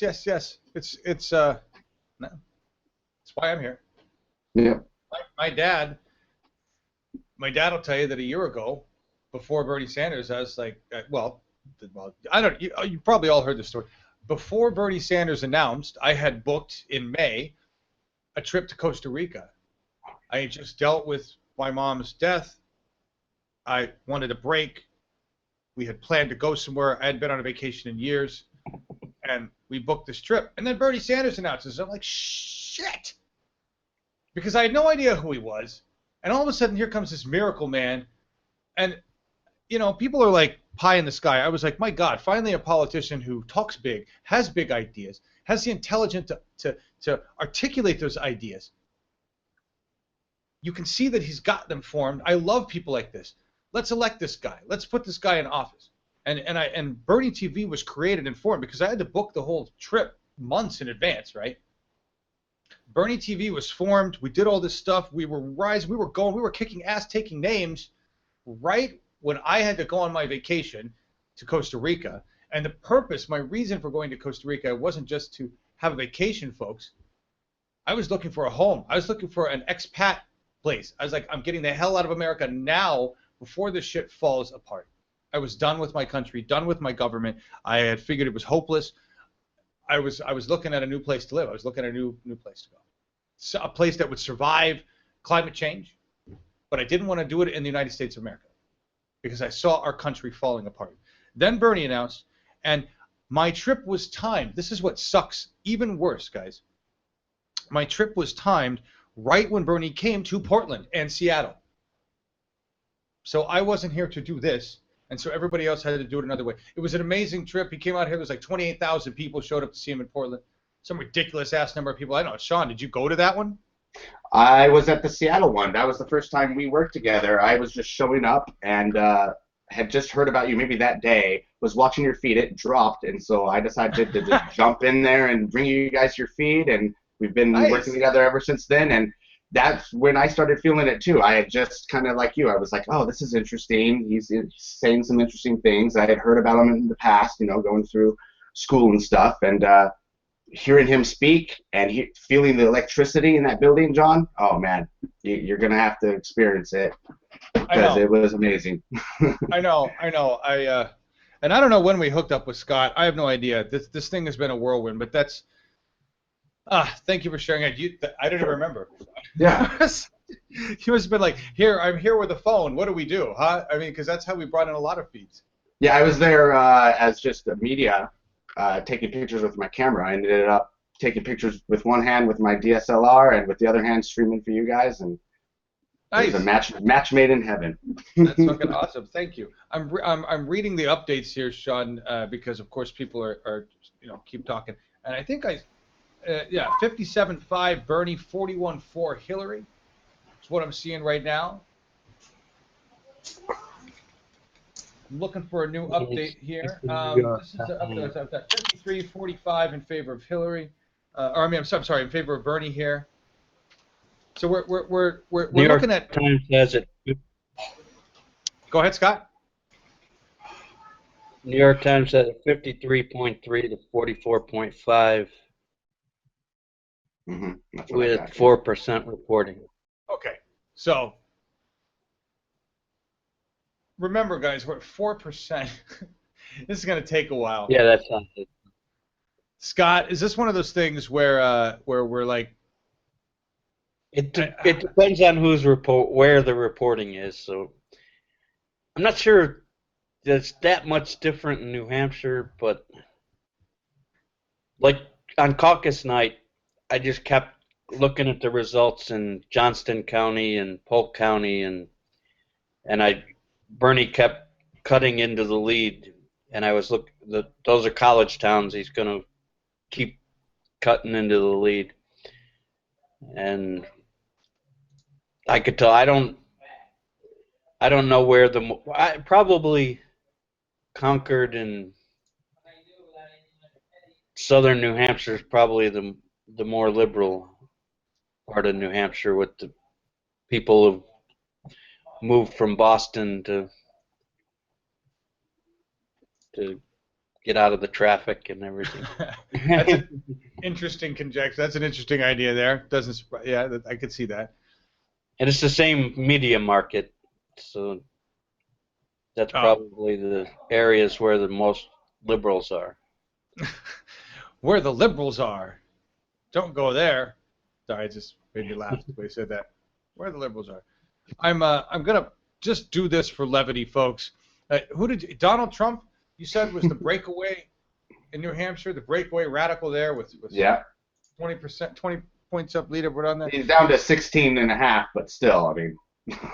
16. Well, let's give Donald his own. Here, Donald. And actually, it's really early, but if the percentages stay the way they are now, there you go, guys. Percentages stay the way they are now, I could see it becoming a Trump Kasich race. Kasich is doing surprisingly well. Yeah, I wasn't expecting it for some reason, but yeah, he's hanging in there. He didn't. The only time he ever came to Iowa was for debates. He camped out in New Hampshire. I see. Interesting. Well, it seems to be working out because Rubio's dropping. I mean, Rubio's Bush is doing better right now, so that tells you where Rubio is. Ted Cruz is down there. Yeah, that's very interesting what's going on that side. But more importantly, Bernie Sanders is up by 9.3 with 4.3 reporting. There you go. There you go. I'm reading some comments here before the Trump horn. Some interesting comments in there about Costa Rica, actually, the company town. I'm well aware that the CIA has fingers down there. Actually, what's going on down there is Cheney is down there trying to buy up coastline that the Costa Rican government doesn't want to sell. But Costa Rica's got some benefits. They're trying to buy up more than 50% of their land as National Park Reserve, and they're very close to that. They're very adamant about public beach being public beach. All of their coastline is that, except for the little portion that Cheney managed to gobble up, bastard. And they have no military, folks. They got no military, and the way things work there, it's very interesting. That you can call it corruption, and by our standards, I suppose it is.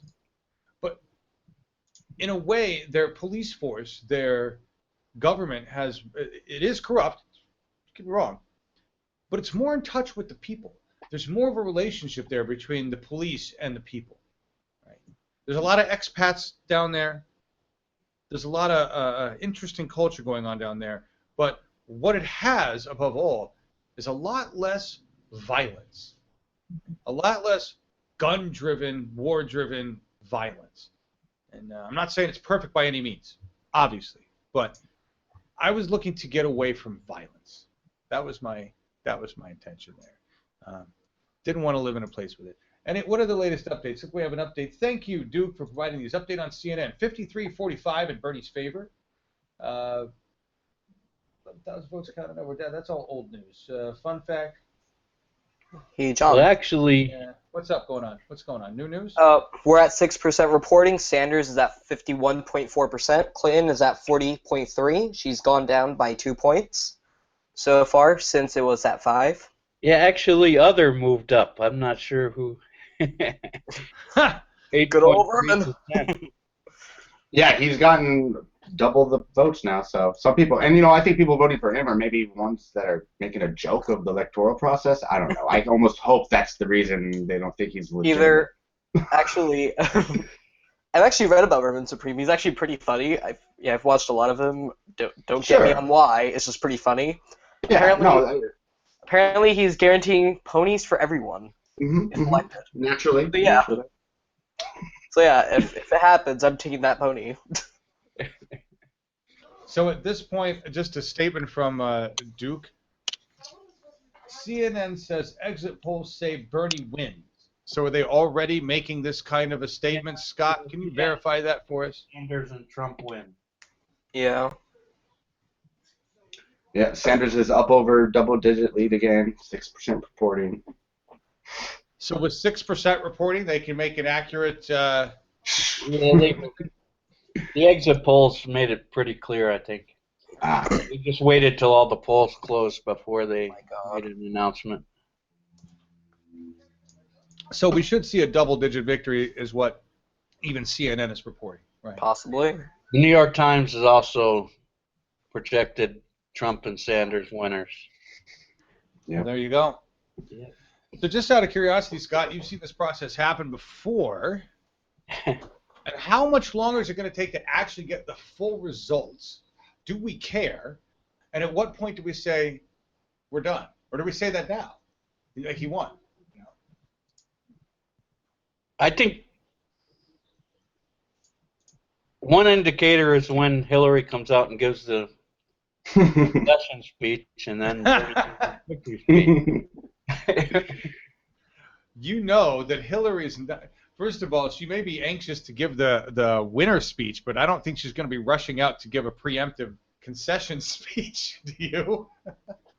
Well, some Sanders staffers said there is no concession speech, so they knew they were going to win. They didn't play down expectations. Well, no, I don't know. Sanders, I'm sure, doesn't have one prepared. But what I'm saying is, it would be interesting to see how Hillary plays this. If she just comes right out and goes, "Yeah, congratulations, we're moving on to the next state." Yeah, right. That's how that'll go. You know, that's how that'll go. But that really pushes off New Hampshire even farther. You know, in terms of the people and what they think of her in terms of vote. She's just looking at it like a mark on a belt, really. So it'll be interesting to see. Sanders is not going to come out and make a winning statement until the whole thing's done. You know that. That's how he works. Or until somebody officially, what is it? What happens, Scott? Does the state officially claim we've counted enough votes to declare it, or how does that work? Most of them follow the networks. They follow the network? Okay. That's unfortunate. So most of them have to take the network's word on it, huh? CNN exit poll says Bernie wins. MSNBC projected winner Bernie. 52-40 in favor of Bernie at 8% of total vote right now, folks. That's what I'm looking at in the stats. According What's up? According to the Associated Press, I'm looking at the Google results. If you search up New Hampshire primary, it'll give you real-time results from the Associated Press. So far, they're declaring Bernie Sanders the winner at 7% reporting, 51.8%, Clinton 40.3%, O'Malley 0.2%. Yeah, here's the New York Times. They've already got Sanders checked off there. Yeah. They got Trump checked off there too. All right. Hillary, nope. It really looks like Kasich is probably the one that's going to come out, and there's going to be a lot of pressure on the other governors to get out. And so is he going to be so that's a good point. Let me pull you back up in here, Scott. Are we talking about this guy as being the sane Republican choice versus Donald Trump? Is that what we're looking at here? Yep. Yep. And would he? Go ahead, John. No, I was gonna John, say, please. I was gonna say, how does he result with, like, you're hearing lots of people starting to already say, like, oh, Rubio's basically running for vice president now. Is that the case with Kasich, or is he really looking like he could be someone to? Oh no, the establishment wants to rally around one of the governors, or Rubio. Right. But I'm sorry, my understanding of that is currently Rubio's having a problem with just repeating the same thing over and over again. Yeah. And the fact that he's down at 10% probably means he's not looking. Yeah, but he's got the money to go on. Yeah. So he'll probably. He's got billionaires backing him. Yeah, well, somebody needs to update his data banks. Somebody needs to plug some more lines into Rubio machine, and he should have some money to update that software, I think. You know, I don't. But it's going to be hard for Jeb and for Christie and is there another governor? Jeb and Christie are going to have a tough time raising money from here on out. Does this mean Cruz? I mean, why is Cruz no longer effective? I thought Cruz was the big shining pony for Republicans. They hate him, though. Oh. Yeah, the establishment Republicans don't like him. Will he still remain a little bit strong as we go in through the South, though, right? Because of his religious, you know. He's just creepy. He's creepy. Possibly, but I think he's done. Well, let's hope. I've never been so excited to see Jeb Bush beat somebody. Nice. I'm looking at comments, guys. Feel the burn. Yes, this is basically what we're saying here. Bernie Sanders, 58%. I'm looking at this number here from David Dunmeyer. Thank you for that drop in. Bernie Sanders, 14,903 votes, 58.3%. Hillary Clinton, 10,413 votes, 40.7%. Other 260 votes. So yeah, wow, it's done, folks. It's done, folks. This was. I know they're going to keep going and keep counting stuff, and we can keep talking if we want. Thank you, New Hampshire, for showing up, for getting out the vote. Thank you for doing that. That's what we needed. Now what's next? Next is Nevada, right, Scott? Yep, and they're already downplaying expectations there. And so, big IBEW endorsed Bernie today, right? And I saw that. Talk about that. Do you know anything about that? That's exciting. Let's talk about that. It's good. The steelworkers and IBEW are decent-sized unions, but the kingmaker in Nevada is the culinary union. They're in all the hotels. Right. That's I remember Jerry Brown went to a picket line in '92 and spoke from the back of a flatbed truck with a bullhorn, and that night Culinary Union endorsed him, and he trounced Bill Clinton in the Nevada caucus. And I remember the caucus that I went to the room was full of Culinary Union jackets. Wow. Now, the fact that they were striking at the time helped it because they were really active at that moment. But right. They were also given credit for Obama winning the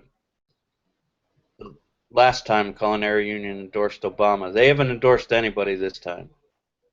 And the latest I've read is they don't think they will make an endorsement. Interesting. Very interesting. So Nevada is another one. That would be 3 in a row. And then the fourth would be South Carolina? Is that the first 4? Who's the fourth?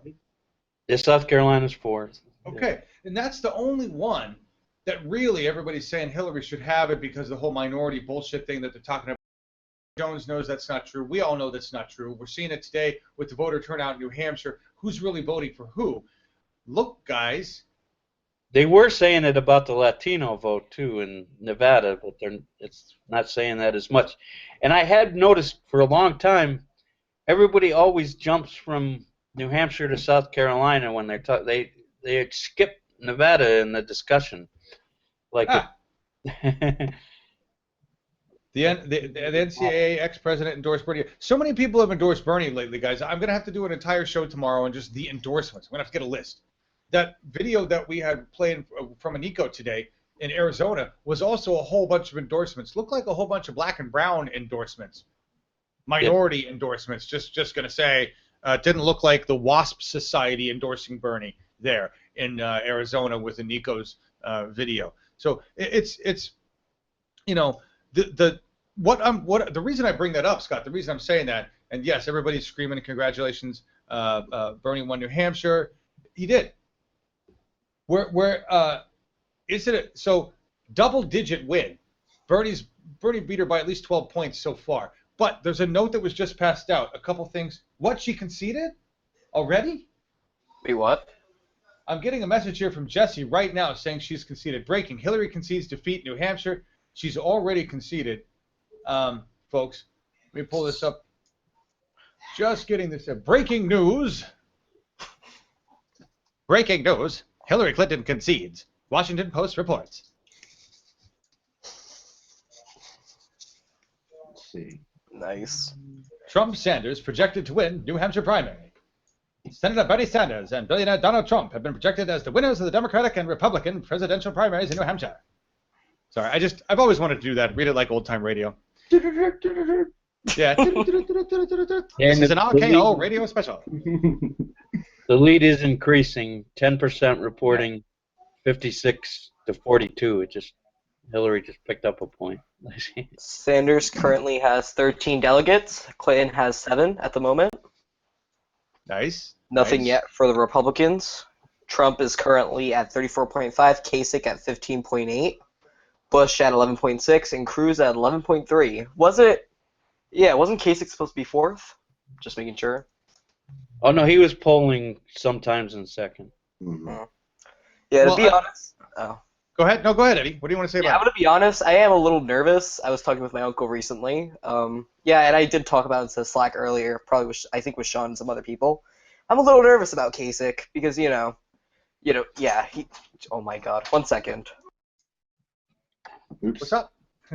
Thank you. That's all right, Eddie. Do what you need to do. This was a list of presidential campaign endorsements so far that was just dropped to me.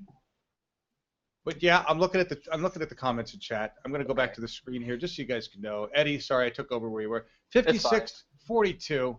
There's the results right there with Trump in the decisive lead there. Kasich.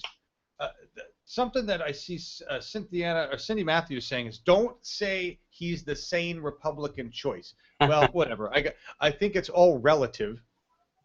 I really was just going on the relatively. I have no idea who he is. I have no idea what he stands for, but he's on the Republican side of things. And I think we can all agree right now, anybody that's actually running on the Republican side of things, I haven't seen one of them say anything that I would vote for at this point in time. Nothing.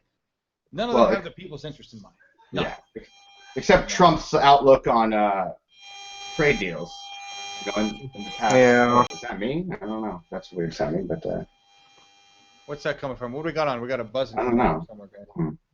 That's all right. Anyway, yeah, it's who knows? Who knows? I'm just reading some of the comments here.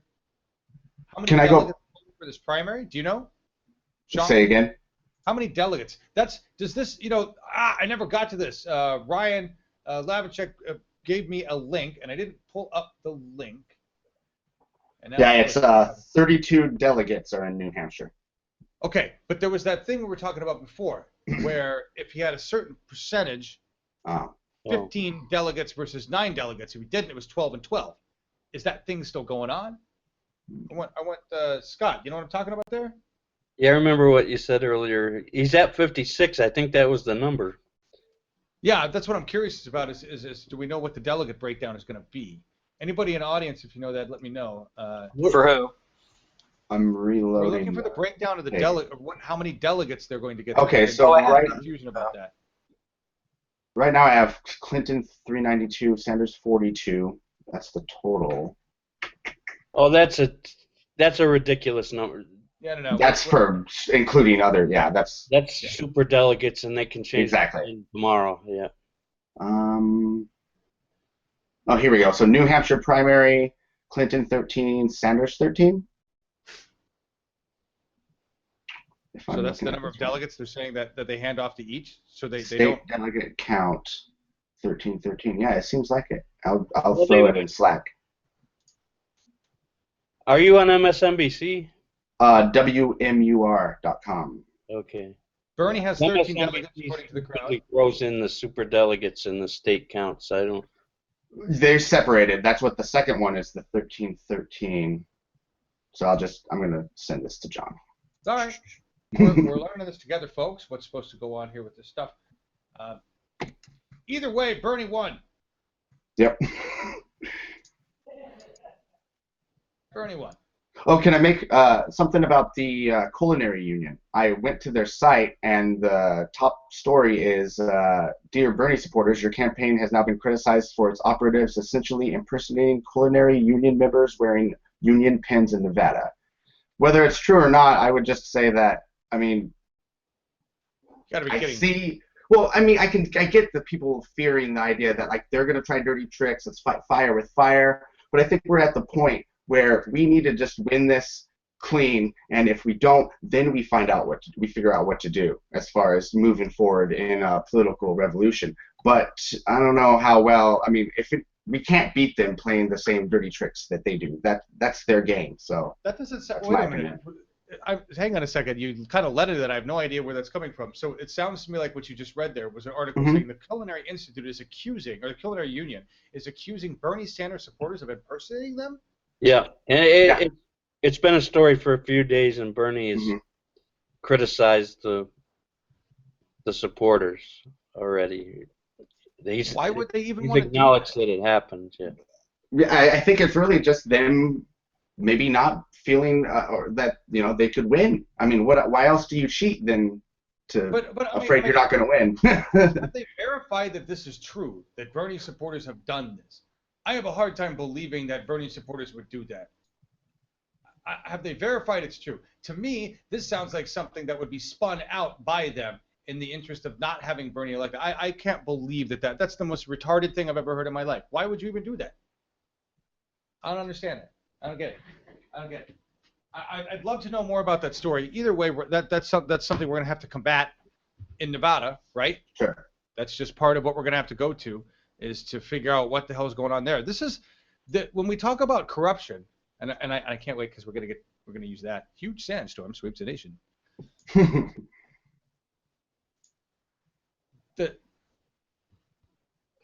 We are fighting corruption that is different than we're used to, folks.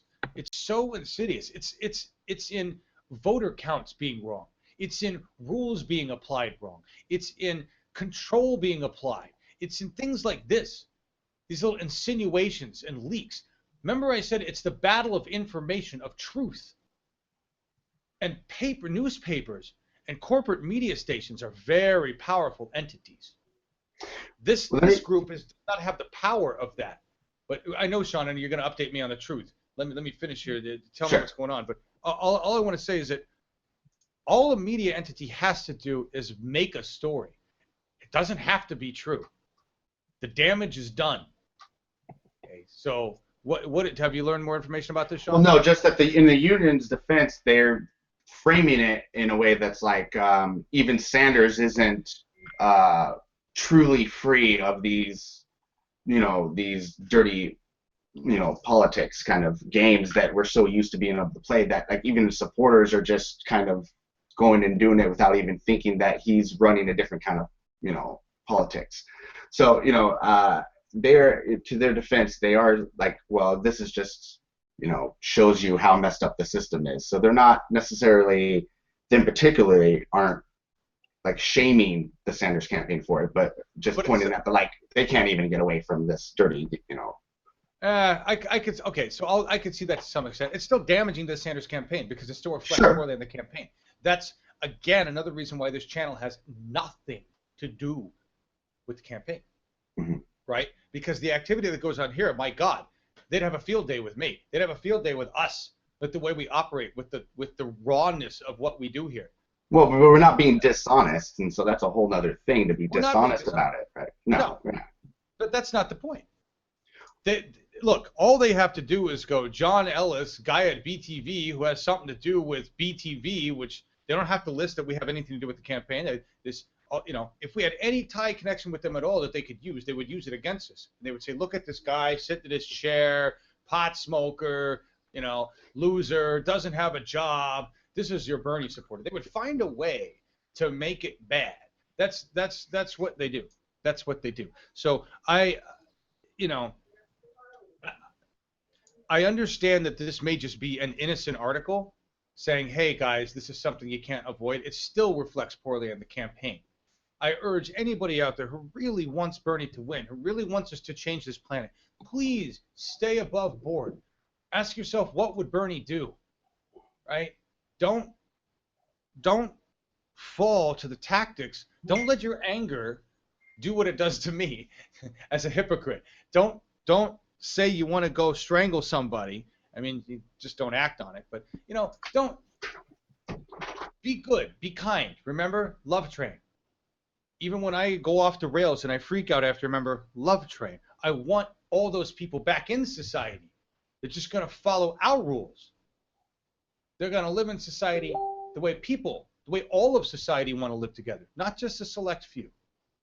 That's the big difference. What are we doing on updates? This channel is for trolls?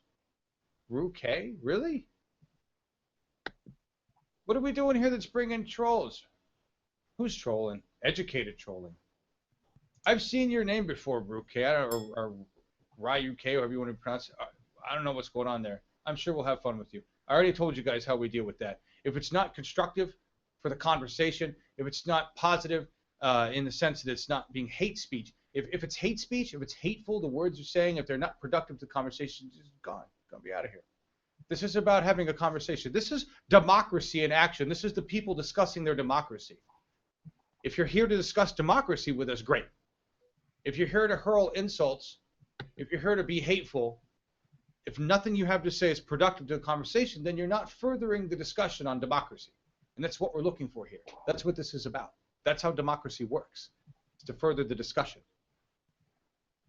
56.3, 41.6 is what I'm seeing here on the update, folks. Just to keep you informed, Donald Trump still with his massive lead. Double points. He's doubled the lead on Kasich.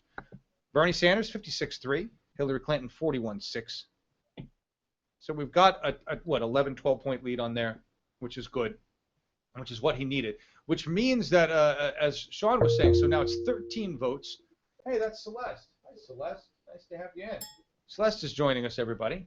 13-7 in delegates.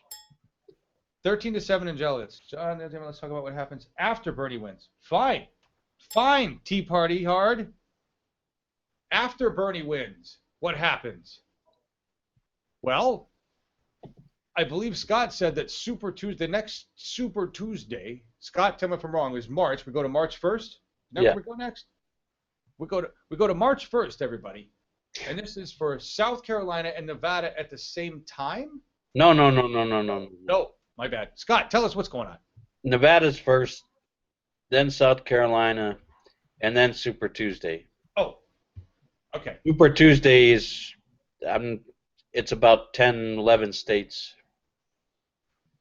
including Minnesota, Massachusetts, and a lot of southern states like Texas and Oklahoma and Alabama, and they're calling it the SEC primary after the Southeastern Conference. A lot of states that have teams in the Southeastern Conference.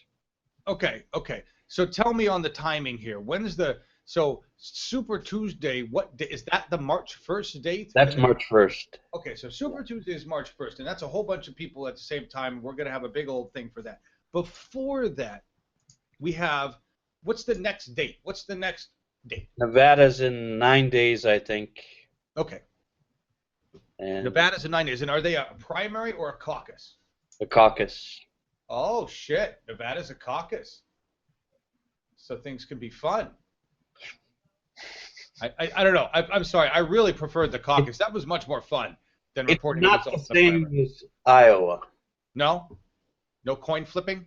In 92, I was in Nevada, and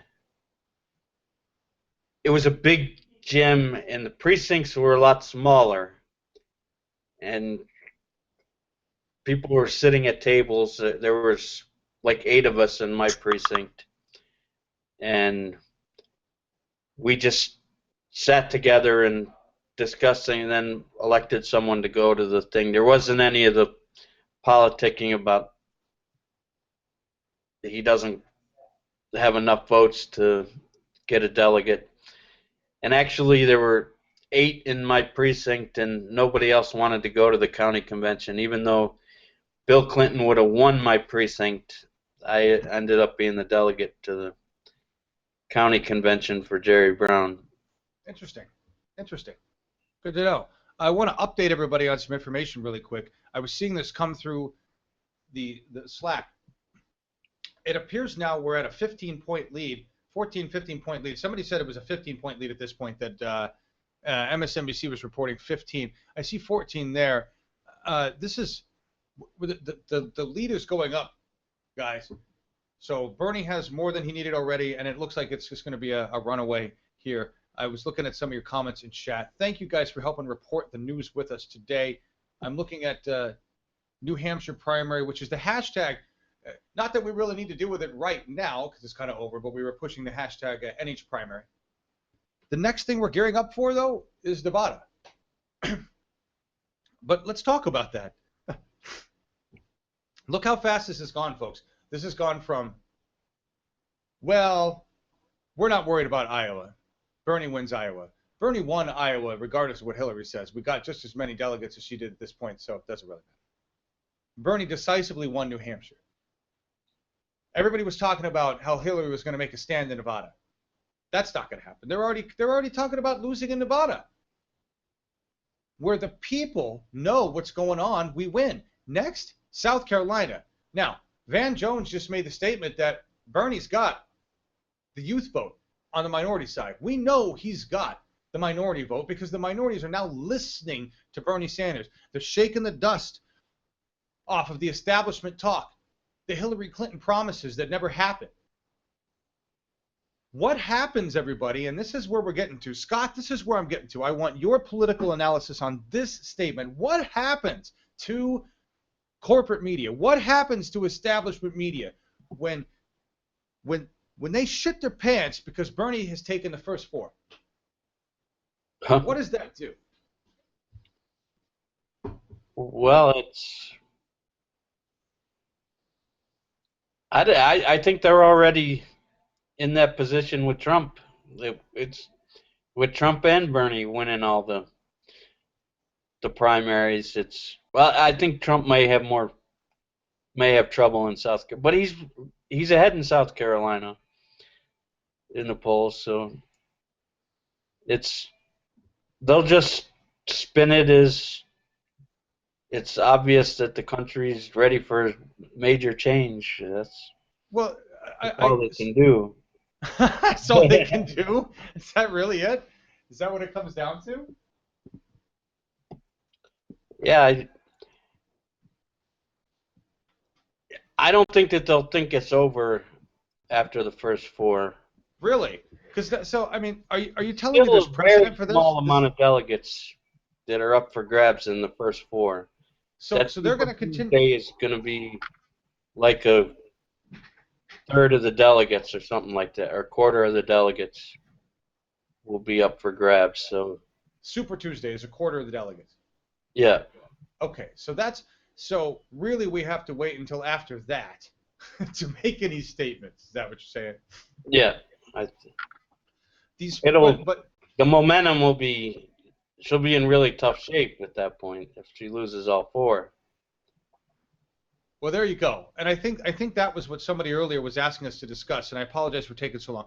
It's about momentum, folks. We have to maintain this momentum. We can't let it drop.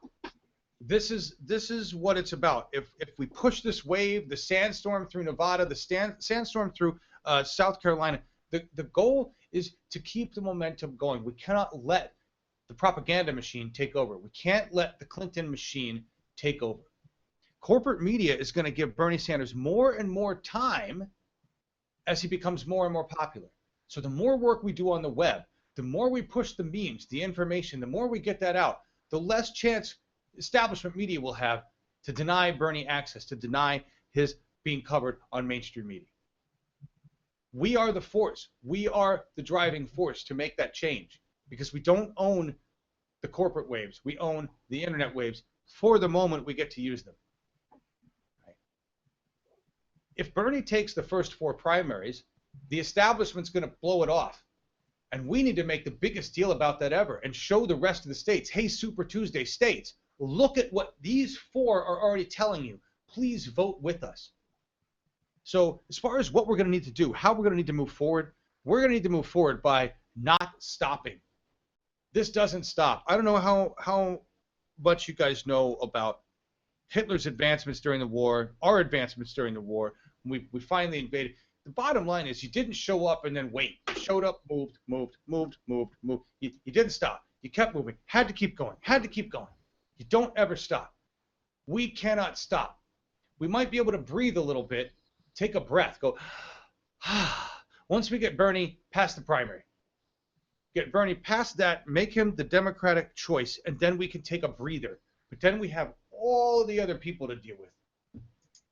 We just want a decisive victory, folks. Thank you, New Hampshire, for making that happen. You made that happen. We're supporting you. Thank you for making that happen. We're going to support everybody that rises to vote for the 99 for Bernie Sanders. Scott, you got any new information? Sean, any new information out there? Not any. Nothing fresh, no. Okay. 57-41 now. 57-41. Yeah. Okay, so we have that 15-point lead, 16-point, whatever we're at. It's almost 16, yeah. 16, okay. I'm looking at some other numbers here. Yeah. Sorry, guys, I'm just getting back to chat. I really apologize to everybody that's been making statements. Hi, Janine, you're about ready to say something. I'm waiting for Trump to, and not Trump, waiting. Christie's probably got to drop out. He spent most of his time in New Hampshire, and he's nowhere. Good, because I can't stand him. I personally can't stand him. As someone... Oh, sorry, John. No, go ahead, Eddie. What? As someone living in New Jersey, please let him drop out. Yes, I'm sorry, Eddie. You're the first person you need to speak on that. Eddie is from Jersey, everybody. I can't stand Christie. What do you think of Christie? I don't even know where to start. He's just trash, utter trash. It's like literally. Yeah, I think we really are. The city I live in, we are the 7th. We're the 7th highest city with lead in our waters. Yeah, really? Basically, yeah, he repealed an act in his second term. In his second term as governor, that said that there had to be way more comprehensive testing of lead to make sure, and as soon as it happens, it will be put on an emergency level to make sure people are still good and nothing bad happens to the people. In his second term, upon re-election, he repealed it as fast as he could. So now, my city of Elizabeth, New Jersey, stands as the 7th highest lead poisoned area, where there's a lot. Yeah, there's a sharp raise in autism, many things involving the brain, like neurological issues, stuff stemming from lead also. Yeah, it's not homes, it's our water. It's pretty bad out here. That's ridiculous. That's ridiculous. That's criminal. What we're talking about there is criminal offense right there. Christie's I agree with you, he's a piece of shit. The guy's just an establishment piece of shit. Here's something else that'll make you hate him even more then. What else? What else? Well, recently, I think it was just like on the 5th of this month, he passed something that basically is going to take New Jersey water and allow them to sell it to corporations. Right. And we know where that can lead. It's the Water Infrastructure Protection Act removes the public vote requirement to sell water systems. Yeah. So it's the same thing. Same thing that's going on in Flint. Did you ever hear what that's? I'm sorry. That's called the Water Infrastructure Protection Act. Yep. It doesn't protect the water. It protects the infrastructure. Water infrastructure protection. What? That law was drafted by Alec. Oh, of course it was. The law was drafted by Alec, which is basically a conservative bullshit group. Right? Yep. The American Legislative Exchange Council, right? Right. So the privatization of water has been happening all over. We're going to get into that. Nestle Corporation, big crimes against humanity company, big piece of shit CEO who feels that water should be owned by the elite 1%. I do want to make something clear though, because I know I've made a lot of contrary statements at this point. I've said that, you know, I'm about belonging and love and I want to hug everybody. I take great offense at human beings like Chris Christie. I said there was a difference there. Yes, he's a human being and he should be allowed to survive on this planet. Do I think he should have anything to do with government? No. Do I think he should be allowed to do anything in public service? No. Do I want him removed from office and put in prison for crimes against humanity? Yes. I think the vast majority of our current politicians are going to be in prison when we're done. I think when you lay down the list of crimes against humanity, they all should be serving time for something. Most of them have done something against the American people that I would consider traitorous. Selling my interests out for the interests of war machines. That's traitor. You're a traitor to me. You sold out my best interest for your fucking war game. So when I look at people like Christie who are selling my water, our water, that water belongs to us, folks. It belongs to the planet. When assholes like Christie do something like that, I say, sure, I want you to have a place on this planet, but it's not going to have anything to do with this government here. It's not. Your abuse of power is going to be removed. You're going to have a job, a life, whatever. I don't want to pay for you to sit and rot in prison either. We've got to reform that system so that if my tax dollars are paying for your ass to be in prison, then something's happening there. You're being reformed. You're learning that you were a dick and you need to change, right? That's what I want. I want things like that to change. We want that. So I want to say I'm not contradictory when I call him a piece of shit. He is. You should keep doing it. Yeah, there are people in this world that deserve that title. But John, he doesn't have lobbyists in Washington. No, he has lobbyists in Jersey. No, I understand. He has lobbyists in Washington too. The first event I covered when I got to Iowa last February was a Christie speech, and he said that him and his wife are doing well, but they're not wealthy, and they don't have lobbyists in Washington doing their bidding for him, and then he walks out to a stretch limo and holds a press conference in front of the stretch limo, and none of the other media called him. He's sitting there talking about how he's not wealthy, right? Getting in a stretch limo. He said he doesn't have lobbyists in Washington. The state of New Jersey has lobbyists in Washington. He's the governor, so. Right. It's who was the guy that got caught in? Who's the guy in Canada that just keeps getting caught? Rob Thomas. Oh, not Thomas. Rob Thomas. Yeah, not the guy from that band. Yeah. Matchbox 20. I'm sorry, Rob. You're not the crackhead mayor of wherever, Ontario. Ford. Is it Ford? Was it Rob Ford? I love that guy. At least when he said shit, it got caught. He didn't really care. Yeah, he owned it. Yeah. and didn't they keep him? Isn't he still in office? I think so. Has anybody heard from Biff? I have not heard from Biff. We haven't heard from anybody. We were supposed to find out if we could have a stream tonight of the Sanders party. I've got nothing coming. Let me see here. Yeah, Scott, I just put you up there. I'm sorry, folks. I was hoping to have a stream. But we don't have a stream. We don't have anybody bringing that to us. If somebody could check BernieSanders.com, occasionally, every once in a while, a stream might show up there. I'm talking about the YouTube. Bernie Sanders, Bernie 2016 on YouTube. Look there. Maybe there's a stream.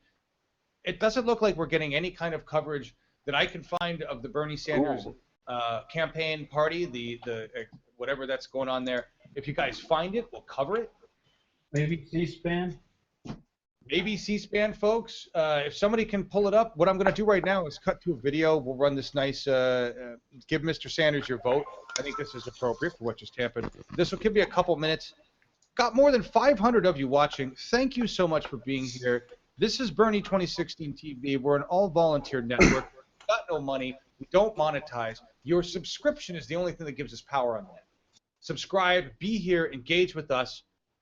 We're going to check and see if we've got any kind of a stream coming in. And in the meantime, we're going to watch this video here because I just need a break to put on some tunes. Here.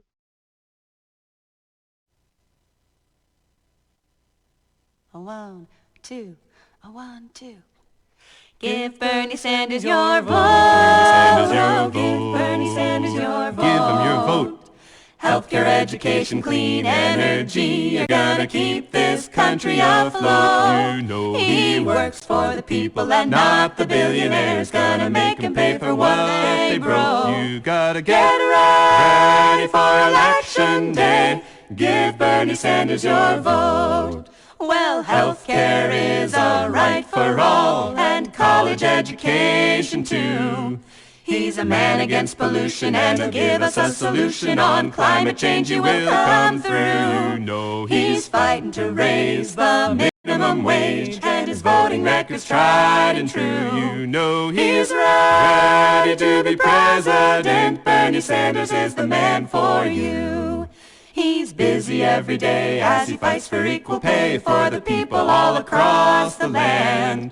But if he's gonna win, well, we gotta all pitch in, gotta get out and make a stand. So help him get the vote. You can donate, get a tote, make a song about him with your band. You gotta Get ready for election day.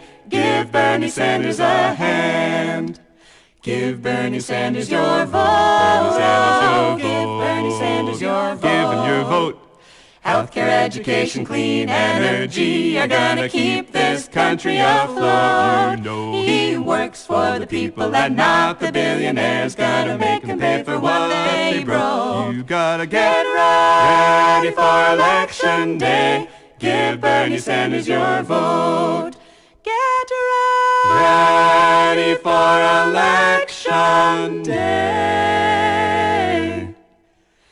Give Bernie Sanders your vote. Bernie in 2016.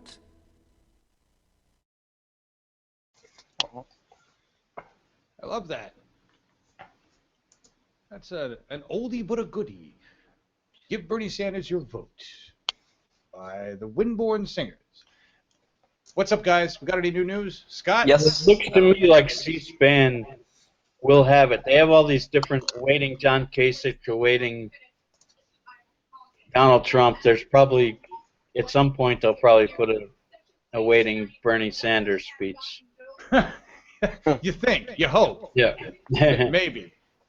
We've definitely seen it before where we're like, if they were providing equal coverage, they'd have this, and then they don't. But yeah, that would be great if it happens. So we should have some kind of a C-SPAN feed coming, guys, to show this. What I'm going to do right now is, yeah, Scott's got it pulled up there. Give me 1 second. We're going to run through some memes. What I want to do is pull up a few other things here. I want to have that C-SPAN page open so that I can let's take a look at some of these. I just saw a new update. No, go ahead, Scott. Sean, please. Just over 19% reporting, and margin for Sanders is 18.2. Nice. Hey, John. Yes. Marco Rubio has just conceded for the New there Hampshire we go. primary. Marco Rubio has conceded. Eh. He's only down 25.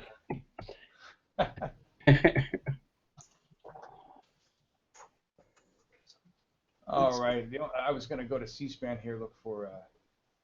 Yeah, it doesn't show either of the Democrats on the... It has Kasich, Cruz, and Trump. But they're ready to go to as soon as they come on. Of course.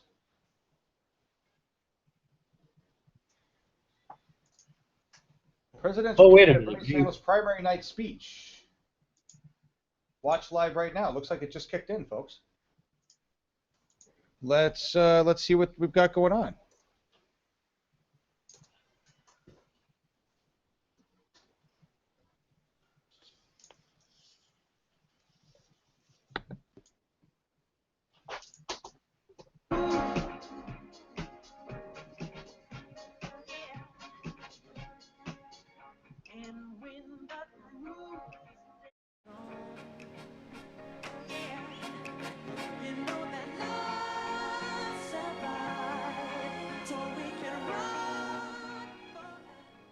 All right, so it looks like this is the Bernie Sanders acceptance speech, or presidential candidate Bernie Sanders' primary night speech, is what it's entitled. And they're...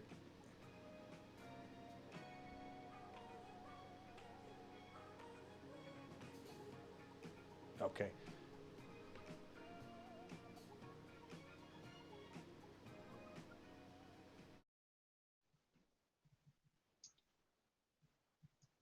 All right, everybody. So what you're looking at there is a C-SPAN feed. We will have that. We'll bring that to you as soon as they get the seats filled. Scott was saying it's going to be a bit because they are going to fill those seats. They're going to get everybody. There's a lot of people back in there. I want to show you that again. It's got the audio off. So nice. Thank you, C-SPAN, for providing this. Much appreciated. Looking forward to the day where we don't need to use you. That's what we've got there, folks. So we'll cut live to that with audio as soon as we see people get up there and start to talk.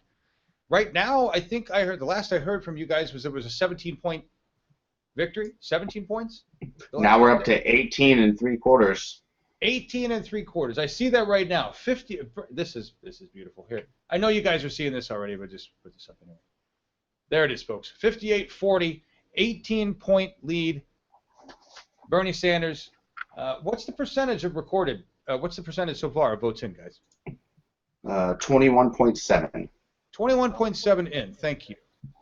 And we're just waiting for Bernie Sanders to show up, but we know how this goes. He's not going to show up until, you know, he's not the kind of guy to jump to fill this place. I appreciate C-SPAN providing a feed. We had no idea what we're going to get going here. And I will say that just want to remind everybody that this has been a group effort beyond anything anybody knows. My, those sounds. Where that's coming from. There's a little interference coming there from somebody's cell phone. Probably couldn't hear that. Like they're getting things ready up there. See them there. Bernie Sanders, if you weren't aware, folks, now has Secret Service protection. They've beefed up that greatly. Scott, I don't know if you've had to see any of that or deal with any of that yet. But Scott took off. But yeah, Bernie Sanders finally got protection, like we had been asking for a long time. Makes things a little more difficult for them on the ground, for reporters. I'm going back to your comments, folks, while we take a look at them just setting up here. We're going to break 20% tonight, class ceiling. I think that's true. I'm just reading things now. This is all about momentum. You're absolutely right. Chivalry is over. She is over. Very moving video, awesome video. That was something I wanted to say earlier, folks. While we're waiting for them to start, this is a completely different subject, but it's kind of important. It has to do with. Hey, Eddie, you're making crunchy noises. You want to say something? Yeah. All right. There's a site out there, and I'm not sure of the exact YouTube URL, but they are Bernie Sanders 2016 or something. They're not the actual Bernie Sanders campaign YouTube, just like we're not the actual Bernie Sanders campaign YouTube, okay? The actual campaign YouTube that puts out official videos is Bernie 2016, right? And that's what they've always been. The video they put out, that together.vote, that video that we saw, that's that Vote Together video, that's great. This other YouTube channel, Bernie Sanders video 2016 or whatever they're called, they scrape our videos. They've been scraping our videos for a long time. They've scraped Bernie Sanders videos, and they're basically monetizing these and making a bunch of money. In fact, they monetized our broadcast, grabbed our broadcast, restreamed them, placed money, monetized them, and they're actually getting a lot of views. They get a lot more views than we do on these things, believe it or not. So they must be tapped into a really good network there. And I don't really have a problem. I've marked this stuff as Creative Commons. I don't have a problem with people doing whatever they want with this content, because that would be a hypocrite of me to say don't. I ask to freely use content that everybody else sends to me, because this is about saving the planet. This is about us working together. But when you take stuff that the campaign makes, like this site did, and you release it before they want to release it, and you screw up the campaign, and you kind of do jerky shit like that, That's not helpful. So I don't know who that site is or who is running it or why they're monetizing, why they're being dicky the way they are. But I would ask that everybody not watch any of the videos there. If you're looking for a video and it looks like a Bernie 2016 TV video and it's not on Bernie2016.tv, it's not on our channel, Bernie 2016 TV Live, then don't watch it, please. If it's not the official Bernie 2016 video on their channel or on their Vimeo channel, don't watch it. Find the original. Don't watch this guy scrape shit. I don't have a problem with creatives who want to monetize their own works, and I've made that clear. I've asked that you not monetize the works you send to me so that it's easier for us to work with them. But jerky assholes that are just trying to monetize great content that's been created by us together for the sake of saving our planet, that's a dick. So let's not honor that guy. Let's make sure we don't use any of that content. All right? The campaign was kind of miffed about it. I'm miffed about it, and yeah, I just wanted to go that out there.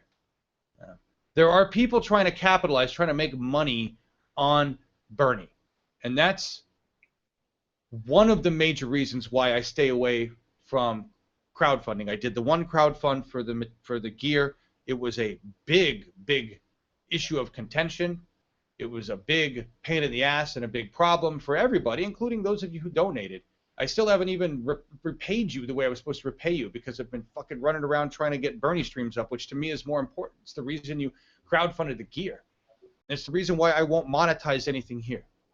But let's honor the creators that actually did do the work, right? That's what's important. So I'm reading your comments again. Just had to run off on that. Bernie Sanders 59.5, Hillary Clinton 39.6. Latest results I'm seeing there. That's fantastic. We have more than 500 people continuing to watch this. That's incredible. Thank you for being here. Thank you for watching this. This was a Stream-A-Thon just to say thank you, New Hampshire. Do it. Get out. Get out that vote. Show the world that we want Bernie Sanders. And now we're waiting for our man Bernie Sanders to show up and give his speech. That's what we're hanging out here for. Chatting with you guys, talking about stuff. 508 plus, 8,196 playbacks so far. All of that activity, everything that we've done here today has helped Bernie Sanders. All of the conversation, all of the activity, the discussion we're having, blasting it out on the web, the memes we've created, this being online for as long as it is, being live, this helps the campaign. This helps win the internet. The internet is our domain. TPP is trying to kill that domain. This movie that Sean was talking about, Kill Switch, we're going to have to check that out. I'd love to know if we could get restream rights for that. Andrew Saturn, if you're out there listening, the wizard of figuring out whether we can work with restreaming, see if we can't get rights to restream that. That would be sweet, right? I don't know. Sean, you know the guy or know people involved. Think you could... Oh, it's certainly something I'm open to reaching out, and I have reached out to people in the past. Of course, you know, as you mentioned, since we're all volunteers, it can be slow going sometimes, but we're definitely starting to reach out, and hopefully something will manifest. Awesome. Thank you. We've reached out to a lot of people, by the way, folks. I'll just make this clear if there's anybody watching now that has access to any of these films. I've reached out to Oliver Stone to rebroadcast his History of the United States of America, the more accurate version. I've reached out to some guy who did a movie about the planet that I really loved, and now I can't remember his damn name. I reached out to Al Gore, the people that did Inconvenient Truth. I would love to rebroadcast, restream Inconvenient Truth. It's a tragedy. I personally find it a tragedy that in early 2000s, Al Gore created this movie, Inconvenient Truth, and it was laughed at, shit on by mainstream media, by government. And the title of the movie today just rings truer and truer. Inconvenient Truth. How inconvenient is the truth for the American public? Well, you're going to find out in about 20 years when you don't want to live here. Okay? That's yeah. We need to act. Miles Dyer, when you say we are a global unit, we need to act. Fuck yeah, we need to act because we were supposed to fix our planet 20 years ago. We were supposed to start 20 years ago. We were supposed to start really 40 years ago. So, yeah. They're cheering, guys, just so you know. Here, I'll show you scenes. Cheering, happy people. Woo. Turn up the audio on that. Cheer, cheer. There you go. There's Yeah, a Bernie crowd. just said he's on his way downstairs. Let's see. Nah, it's Oh, a okay. He's on his fundraising- way. Should we it's a crank fundraising into it? email. No, it's a fundraising email. He just said that I'm about to go downstairs to address an enthusiastic group of supporters and volunteers. All right, that just came through. Yeah. All right, we'll keep an eye on this, folks, and we won't miss. He wanted me to donate $56, not $1. Okay, you know what? While we have this, I'm just going to address that because it's kind of funny. Look, I've seen a lot of people talk about the fact that Bernie has been sending out these emails that ask for some kind of ridiculous amounts of money. I've gotten one that's asked me to basically give the remainder of the balance if I were to donate the full $2,700. Okay, and I'm watching to see when he shows up on stage. I'm being very careful here. I don't have that kind of money.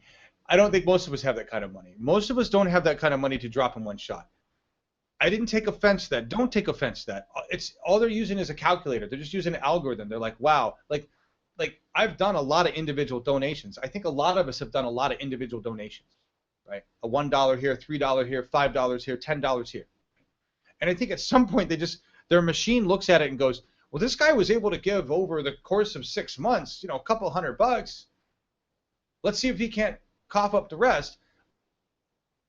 I think they are realizing the people that can, and there are people that can. There are affluent left-wing individuals voting for Bernie Sanders that have more money than the majority of us sitting here. We're mostly poor blokes here, okay? But there are people that have that kind of money. Paul Sasso was one of them.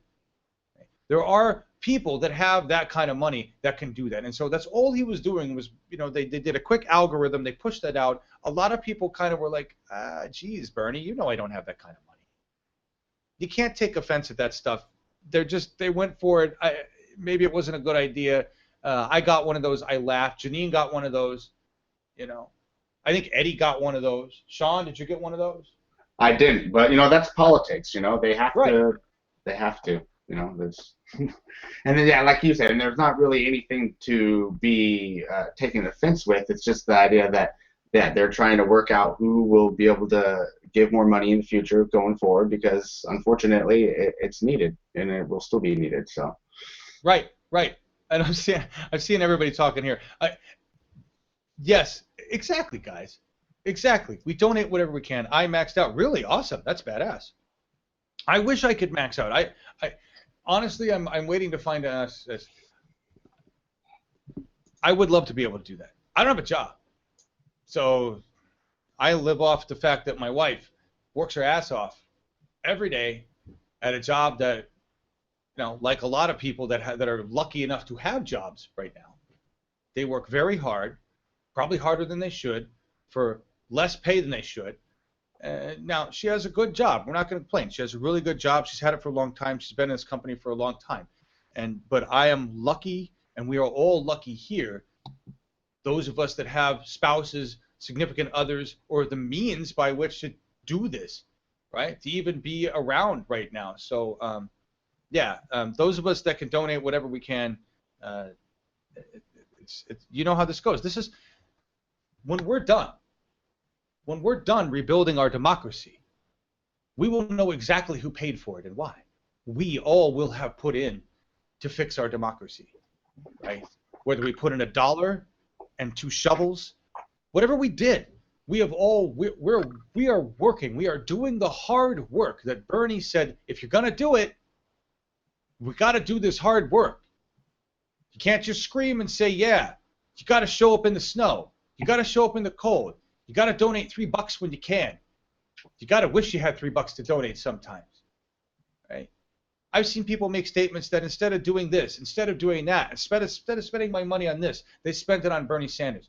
And that's why it's effective. That's why it works, is because we trust him. On the other hand, Hillary is sending the opposite message. Hillary says things like, our opponent outspent us. Our opponent outraised us. But my mom still got to fight. Can you give us $1? I mean, there's nothing in that inspires me to do anything other than say, George Soros just gave you $6 million.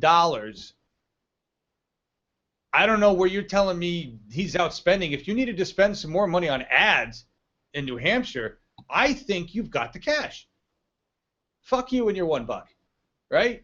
That's basically what I. But when Bernie Sanders asked me for $1, I go, well, who else is giving? And I go, Sean, Scott.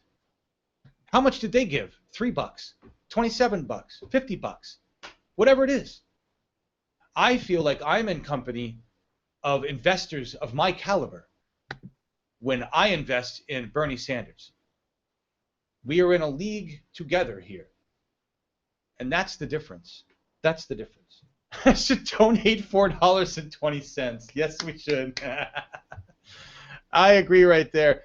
Are we starting? Scott, you're looking at it. We start. I see them gathering here. Watch, guys. We got. Here's what's going on.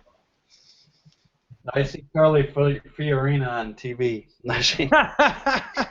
Well, that's not good. It's one way or the other. Hang on.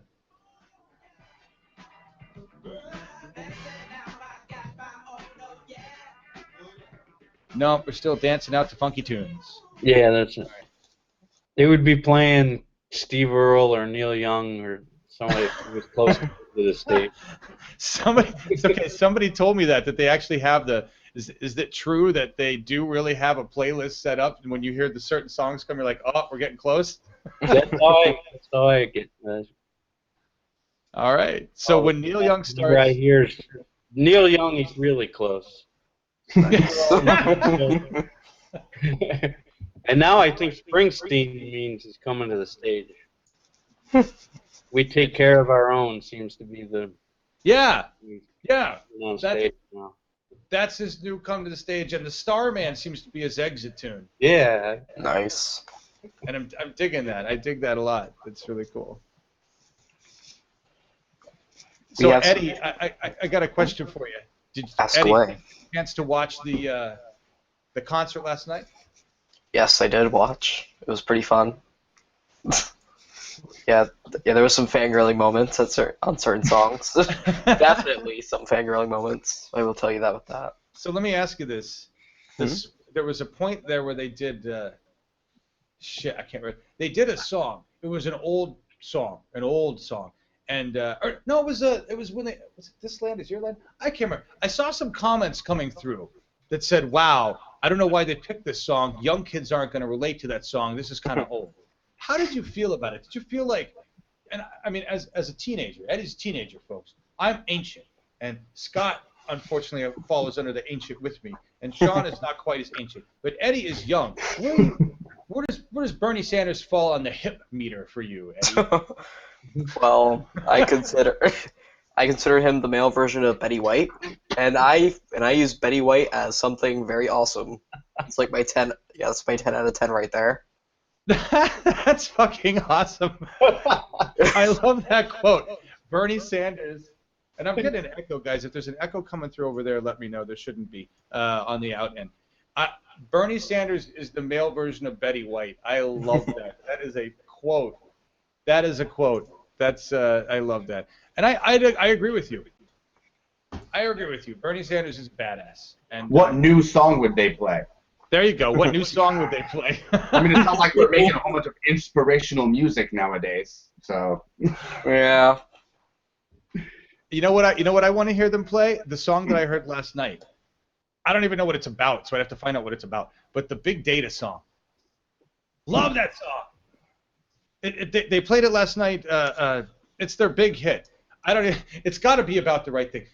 Actually, everybody should look. If there was a song, here's the song that Bernie needs for his inauguration. I want to get rights to this song to play it for us, for our broadcast, because I think it would be the mantra. It's a song called Listen Up, and it's by a band called Star Sailor. Look up that song and listen to it. I've used this before. It monetizes. I could probably run it on the channel, and it would just monetize, and we'll see what happens. The song is called Listen Up. It's by Star Sailor, and the chorus basically is, listen up. We're going to change the world. We're going to do it starting right now. And that is the song that fits Bernie Sanders. If you guys know that song and can find it, echo? Is there an echo? See, I'm seeing echo. Echo? No. Find that song. Here's the thing. I would love to get in touch with Star Sailor. I've kind of reached out to them. I think they're an Irish or Scottish band out there. I would love to somehow work out an arrangement deal with you to be able to use that tune, because to me that embodies what we are doing here. We are going to change the world right here, right now, starting with you and me. Yeah, where is that coming through? That is flopping through something. Might be on Scott. Can't tell. That's okay. It's echoing somewhere. That's all right. It's all right. Read your comments here, folks. Why is that the chosen one? Women, dangerous, off the chain. We are the champions, yeah, but I don't know about that. You guys... Yeah, Scott, we're getting massive echo out of you, man. You want to put on headbuds or do something with that? That's where it's coming from mute. It's all coming out of you. There, muting yourself, sir. I don't know what's happening there. Sorry.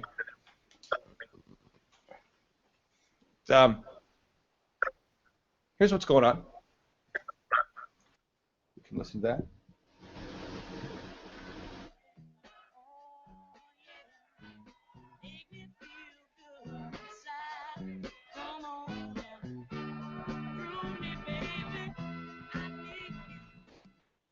Okay, so still grooving to the oldies. Nice. Tunes. We have some new polls, John. What do we got? What do we got? We're at 27% reporting from AP. Sanders at 57.7%. Clinton at 40.4%. She just gained 0.2 points. So yeah, that's at 27 for the Republicans. For the GOP, 26.6 reporting. Trump at 33.9, Kasich 15.5, Bush 11.6, Cruz 11.6, and Rubio 10.4.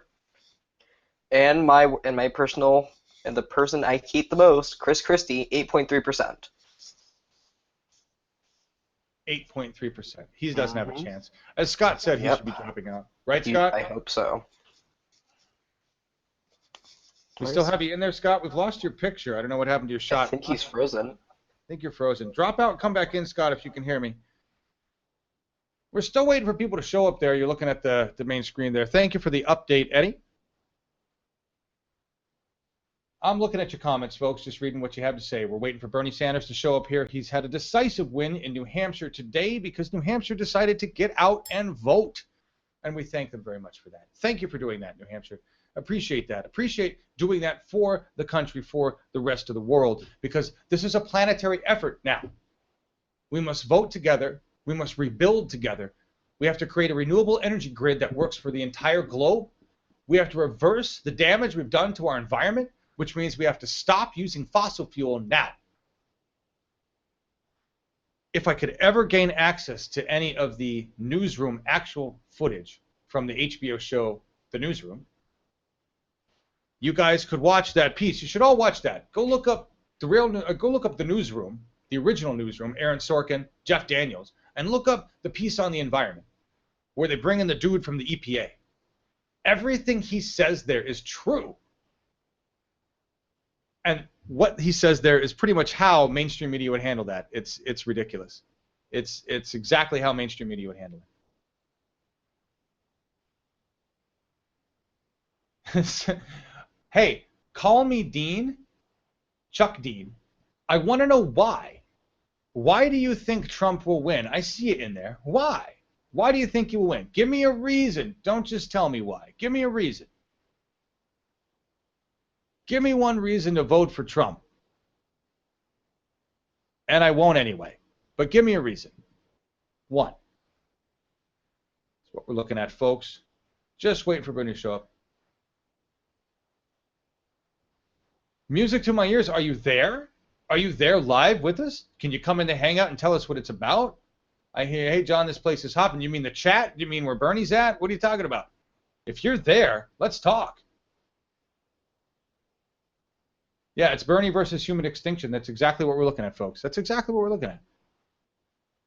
Bernie versus human extinction. Tomorrow on the Newsroom, we're going to cover this. We're going to cover the latest in Hillary scandal. We'll talk about history. We'll talk about what's coming up. Jeff Young, Thursday, We the People. He is 6th district candidate for Kentucky. MIT graduate. Guy's about peace. And Kentucky is a purple state, folks. I did not know this. So we need to embrace Kentucky when it comes around. I wonder if Kentucky is part of that Super Tuesday. I don't have a list of the Super Tuesday, but I want to know if Kentucky is a part of that. Anybody know? Anyone? Hey, John, can I ask a question? Yes, you can, sir. I just want to make sure that I'm reading this right. Purple states are swing states, right? Yes. Purple states are states that have a good mix of red and blue. That's what we're looking at. They're swing states. Thank you for asking that. That's exactly what they are. And, awesome. Yeah. We have hope there. I'm looking at this. What is this? Lean on Me, Bill Withers? Yeah, I would. Yeah, that's a good tune. Can we play that? Sean, are you out of here? It's cool if you're out here. Look, I'm just catching up with comments, guys. I apologize. If anybody's got to get out of here, take off, please. I've been here all day. You guys have kids and lives and things to do. Thank you for being here with us. More than 500 people watching right now. Almost 600 people. 10,000 playbacks. The more you watch, the more you share, the more you engage, the more we help Bernie Sanders. We are fighting misinformation on the web. We are fighting it with hashtag New Hampshire primary right now. And why are we still doing this? Why does it matter? Why can't we stop? Because we have to show people in Nevada. Now we are battling misinformation and mainstream corporate establishment information lies in Nevada. And we have to combat that with truth on the web. We have Hey, to John. combat that with broadcast. Yeah, what's going on, Celeste? I forgot you were Pardon here. me. Hi. Yes, I'm hidden away. Don't put me on, even my icon. I dropped you a link. Yeah, I know. Oh, there he goes. I dropped you a link in live production that gives you the answer to the question that you just asked. Tuesday, March 1st, Super Tuesday, Alabama, Alaska Caucus, American Samoa Caucus, Arkansas, Colorado Caucus, Georgia, Massachusetts, Minnesota Caucus, North Dakota Caucus, Oklahoma, Tennessee, Texas, pardon me, my own state, Vermont, Virginia, and Wyoming. Look at that. Kentucky happens on Saturday, March 5th. Okay. Kentucky is, I see that, Saturday, March. This is great. If we can get this link in the, I'm sure it's already running around chat, but get this No, I'll link to drop it everybody. right now. Thank you. And I will follow this now. We will follow this. This is our guide. But Super Tuesday, and what if I understand it correctly, and I know I do, this is something I learned from Scott, folks. If you don't already know, there are open and closed primaries. The open ones are important because this means that people can just show up and vote. I think that's what it means. He'll have to get it. Open primaries are good. They're good for us. First-time voters, new voters. Right? Closed primaries, not as good. There's a lot of open primaries. Right? Minnesota is an open caucus. Georgia is an open primary. Arkansas, open. There's a lot of different. So this is, that's the schedule, folks. That's the list. I'm looking at this. I'm looking at you guys' conversation, what you're saying in here. Yeah, here comes Clinton to concede. Thanks, guys. So good to have you here. All right, we're still waiting for Bernie. Are you telling me, is Clinton already up on C-SPAN? Is that what's going on? She's already. And 785 chatters and watchers. Holy shit, that's a lot of people. That's a lot of people. Welcome, everybody. I don't normally look this grubby. Not that I care. But we've been broadcasting all day. This is a Stream-A-Thon for New Hampshire. We've been live since noon. Before that, we did the newsroom, which was 9 to roughly 10:30 Pacific time. And then I came back on at noon today Pacific time just to be with you, to give support, air support for New Hampshire. It looks like we got some heavy cheering going on there. I don't know what the audio is. Let's make sure we're not still grooving to the tunes.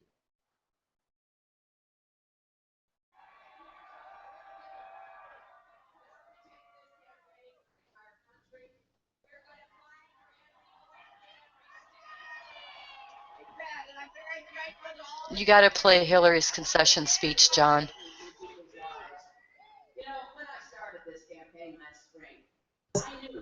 prescription drug company increased the price 4,000% overnight. Yeah, I think so too. Play the concession speech. Okay, I need a link to it, folks. Is paid less than her son, but doing the same work, even though she's been on the job for more years. Hang on, guys. We're going to get the Clinton concession speech. I need you to turn that down for me, Scott, and link to it in live. Apparently, they're also hungry. You're hungry for food. Give me a second, folks. We're going to pull that up right here. Just give me 1 second.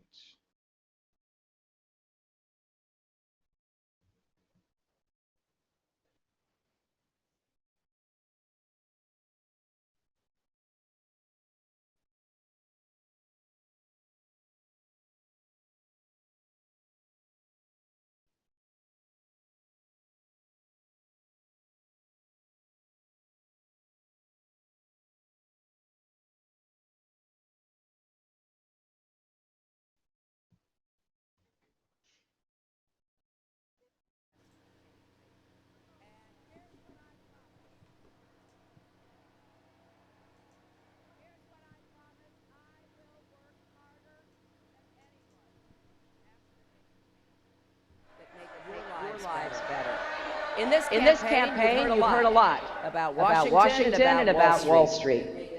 Now, Senator Sanders and I both want to get secret, unaccountable money out of politics. And let's remember, Citizens United, one of the worst Supreme Court decisions in our country's history, was actually a case about a right-wing attack on me and my campaign. A right-wing organization took aim at me and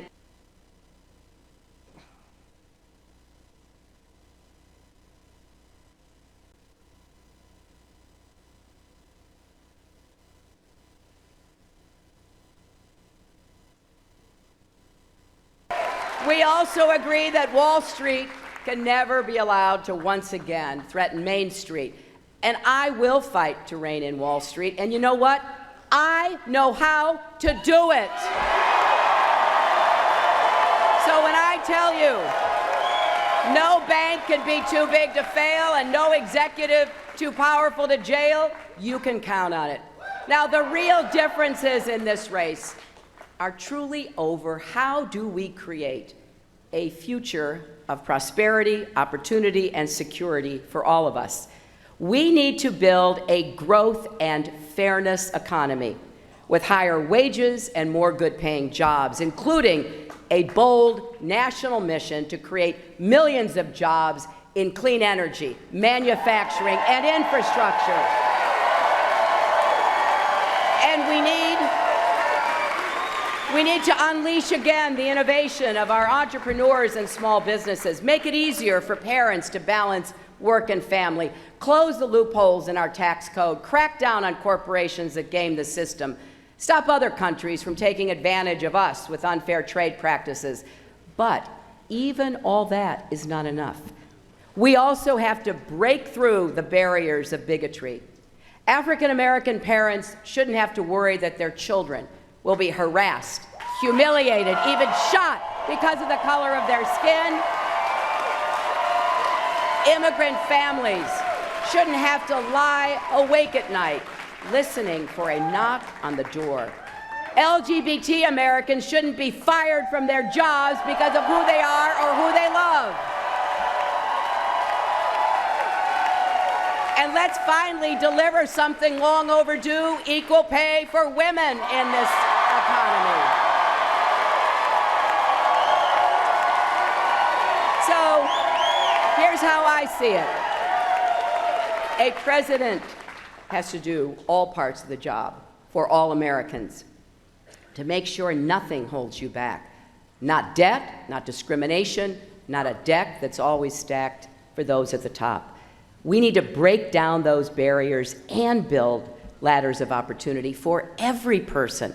That's how we will build a better tomorrow together, and that has been the cause and work of my life. You know, my family and my faith taught me a simple credo. Do all the good you can in all the ways you can for all the people you can. That's what called me to a life of service, just like millions of teachers and nurses and police officers and firefighters and members of our armed services who get up every day and do the quiet work, the heroic work for all the rest of us. But when children anywhere in our country go to bed hungry, or are denied a quality education, or who face abuse or abandonment, that diminishes all of us. That's why I did start my career at the Children's Defense Fund. That's why I went undercover in Alabama to expose racism in schools. That's why I worked to reform juvenile justice in South Carolina. Speech sounds an awful lot like Bernie Sanders. Michigan on Sunday.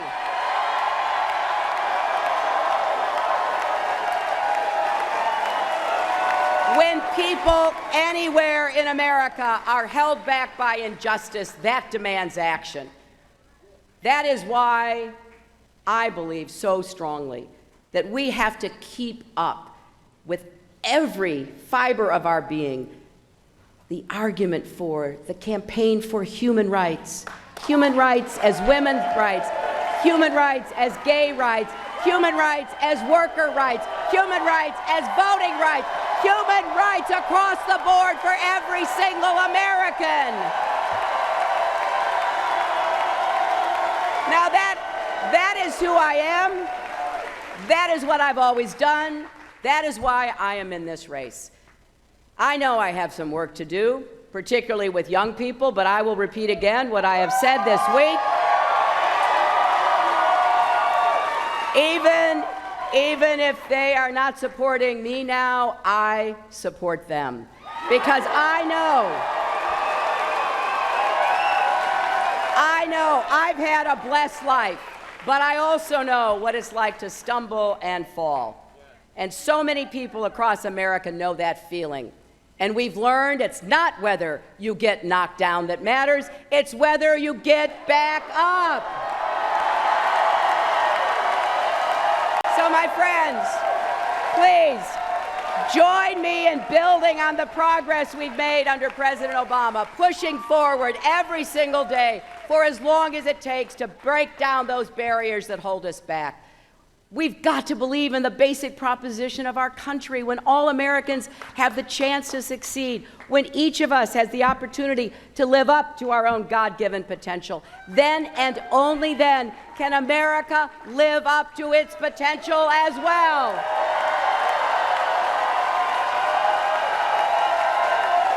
So let me thank all of you. I am very grateful to my wonderful family, knowing they are by my side keeps me going every day. To the thousands of volunteers and organizers who called neighbors and knocked on doors in the New Hampshire snow. To everyone who went to HillaryClinton.com to give what you could, more than 700,000 people have contributed to this campaign. The vast majority giving less than $100. I know that doesn't fit with the narrative. I know there are those who want to deny the passion and the purpose you all show every day for this campaign. But you are the reason we are here, and you are the reason we are going to win the nomination and then win this election together. Thank you all. Thank you so very much.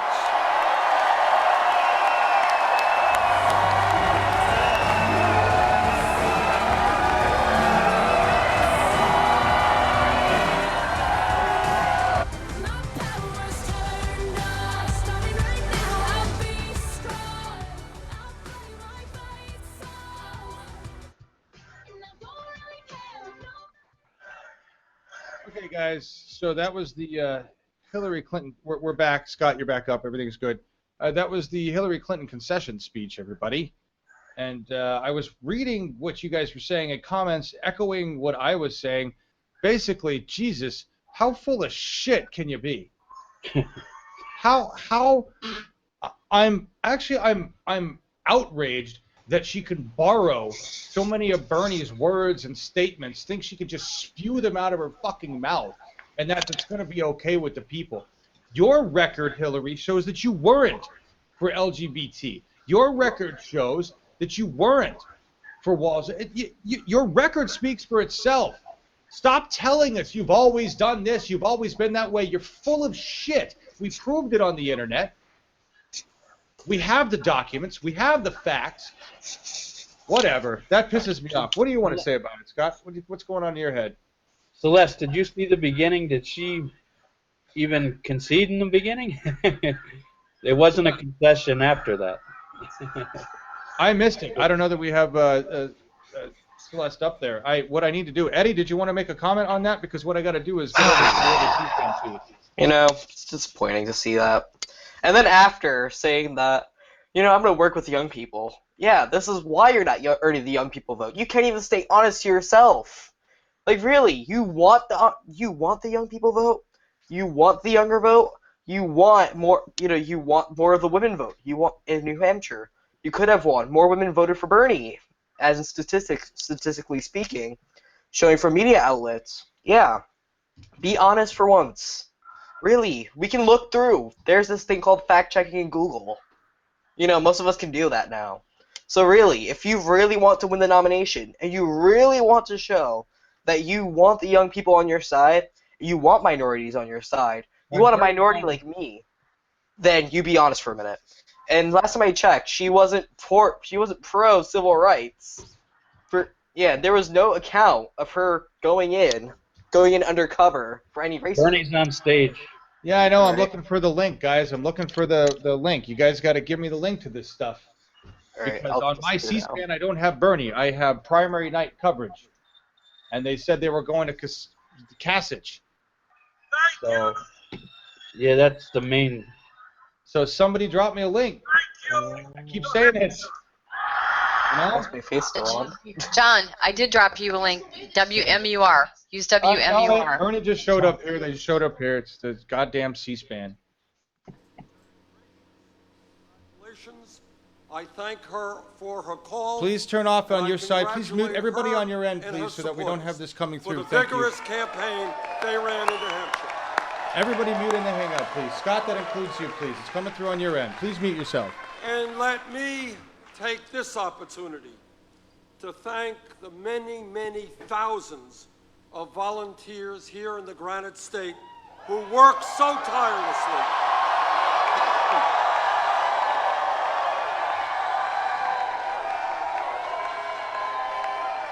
Our volunteers worked night and day, made phone calls, and knocked on a heck of a lot of doors.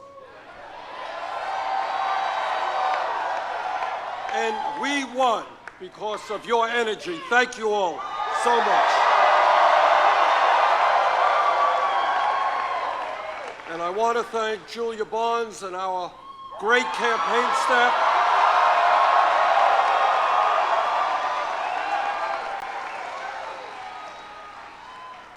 Together, we have sent the message that will echo from Wall Street to Washington, from Maine to California.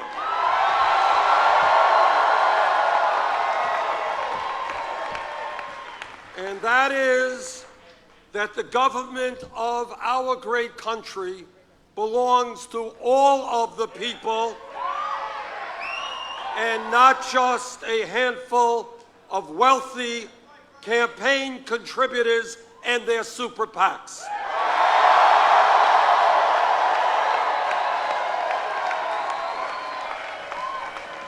Nine months ago, we began our campaign here in New Hampshire. We had no campaign organization, we had no money, and we were taking on the most powerful political organization in the United States of America.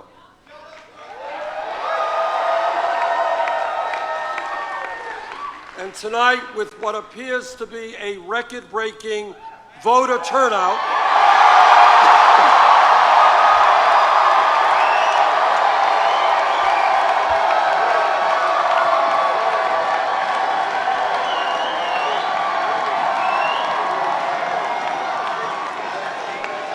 because of a huge voter turnout, and I say huge,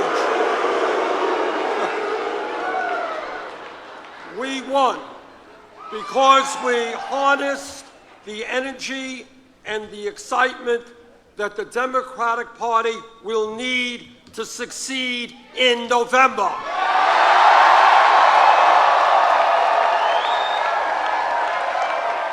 What happened here in New Hampshire in terms of an enthusiastic and aroused electorate, people who came out in large numbers, that is what will happen all over this country.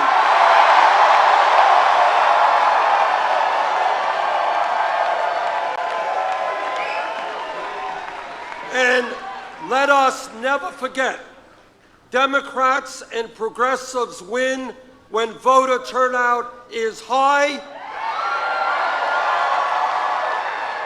Republicans win when people are demoralized and voter turnout is low. Tonight we serve notice to the political and economic establishment of this country that the American people will not continue to accept a corrupt campaign finance system that is undermining American democracy, and we will not accept a rigged economy in which ordinary Americans work longer hours for lower wages, while almost all new income and wealth goes to the top 1%.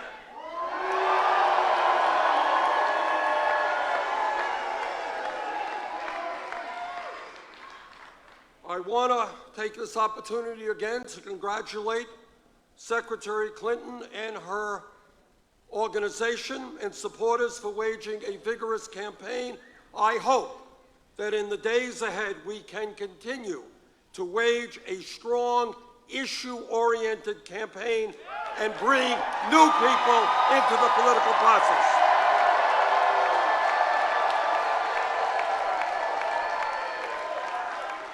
But I also hope that we all remember, and this is a message not just to our opponents, but to those who support me as well, that we will need to come together in a few months and unite this party and this nation, because the right-wing Republicans we oppose must not be allowed to gain the presidency.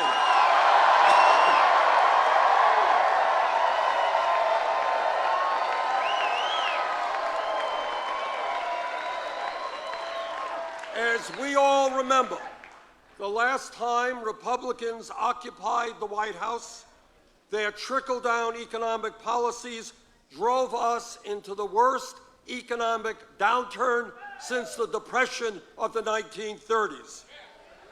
No, we will not allow huge tax breaks for billionaires. We will not allow huge cuts to Social Security, veterans' needs, Medicare, Medicaid, and education.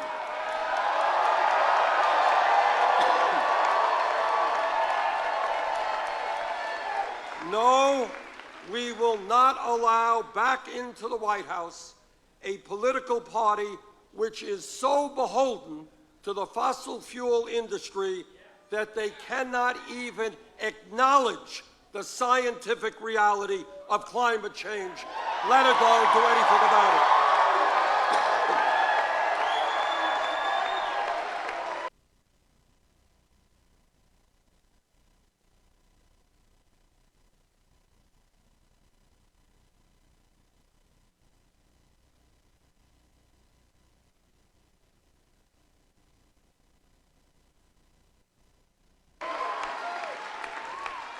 The people of New Hampshire have sent a profound message to the political establishment, to the economic establishment, and, by the way, to the media establishment.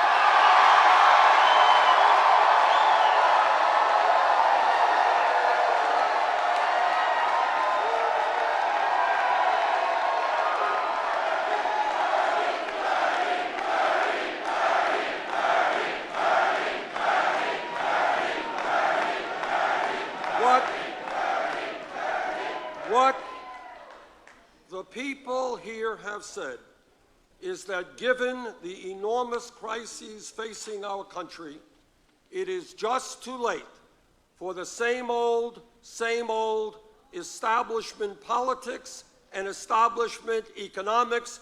The people want real change.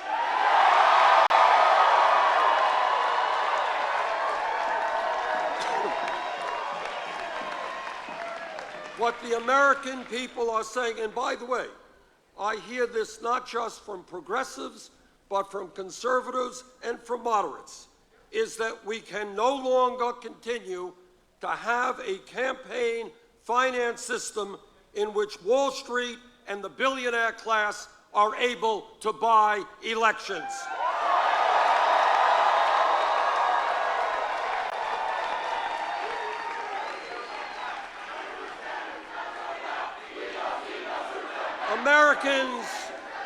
Americans, no matter what their political view may be, understand that that is not what democracy is about.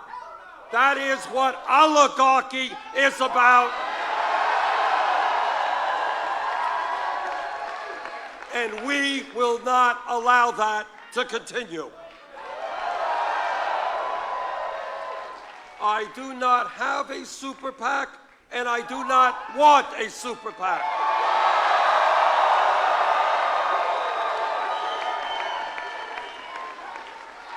I am overwhelmed, and I am deeply moved, far more than I can express in words, by the fact that our campaign's financial support comes from more than 1 million Americans who have made more than 3.7 million individual contributions.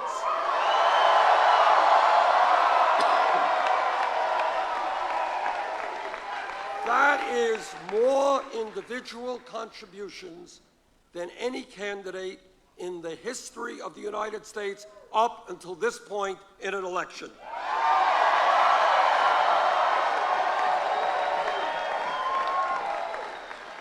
And do you know what that average contribution was? $27.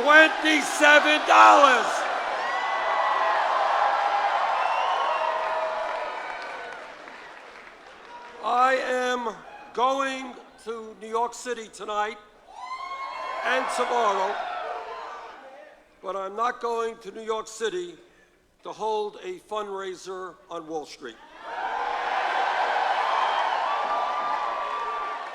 Instead, I'm going to hold a fundraiser right here, right now, across America. My request is, please go to BernieSanders.com and contribute.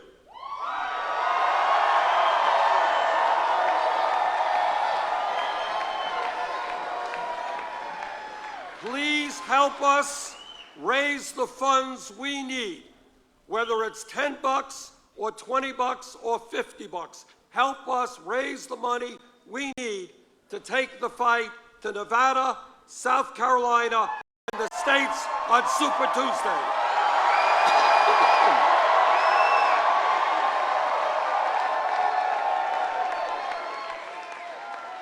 So there it is. That's our fundraiser. Pretty quick.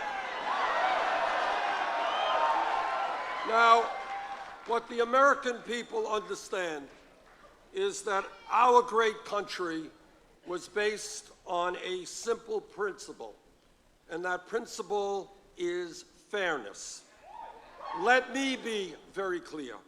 It is not fair when we have more income and wealth inequality today than almost any major country on earth, and when the top 0.1% now owns almost as much wealth as the bottom 90%. That's not fair. It is not fair when the 20 wealthiest people in this country now own more wealth than the bottom half of the American people. So you guys ready for a radical idea? Together, we are going to create an economy that works for all of us, not just the 1%.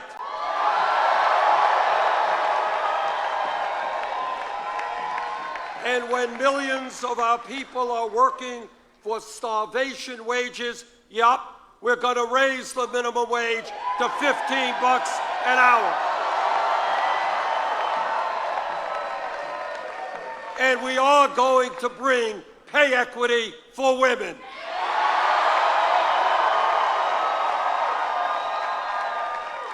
And when we need the best educated workforce in the world, yes, we are going to make public colleges and universities tuition free.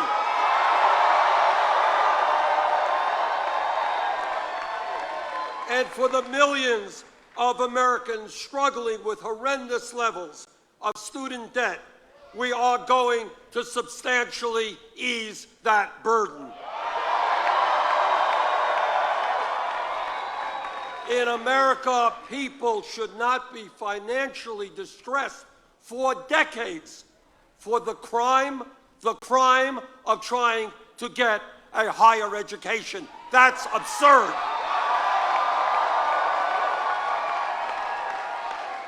Well, my critics say, you know, Bernie, that's a great idea. You're into all this free stuff.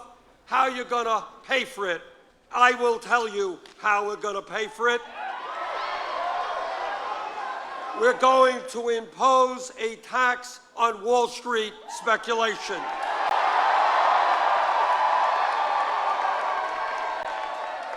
The greed, the recklessness, and the illegal behavior of Wall Street drove our economy to its knees. The American people bailed out Wall Street. Now it's Wall Street's time to help the middle class.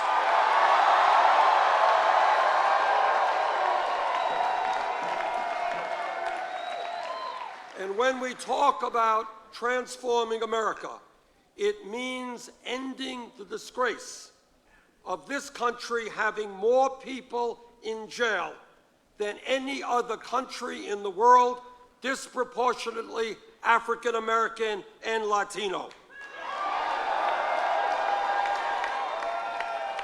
Not only are we going to fight to end institutional racism and a broken criminal justice system,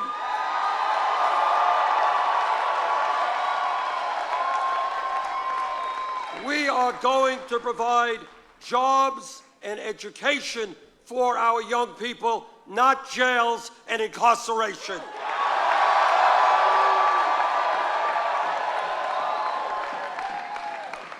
And let me say that as a member of the Energy Committee in the Senate and the Environmental Committee, the debate is over. Climate change is real. It is caused by human activity, and it is already causing devastating problems in this country and around the world. We have a moral responsibility to work with countries throughout the world to transform our energy system away from fossil fuel to energy efficiency and sustainable energy.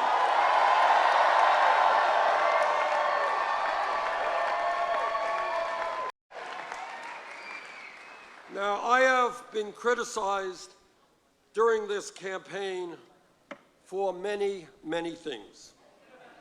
Every single day, that's okay, that's all right.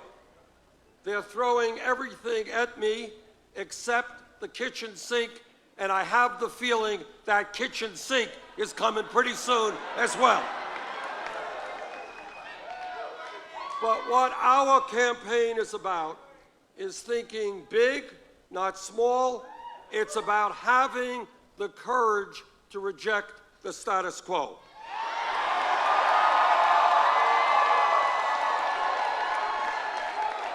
It's about saying that in a time when every major country on earth guarantees health care to all of their people, we should be doing the same in our great country.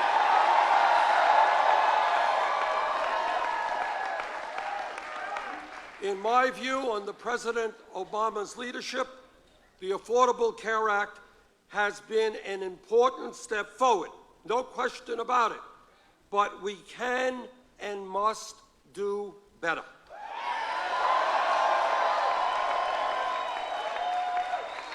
$29 million Americans should not remain uninsured.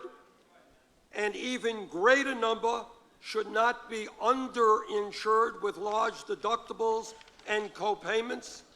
We should not be paying by far the highest prices in the world for prescription drugs at a time, listen to this, when the top 3 drug companies in this country made $45 billion in profit last year.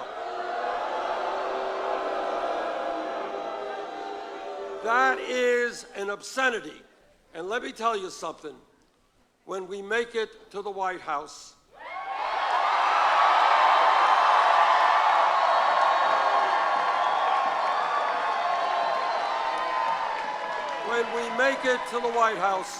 the pharmaceutical industry will not continue to rip off the American people.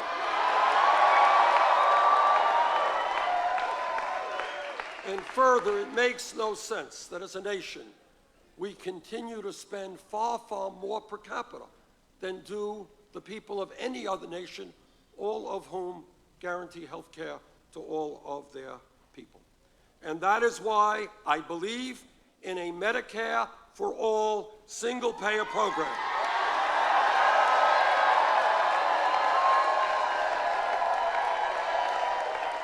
Which will not only guarantee health care for all, but will save the average middle-class family thousands of dollars a year in health care costs.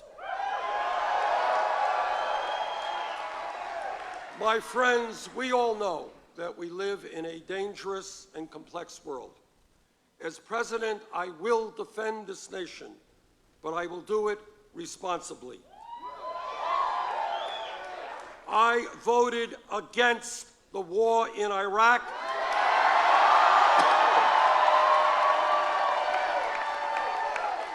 And that was the right vote. While we must be relentless in combating terrorists who would do us harm, we cannot and should not be the policemen of the world. Nor should we bear the burden of fighting terrorism alone. In the Middle East, the United States must be part of an international coalition sustained by nations in the region that have the means to protect themselves. Together, we must and will destroy ISIS, but we should do it in a way that does not put our young men and women in the military into perpetual warfare in the quagmire of the Middle East.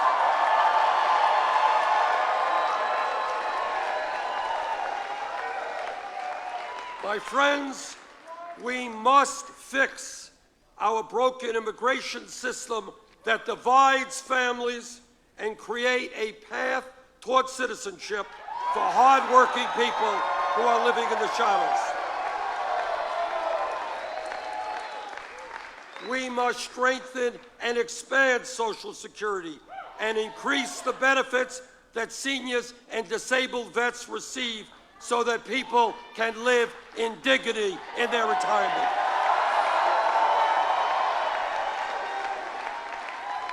We must rebuild our crumbling infrastructure, and when we do that, we create millions of decent-paying jobs.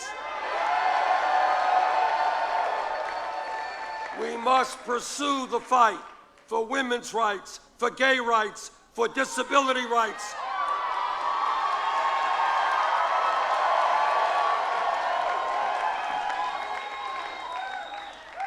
must, against stronger and stronger opposition, protect the right of a woman to control her own body.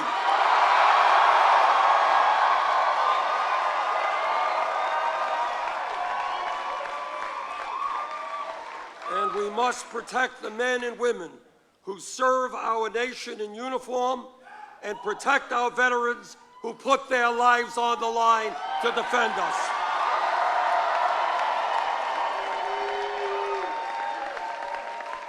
My friends, we must tell the billionaire class and the 1% that they cannot have it all at a time of massive wealth and income inequality.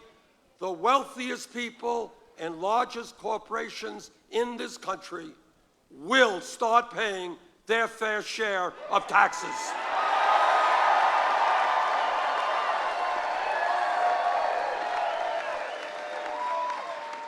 My friends, I am the son of a Polish immigrant who came to this country speaking no English and having no money. My father worked every day of his life, and he never made a whole lot.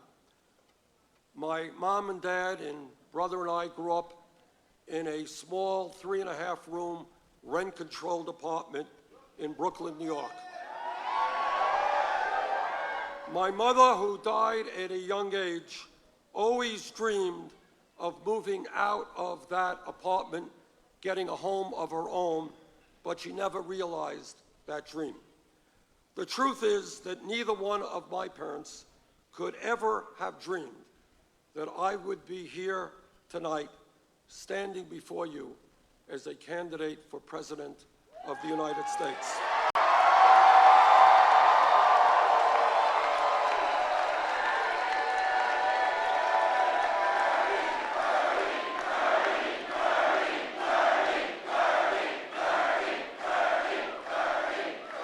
This is the promise of America, and this is the promise we must keep alive for future generations. What began last week in Iowa, what voters here in New Hampshire confirmed tonight, is nothing short of the beginning of a political revolution.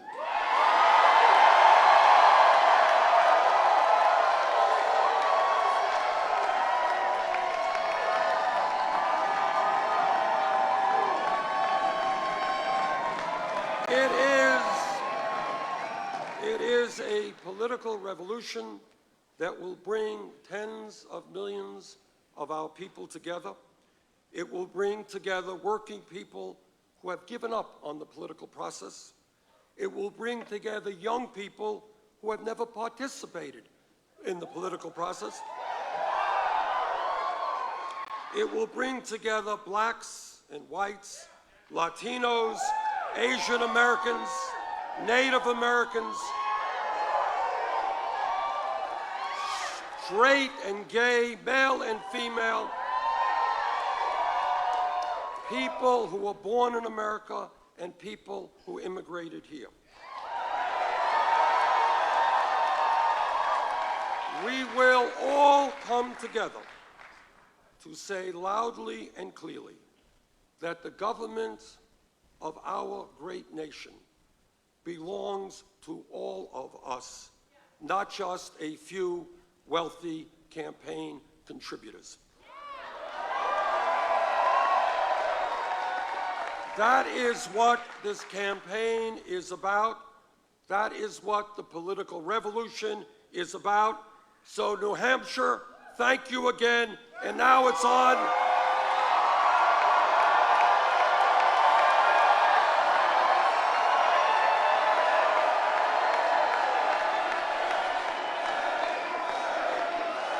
Thank you, New Hampshire. And now it's on to Nevada, South Carolina, and beyond.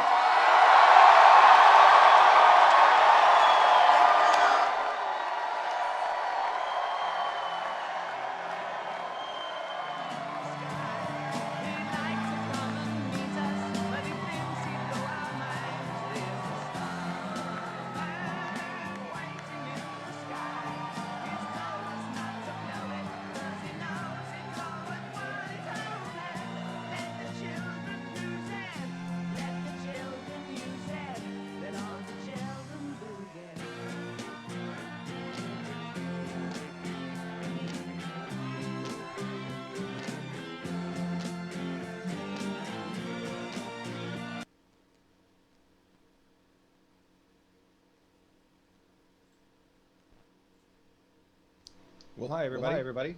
I have no idea who they're cutting to there. A lot of people joining us right now. Thank you for being here with us. We've got more than 1,600, 1,700 people with us right now. Thank you for joining us to watch Bernie Sanders' speech after the New Hampshire primary. Bernie Sanders. There. Audio's messed up. There must be an echo there. Apologize if there's an echo, guys. If there's an echo that comes through, I apologize deeply. It should be gone right now. Just notice that. Not a great way to end up with all this audience. A lot of people watching. Thank you so much. This was our Stream-A-Thon. Bernie Sanders' New Hampshire primary results. He kicked ass. I don't even know what the final spread was, but it was huge. Big spread. What was it, guys? What was the final numbers? So far, we're at 47% reporting. Sanders at 59.2% with 13 delegates. Hillary Clinton at 38.2% with 7 delegates. Beautiful. Undecided is at 0.3. Beautiful. That's just beautiful. under a 21-point margin, John. 21-point margin, guys. We've gone to. Yep. See, they're saying echo. They're saying echo. It'll go away. It'll go. Sorry, guys. I've been on air for a while. This isn't nearly as bad as the Iowa one, though. The Iowa one, I went a lot longer, but today I just got my ass kicked today. I was not prepared. A lot of things were going down with tech and stuff and everything. Didn't know that we were going to have a feed. And then all of a sudden, C-SPAN shows up with one. So and I subscribe to C-SPAN, so I don't know why I never get these notices. This stuff's going to happen. But give me 1 second, guys. What's up? Why are we getting echo there? Who's coming through? Scott, I came in, but I didn't. I shouldn't be echoing. You're echoing majorly, man. Okay. No, it's gone. Talk. What you want to say? Sometimes Google Hangouts does that, guys. Something I don't hear a lot of people pointing out is we're below 50% of the returns, and Bernie's about 20,000 votes ahead of Trump. He could end up like 40,000 ahead of Trump by the end of the day.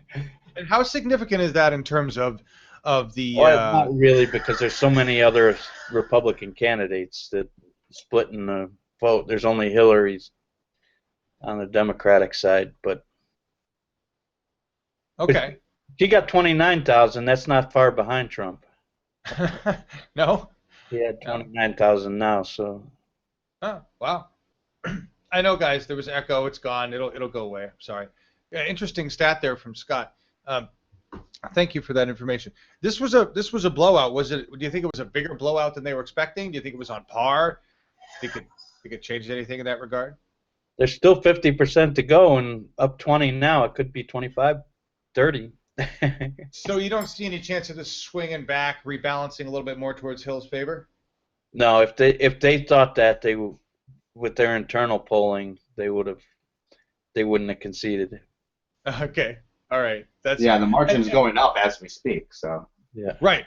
Yeah. That's a good point. And now that we have a chance to go back to that, as we've done with Bernie, while I have a ton of you here, 1,000 of you watching concurrently, which I never get, I'm going to hog some time. One moment, folks. I never have this much audience, so this is going to scare you all away. Please go to free.bernie2016.tv and help us try to get the attention of YouTube. This is channel number 5 for us. We've been doing this since June of 2015. YouTube has shut us down 4 times, 2 for copyright infringement, 1 of which is actually contestable in court of law, according to a bunch of big-ass lawyers. The other 2, Terms of Service 4, Section H. And we don't know what that means because YouTube won't talk to us. We don't monetize, although I've offered monetization to YouTube in a different way, but having nothing to do with this channel.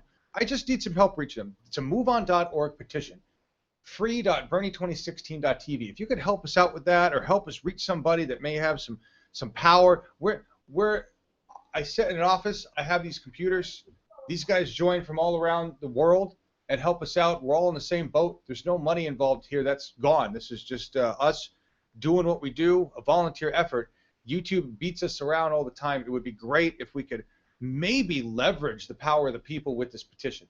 But it's secondary, guys. It's secondary, of course, to everything going on with Bernie, the fact that Bernie won New Hampshire. I just wanted to take that cheap opportunity to push that out because I never get this much audience in one shot, or I don't usually. But like you mentioned earlier, there's that other monetized YouTube channel that's stealing our stuff and campaign stuff, and oh yeah, YouTube doesn't shut them down.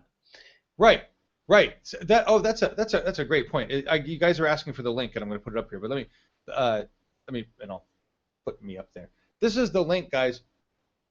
That other channel, Bernie Sanders 2016, I think is what it is. They scrape our content, they monetize, which gives them protection. YouTube protects them. As soon as you monetize, as soon as you agree to be part of the YouTube money chain, you're protected.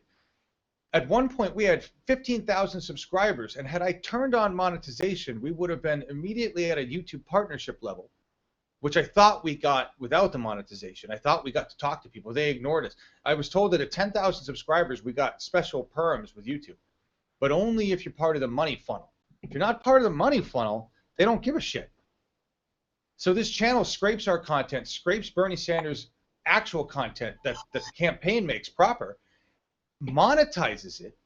YouTube leaves them alone, lets them make bank. And this includes content that is stuff that we get knocked for that should be copyrighted material. So this is how this is the corrupt nature of YouTube and what's going on. We're stuck using YouTube. We're stuck working behind enemy lines because this is the Walmart of video. This is 50% of search. So that's it. Help me out there. Really appreciate it. Listen, you guys, I know we should probably announce this more often, but it's not about that. It's about Bernie Sanders. We'll survive, folks.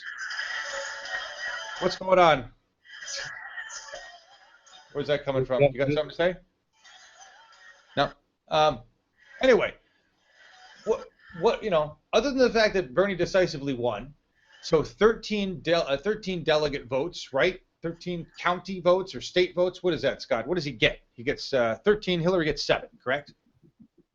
That was coming from me. Yeah, right now that's the count. The last count I saw was 13-7. It's the margins increased, so I don't know if it's possible that it went up or not. Okay. So that's another thing we could check tomorrow. We'll find out. We'll talk about all this tomorrow on the newsroom. Tomorrow, 9 a.m. Pacific, noon Eastern for the rest of the world, apparently, which thrives on Eastern Standard Time. I didn't realize this. Noon for all y'all. We will be doing the regular newsroom. We will talk about this. We will talk about the latest in the campaign, what's happening next, which is Nevada. Nevada is next, and according to Scott earlier, the Hillary campaign is already downplaying Nevada because they already know that they don't really have the numbers they thought they had. They already know that the people have shifted. One article that we read in Daily Chaos titled it, "The Worm Has Turned." The worm has turned. The press is now starting, the real press, the big press, I say real in quotes, the establishment press is starting to provide more evidence of the truth because they can't deny it, because they can't say one thing. You can't say the sky is purple when we're all looking at it blue. You can't deny reality no matter how powerful you are as an establishment entity. At some point you have to say, nope, okay, we can see this shit's going down. Hey, John? Yes, Celeste. Just so you know, I dropped the closing song for you, and I'm going to drop a link in the YouTube chat. There's a really cool site that, oh, please don't do that. Ew. There's a really cool site that's got a shit ton of directly made for Bernie songs, and so I'm going to drop that link in the chat. Oh, wonderful. Okay, so I've got this. This is not one I have not heard this song before. Yes, I'm sorry. You made yourself iconic, and that's fine. I understand. Do you see the light on my face? Do you see this? Do you see I'm showing my age here, folks? This looks really, really nice. And we're dropping like flies. I can sit down. Everybody's gone. They're taken off. It's okay. You came here for Bernie. That's what we need. Thank you for the conversation. So many of you. 15,000 playbacks.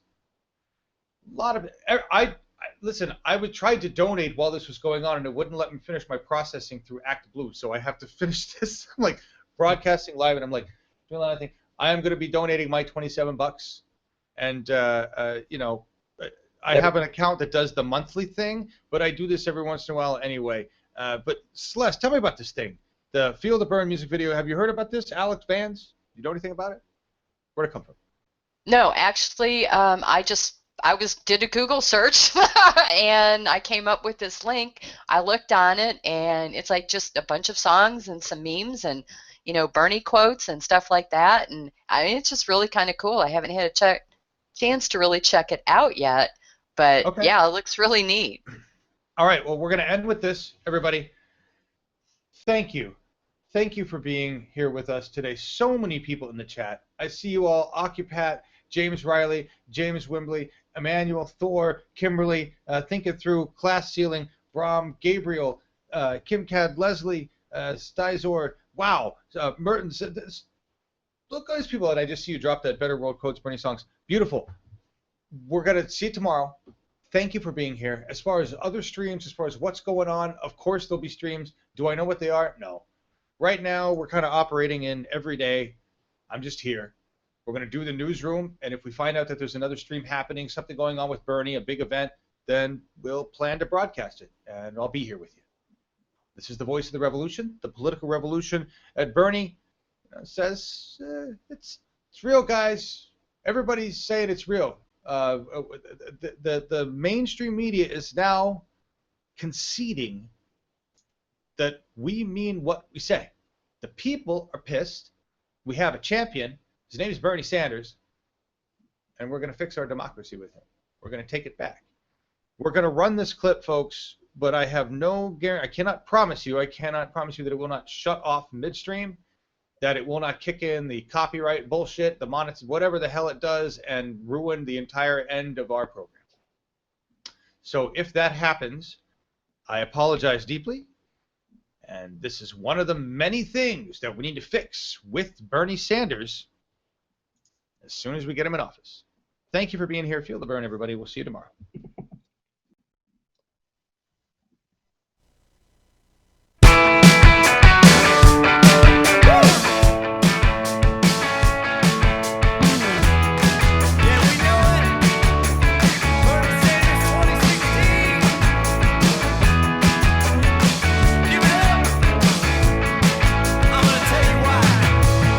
I'm a green man inside. See the red, the white, the black.